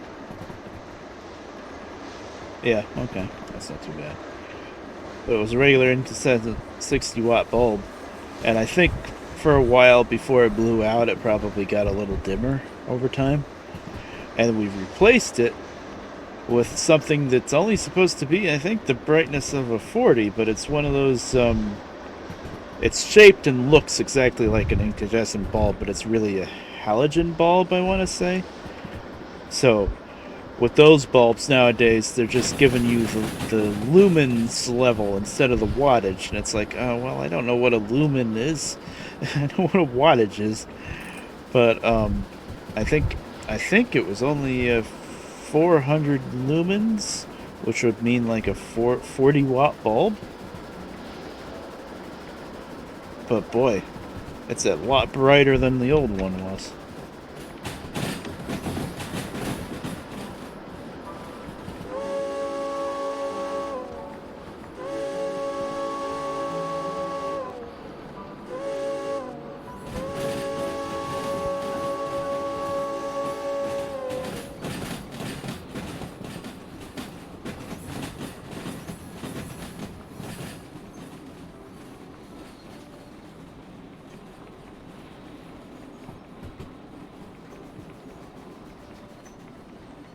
Yeah, it's like an energy saving bulb, yeah.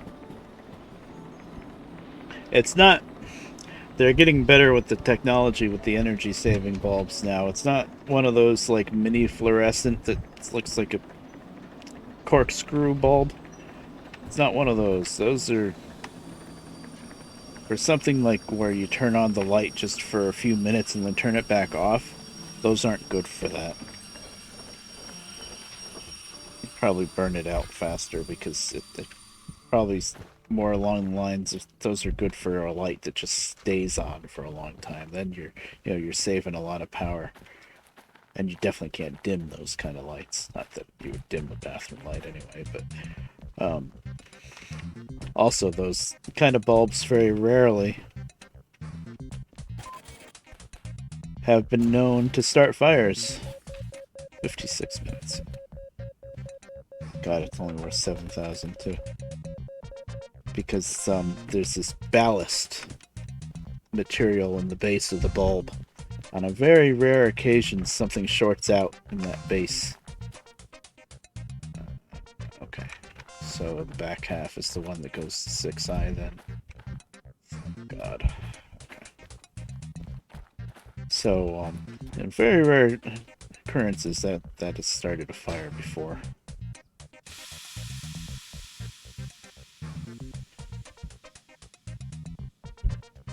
Right, looks like a regular bulb. Yeah, that's what the newer bulbs are like nowadays. They're energy saving, and you never know. Oh no, the engine rolled back and recoupled. Don't do that. That's weird. There are some wacky physics issues that are happening with this new mod, I think. Jeez, I'll let the water get low.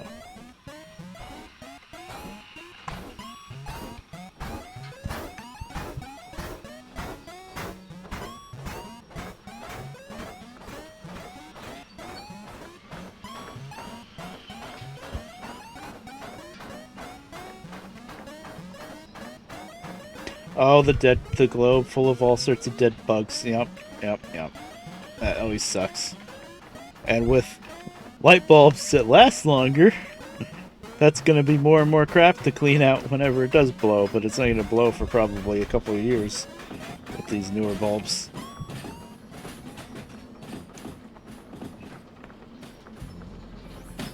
At least everything was dead though, right? Yeah, I'm not a big fan of the globe style light fixtures. First off, that problem. Second off, you can't have as bright of a bulb in there because you don't want to get it too hot. The air can't get in it as good. But of course, nowadays with the new style bulbs, they don't get hot anyway. So that's not really as much of a problem. What is the problem is if you're in an old house like me, and a light fixture says, max 60-watt bulb, and then you get a new light bulb, and it's like, oh, this light bulb is, I don't know, 40,000 lumens, or 4,000 lumens, I think 4,000. You have to figure, well, what the hell is that as far as wattage? And then my neighbor Danny actually told me the trick. He's like, yeah, just take off the zeros. Like a 4,000 lumen bulb, I think, would be a 40-watt bulb. Like, oh, okay, that makes sense. Then, of course, somebody, anybody from like Europe or something is watching now. They're going to be like, "We've been using lumens for 20 years, you Neanderthal." I don't know. I'm guessing it's just like the metric system, right?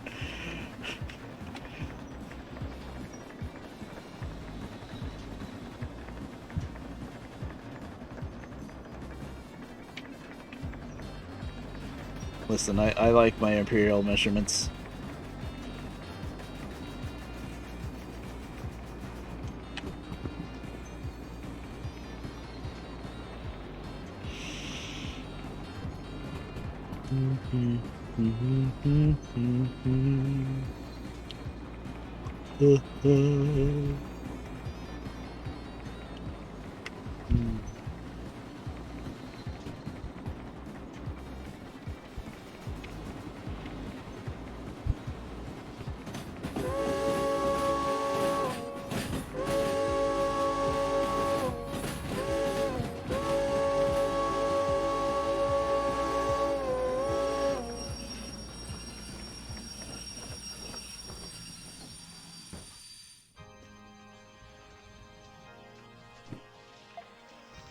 Man, if I had the money, I'd win the lottery someday. That I don't even play. I'd love to try out VR someday, just for this freaking game. I don't even know if I'd try it with some other game. Oh, I mean, I would if I bought VR, but just random thought as I was trying to blow the whistle.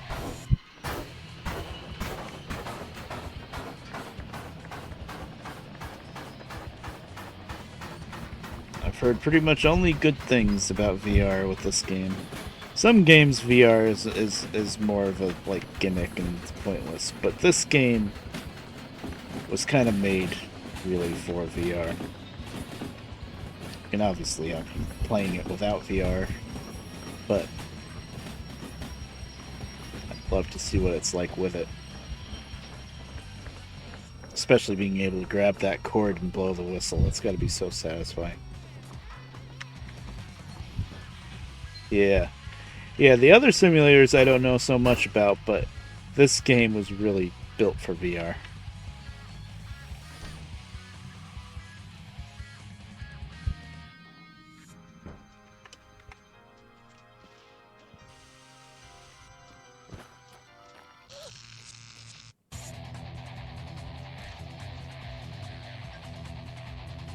Although one of the things I will say about VR is it might make for better gameplay for the person playing it.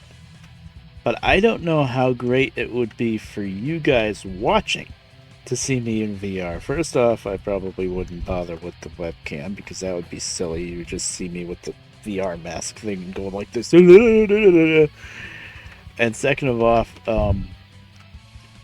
with me doing VR and moving the camera around all sorts of crazy, it's cool for me, but whether you're watching it, it might not look so great. I don't know.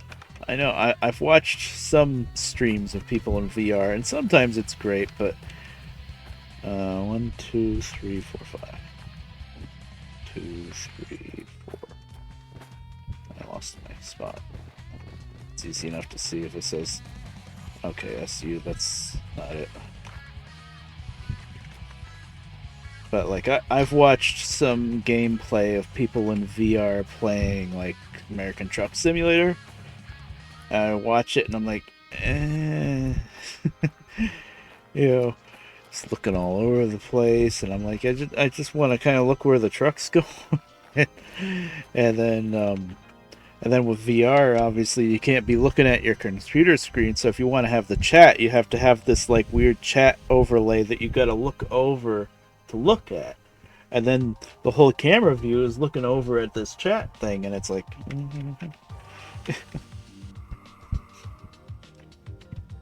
so as immersive and fun it is for the player, I don't know how great it is for streaming. It's good now and then, I would think, but not all the time, really. Yeah, VR is still really expensive, that's the thing. Yeah, VR, chat with VR, yeah. Crazy concept, huh? Boy, I think a lot of the VTubers, the HoloLive VTubers have VR now. I think all of Myth has it now, I think. I don't know about console. I don't think they have VR yet. They had their wacky, crazy models that somebody made for them. I think maybe Ame made them all. But I think they weren't playing in VR though. I don't think. Yeah, I don't think they have VR yet. I mean, it's a big investment.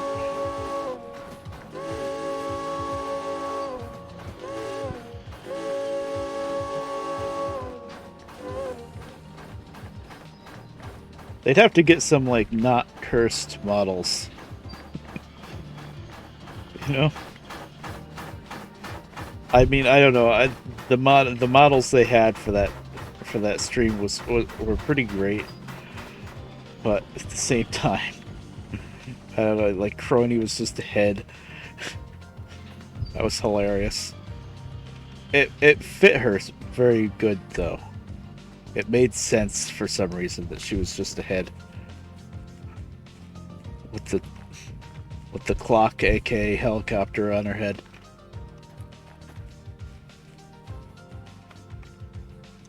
Breaking stuff, yeah. Yeah, here's the thing. So, not only is VR too expensive for my blood, but it's hard to tell, really, unless I put up the big camera and stuff, but I have just enough room to sit where I am in my chair and play games, right? There's just to my right. Oh, gotta pull the air. But just to my right here is this big piece of furniture, this big hutch, dresser, whatever you want to call it. And then there's like maybe a foot of space to my left before you get into the frame of my bed. And by the frame of my bed, I mean it's actually a 3-foot high 2x4 and plywood table that has a mattress on top of it. Because, yeah. And, I'd be constantly bashing this. I'd be punching the PC tower. It's just, I don't think it would really work. I would need more space. The mic. I'd be constantly hitting this mic. You kidding me? It just would never work. And the thing is, with all of those other concerns... Oh, wait. Am I set to 6? No, I'm not. Thank you for remembering. But with all those concerns, there's also the possibility that I could, even if I, came up with $1,000 or however much it is, to set myself up with VR, and even if I, I don't know, got rid of some furniture or something so that I would have enough room to use it, there's still a chance that I would get horribly motion sick and or just plain old not like it. Let me see, we're rolling. Oh, I didn't set that brake? Oh, good. Oops. Oh no, I just blew the air at that end, right?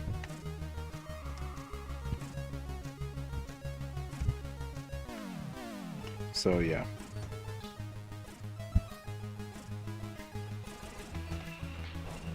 I think if I was going to spend that kind of money, and I don't think I ever will, because we're at a constant stage of not knowing what's going on with this house, and yeah, basically real life stuff to worry about. But if I was going to spend that kind of money, it would probably be on a better video card. I mean, this video card's working fine, but it is a couple of generations old.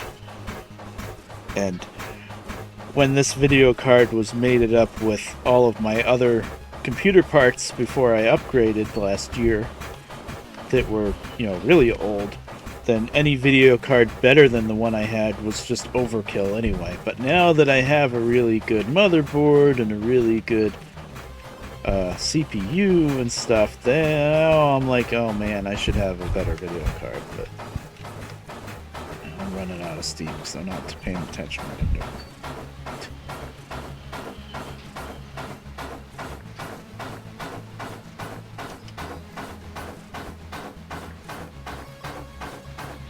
But for now, the video card is still, knock on wood, knock on whatever wood I can find. The video card is working great for me. I have no complaints. It's a GTX 1050 Ti. But as far as, considering the all the other computer parts that I do have, I'd love to have even like a I've always heard with the video card, what matters most is the last two numbers. Like everybody's like, oh, you gotta have a 3090, 3080, and it's like, well, what about a 1080? I think a 1080 and a 3080 are pretty close, actually. If 3080's or 3090, I guess it's the best, but 10 and 20, I think 20, the 20 range, 20, 50, 26, 27. I think the 20 range, I've heard that you kind of want to skip that stage and go up to 30. But here's the other thing. If I did want to get a new video card, which, I mean, it's not going to happen because video cards are stupidly expensive still, I'm pretty sure. Like, if I wanted to get, one of these 2080s or 3080s, it would never fit in my computer case. Because my computer case, everything inside the computer case is new, but the case itself is from 2006, 2007. They just didn't think of people having video cards that big back then. So it has a lot of docks for extra hard drives and whatnot, but the space allotted for the amount of space for the video card isn't much. I think I can't go much more than like 10 inches long on a video card, and all of these new fancy video cards are like a lot bigger than that. Almost have to get a video card that's built for like a laptop just to make it fit. Hi there, Avo. Yeah, if you sell a kidney, yeah. Pretty much. Just wondering if the prices will ever come back down. Because that's the thing. There's some kind of crisis and excuses and whatnot to make a price go up, but then they don't come back down. Oh, the chip shortage. Oh, this shortage, that shortage. It's ridiculous. It's the 70s all over again with the oil crisis. It's just a different way of doing it.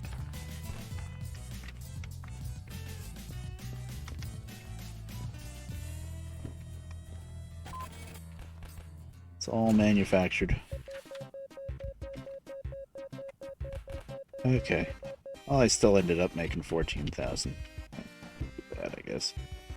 But it's probably going to cost me that much just to fill up the frickin' tender. Yeah. Yeah, I guess you do. People that know how, they use video cards to farm for crypto or whatever. I don't know how that works, but I actually don't even unhook this because I'm gonna have a. Let me see what kind of money I can make on these switching jobs. I might not even bother. It's like $3,000. It's pointless.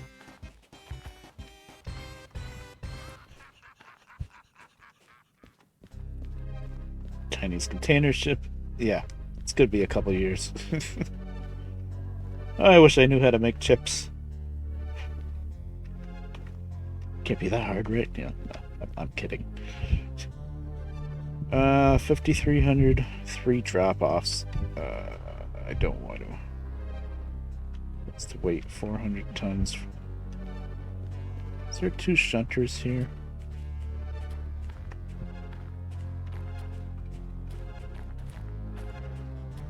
Yes. Maybe I'll switch to diesel just to do this little switching stuff. So I can use the remote. It's just I love Steam. Sometimes you just gotta de-splice.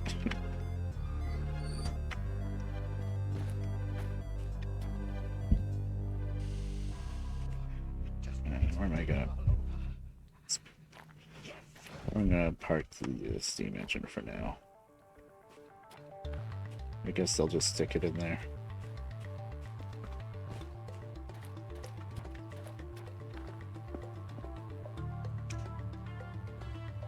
Yeah. Blah. I was looking at even prices for like a 1080. I'm like, come on, this is still generations behind the norm. And even a 1080 is like $1,200 or something. I'm like, yeah, okay. Nope.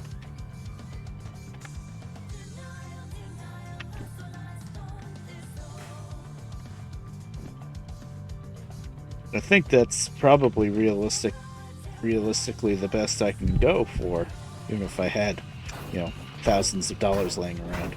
This would be a 1080 because 20 and 30, I don't know, even if they make a smaller version, I don't know if it would fit in my case.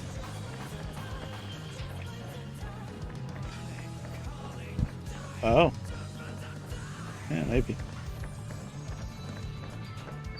Yeah. This is probably the most demanding game that I play, actually. Derail Valley. And maybe Minecraft with shaders. That can get a little bit demanding, too. But I'm handling it fine for now. Yeah.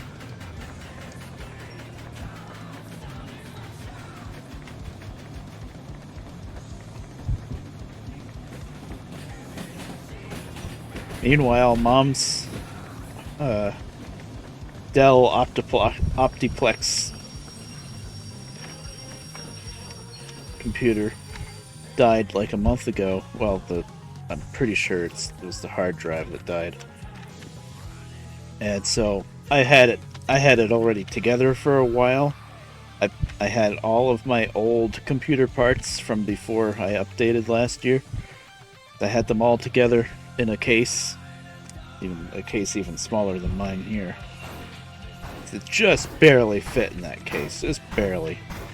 And that's what she's using now. And compared to what she's had, I guess she's pretty happy with it.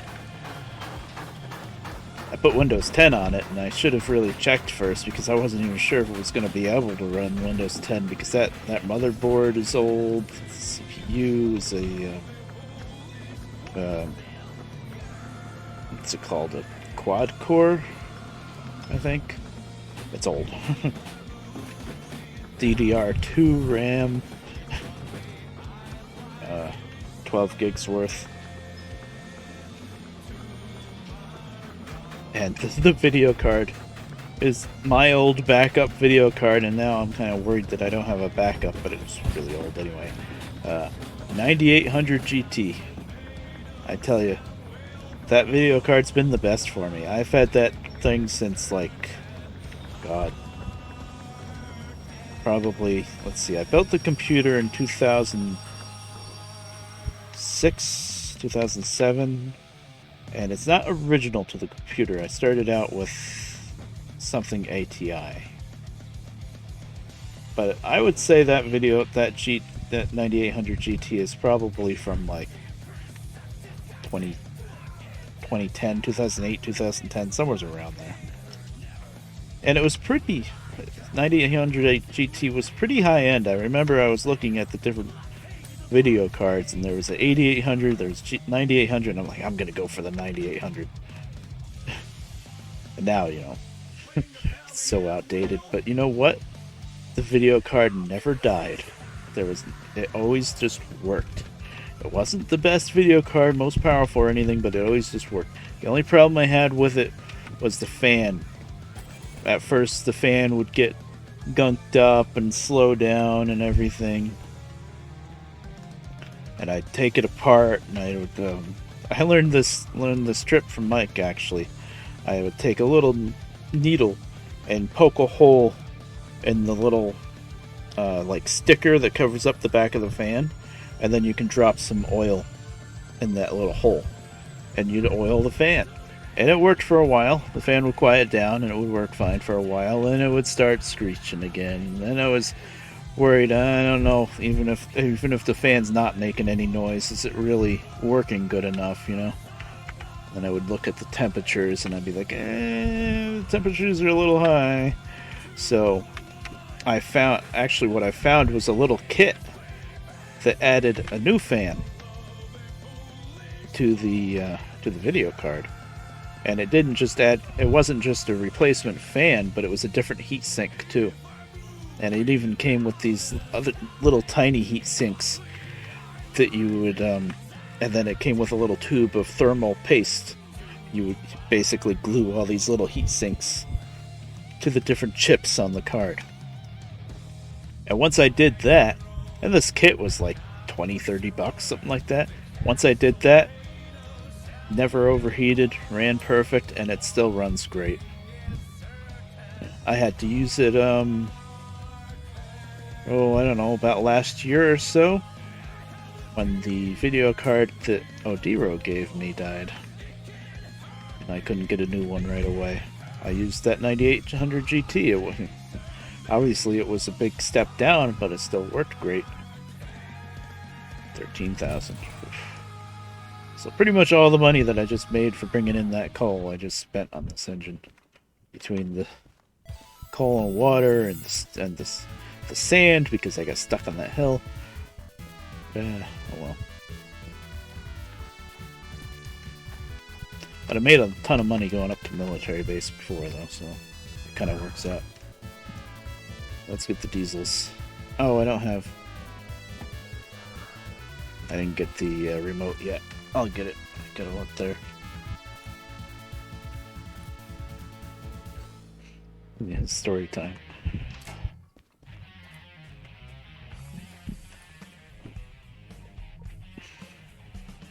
What are we gonna go with? O&W? Yeah, we're doing coal. O&W would make sense. Although the cars are all PR Pennsylvania, aren't they? Doesn't really matter, but we'll go PR.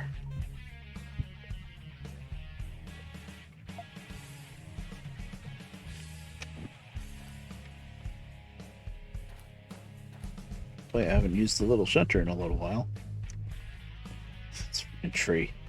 They really need to trim this tree. It's a little ridiculous.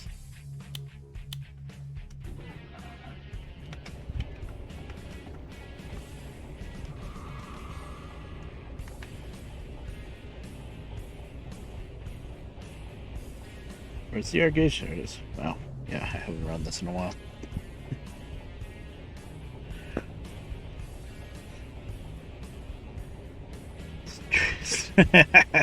Nice. I mean, if they would just move it over a little bit. That's probably another thing that's coming with the big update, is different little graphical issues like that. There's little spots where the terrains have, parts of the terrain have holes in them. Trying to drive like a steam engine still. It'll drone you. Nice.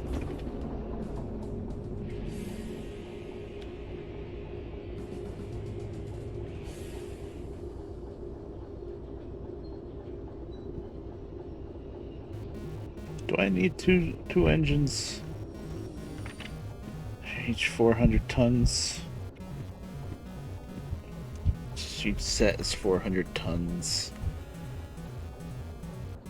Do I need to shove 400 tons up the hill? Yeah. I better get the second engine. On level ground, these shunters can each handle 400 tons, but that's a bit of a hill with that switch. Let's just make it easier.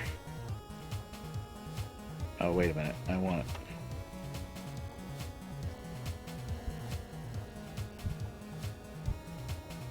My brain is dying. I need to park this. I know what I'm doing.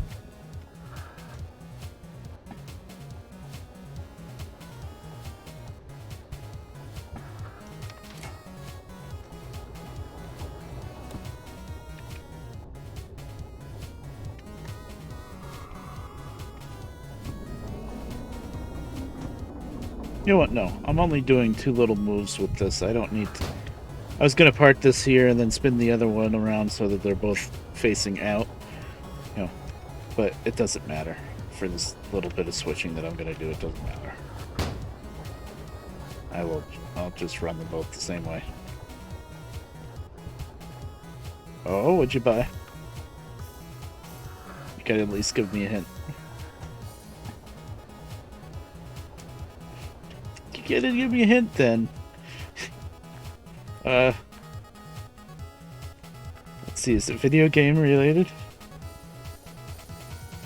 Already bought 6 times before. WoW time? No.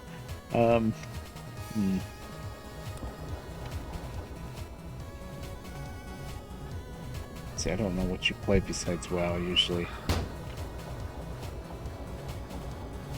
Let's see, 6 times before. I don't know, a pair of sneakers?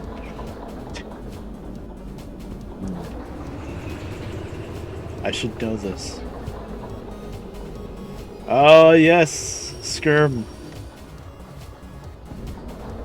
I know it's pronounced Skyrim, I just say that to mess with you now. Yes. Yeah, they've somehow cornered the market on finding ways to make people pay for that game over and over again when it's, I guess, some kind of like HD remix or something. Or oh no, you probably don't have VR. So watching Gura was playing that in VR last night. That was interesting. I didn't watch it much, but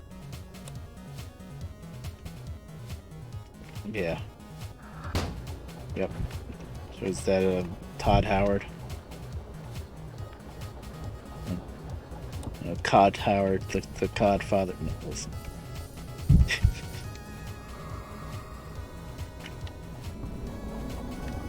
It does look like a. I don't know why I never played it. I'm sure if I played it for a little bit, I'd love it, but I never did. My sister was big into that game. She played it a lot. She doesn't have time for video games anymore, though.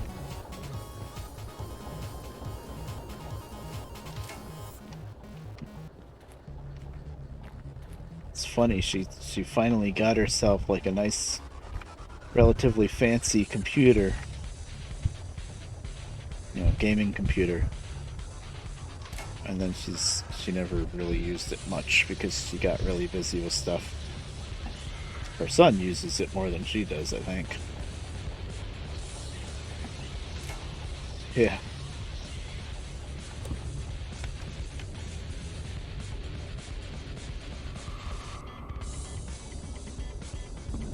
Yeah, Final Fantasy 14, that's a big thing. Oh, I think, who's gonna play that tomorrow? Iris.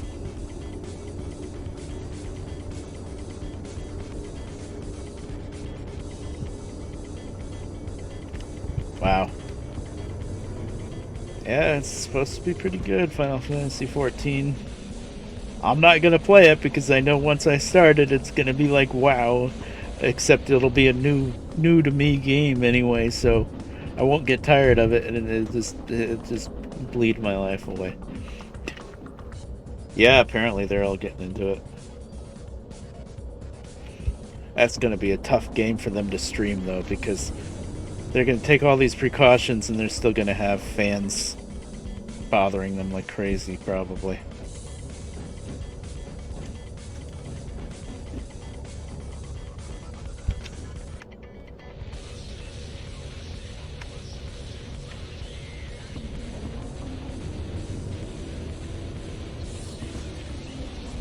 Uh-huh.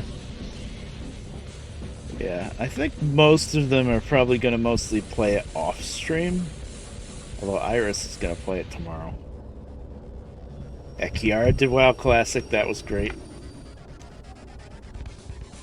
Yeah.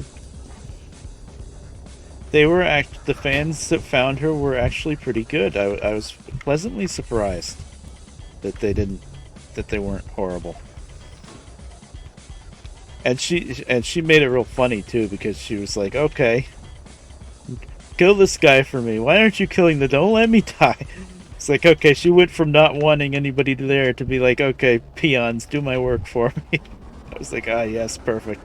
And she refused to group up with any of them either. So she's like, no, you just kill them and you know, let me get the first hit. You know, classic. That is how people used to play WoW way back then too. They let me get the first hit, and then you can get it. I remember doing that with some of the people that I ended up in guilds with and friended with for a long time because I don't know, maybe we didn't realize how groups worked back then.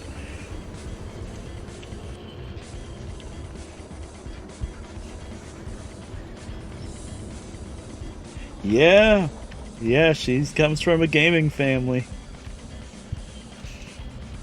I mean, I can kind of understand it when, she did the Minecraft streams with her mother, and her mother's just telling her do this, do that, and I'm like, oh yeah, okay, her mother's a gamer. I see.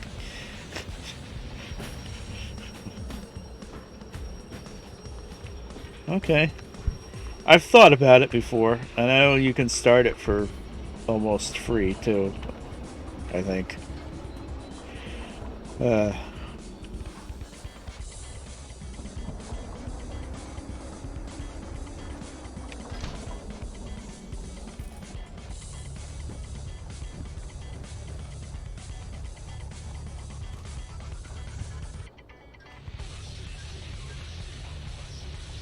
Free trial, it goes all the way to the end of the first expansion. Oh, nice.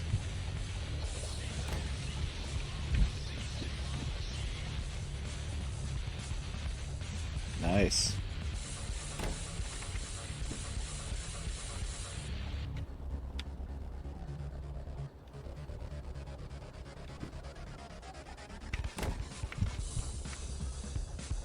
Right.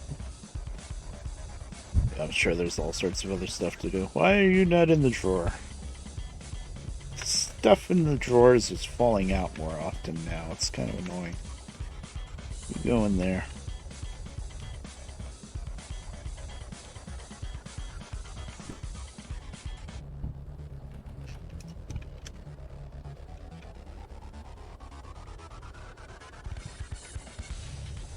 I'm left clicking nothing just to see if anything.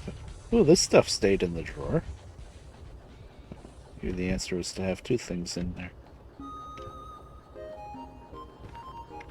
Okay, so I didn't get the remote. I put the shovel away, but I didn't grab the remote yet. Job.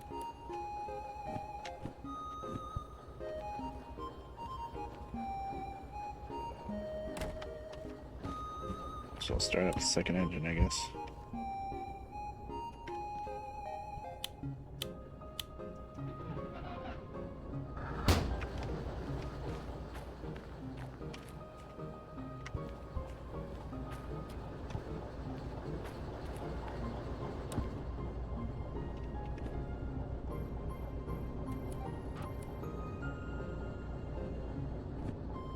Now let's get the job.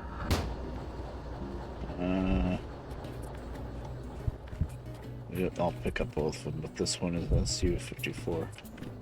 Did I not? I thought I got them already. It's not.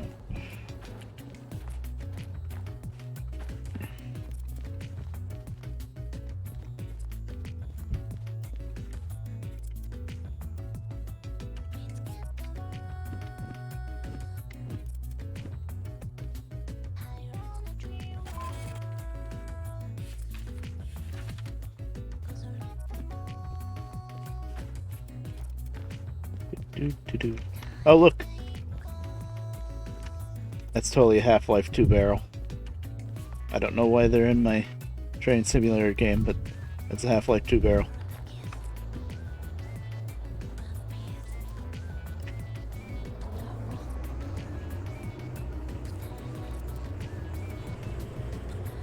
Oh boy, this is two engines. I'm glad I got two engines.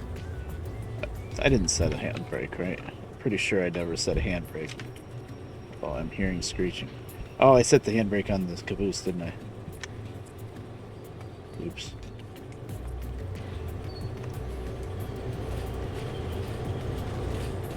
Oh yes, that is exactly where I wanted to stand, game.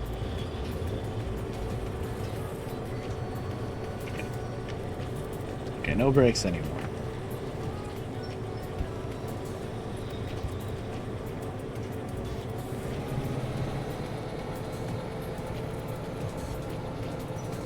It's a bit easier than running Steam, huh?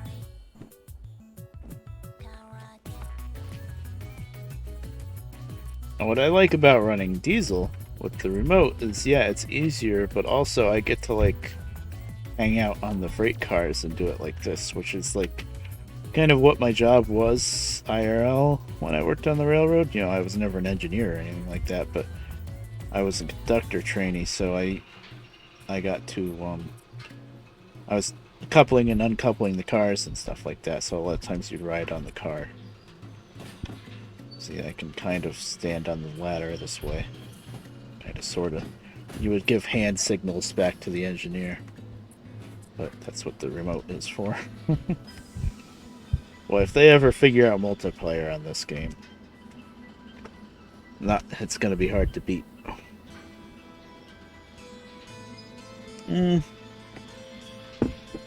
Not really. I always wore overalls, but no specific uniform.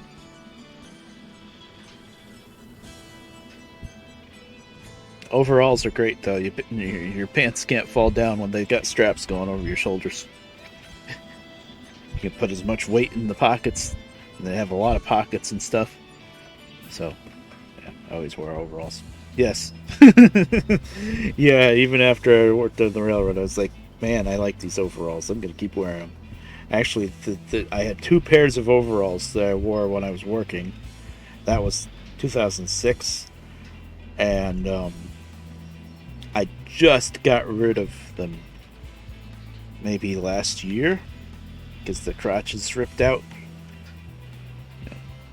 But they had a really nice, like, worn denim look, though. Actually, the one pair, the bigger pair that I got rid of last year, my neighbor was like, "Oh, don't throw them out. I want them." I'm like, the crotch is all ripped out. "Yeah, I still want them." Because the look, the faded denim look, he really liked, and you know, you buy new ones and they're just, you know, dark blue. So he really liked that. So I gave them to him, and he wore them like this year, and then I think the 527 A4 A3. Oh, we're doing all A stuff, huh? A4 first, I guess. But he wore them this year, and then I think he told me that one of the knees ripped out. I was like, now. Then he's like, "I'm gonna cut off the legs and make them shorts." I'm like, okay. And actually, last winter, they saw me using like regular pants with suspenders and stuff because the overalls ripped out. And they actually gave me, it was close to Christmas anyway, they gave me money to get myself new overalls, and they got me new pair of boots too, because I just slipped and fell on the right in the middle of the driveway. I wasn't even on ice, it wasn't a hill or anything like that. It just, the one foot just gave right out under me. There was just like a dusting of snow on the ground. That was enough, because and those boots I was wearing were also from when I was working on the railroad in 2006. And the boots were still good, except the tread is worn out. So it's very smooth on the bottom, which is not what you want in the snow. So I got myself a new pair of boots. The same exact boots from Walmart. Black steel toe boots. They still make them. And they were cheap. They were like much were they? Not even $40, I think. They were a pretty good price. And I know they're good because the last pair lasted me 10, 15 years, something like that. And while I'm not working anymore, I do still use them a lot in the winter. Because that's the only kind of shoes I have besides sandals. I love my steel-toe boots.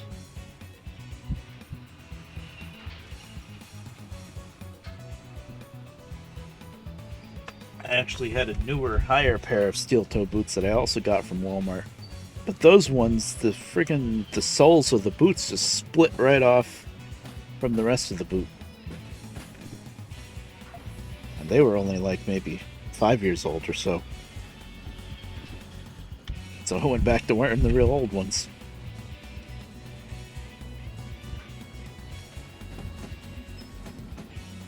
And I have, it's not up here now, but I have a M&NJ hat that I always wore too when I was working.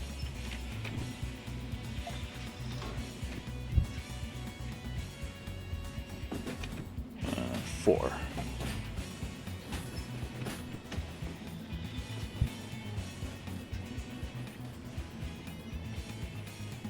This is how many cars? Just one car going to 4? Oh wait, 4 is this one. Derp. I was gonna say I can fit more in one car. That's.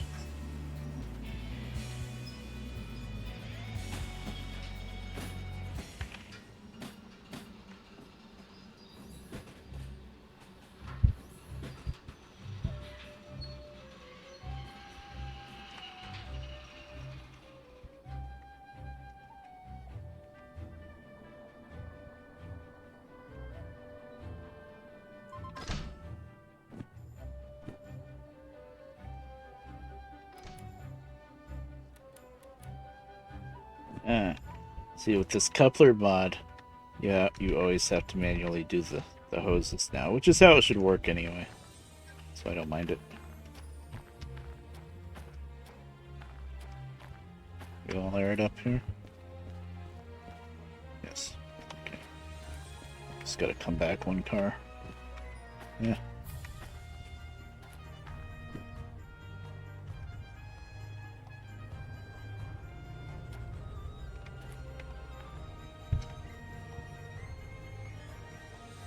I smell food a-cooking. I have a feeling after I'm done switching, it might be time to end the stream. Never got to get old Bob's garage key. Maybe next time I stream I'll do that. I'll check with Mom and see if food is soon or not.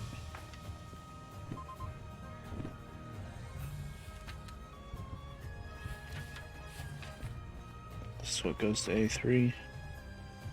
Yes. Okay, A3 is right here.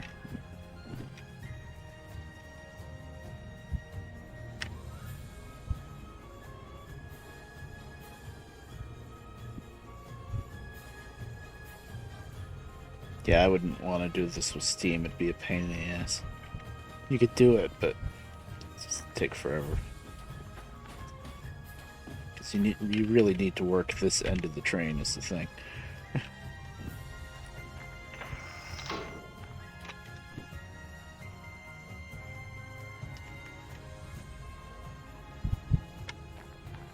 Now this one, I'm gonna say, A3S is completely empty right now, so why am I only putting one car there? But I don't come up with the train orders.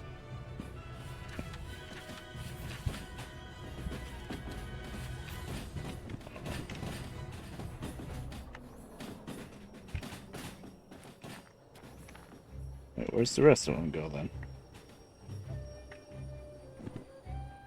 A3, A4.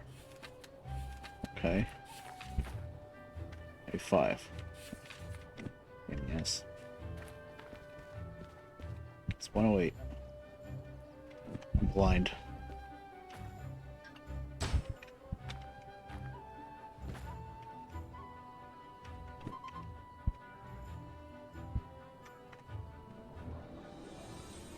Oh, come on, I'm on the car. No?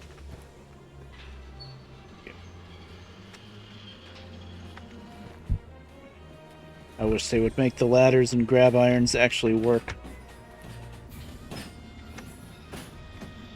It's so much less jank. Oh, there we go. Oh, I had it. There. Just pretend I did that perfectly. So that's 3, 4. Now we need 5. Okay.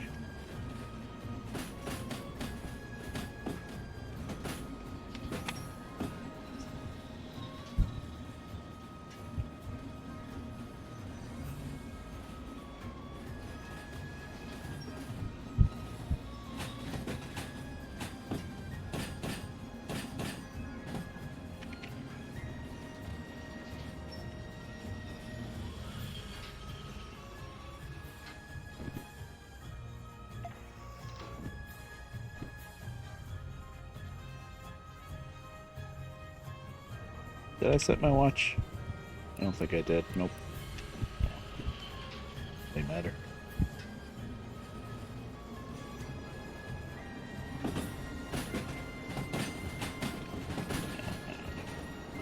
Fine.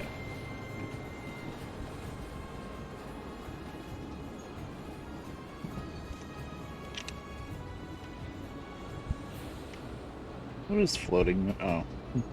It's part of the texture.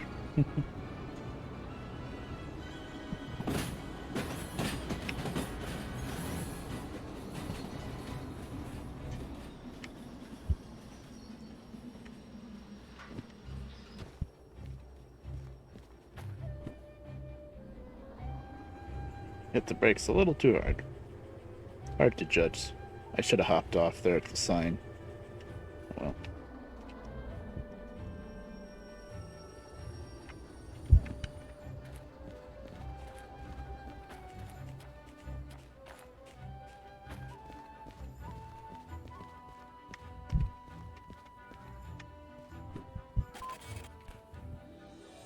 Nice.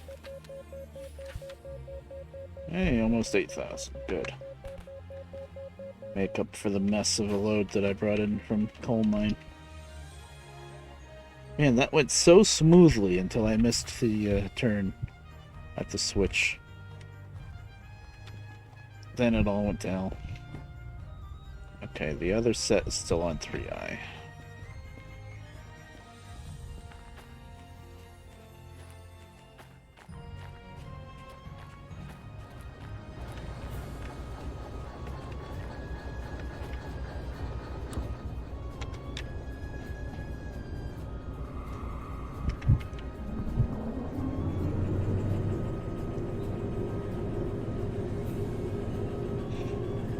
I don't know what this music is, but it's pretty good. Some RPG game, I'm guessing. Oh, it's extended. I thought it was a little longer. Yeah, it's good, though. Oh, it's title theme. Octopath Traveler. I never heard of that one.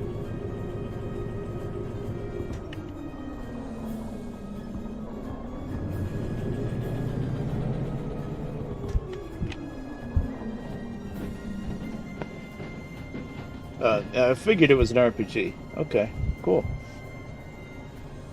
Uh-oh. Did you guys ever hear Facebook bloop? You know, the little bloop bling noise?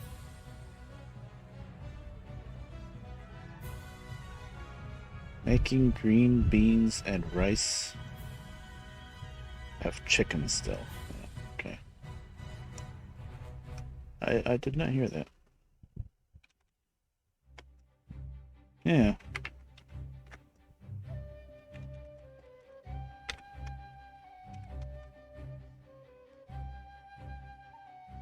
I don't know why it didn't go bloop, bling, whatever.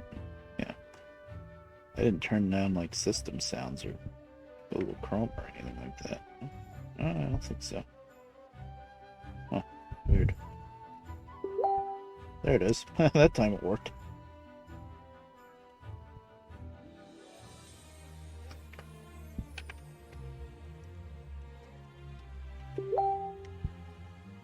Out getting echoes before. echoes.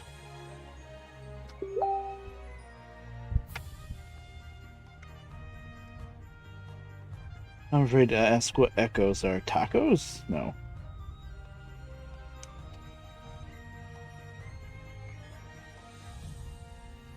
Chat, what is echoes?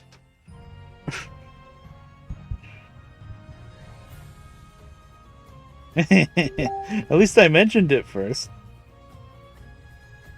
Oh. Oh, her tests, right. Yeah.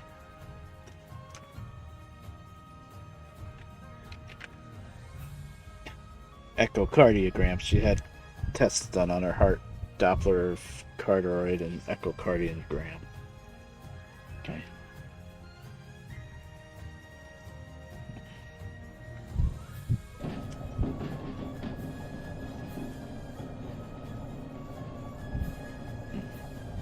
She was going to have a stress test yesterday, but she canceled that because that's rough when you do feel good. And she was feeling terrible because she had their booster shot just a couple days ago. And she was having some, like, kind of flu-like symptoms-ish. Oh, no. Did I not unhook those cars?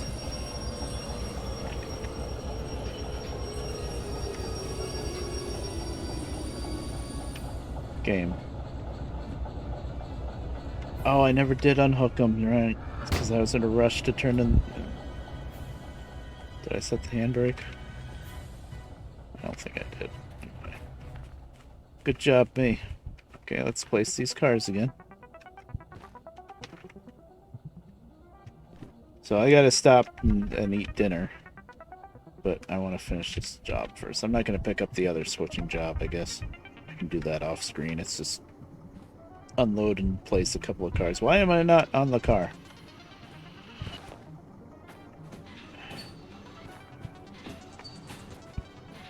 Please. There.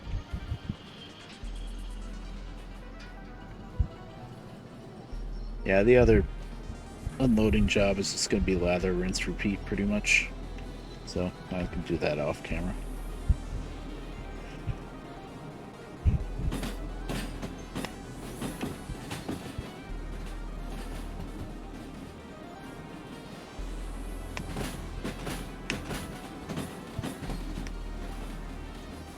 This is interesting music.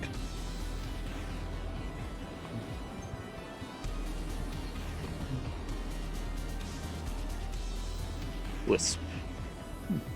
Not bad.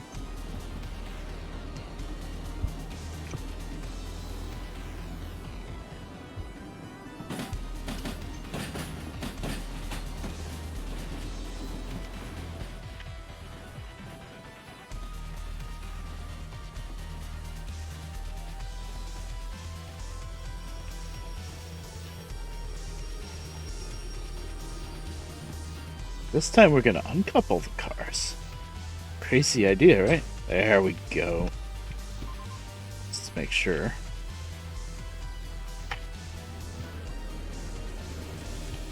Okay.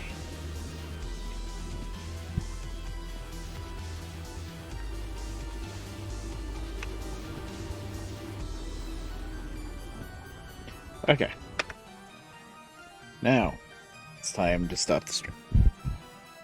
Because next time I stream this, we'll go get all Bob's garage key, and so that I can get the hand cart. I gotta buy it in Food Factory.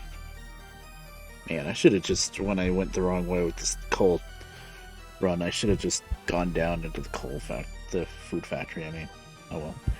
Let me just check real quick if anybody's streaming that I know. Frank-O-Matic. No. Okay, I'm not gonna bother rating anybody then. Alright, well, let me get to the end screen.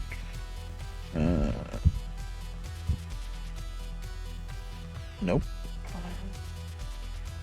There we go. Alright. I guess I'll do that.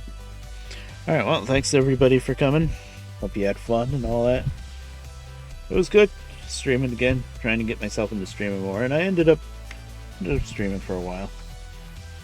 And I haven't played Derail Valley in a little while, so that was good too.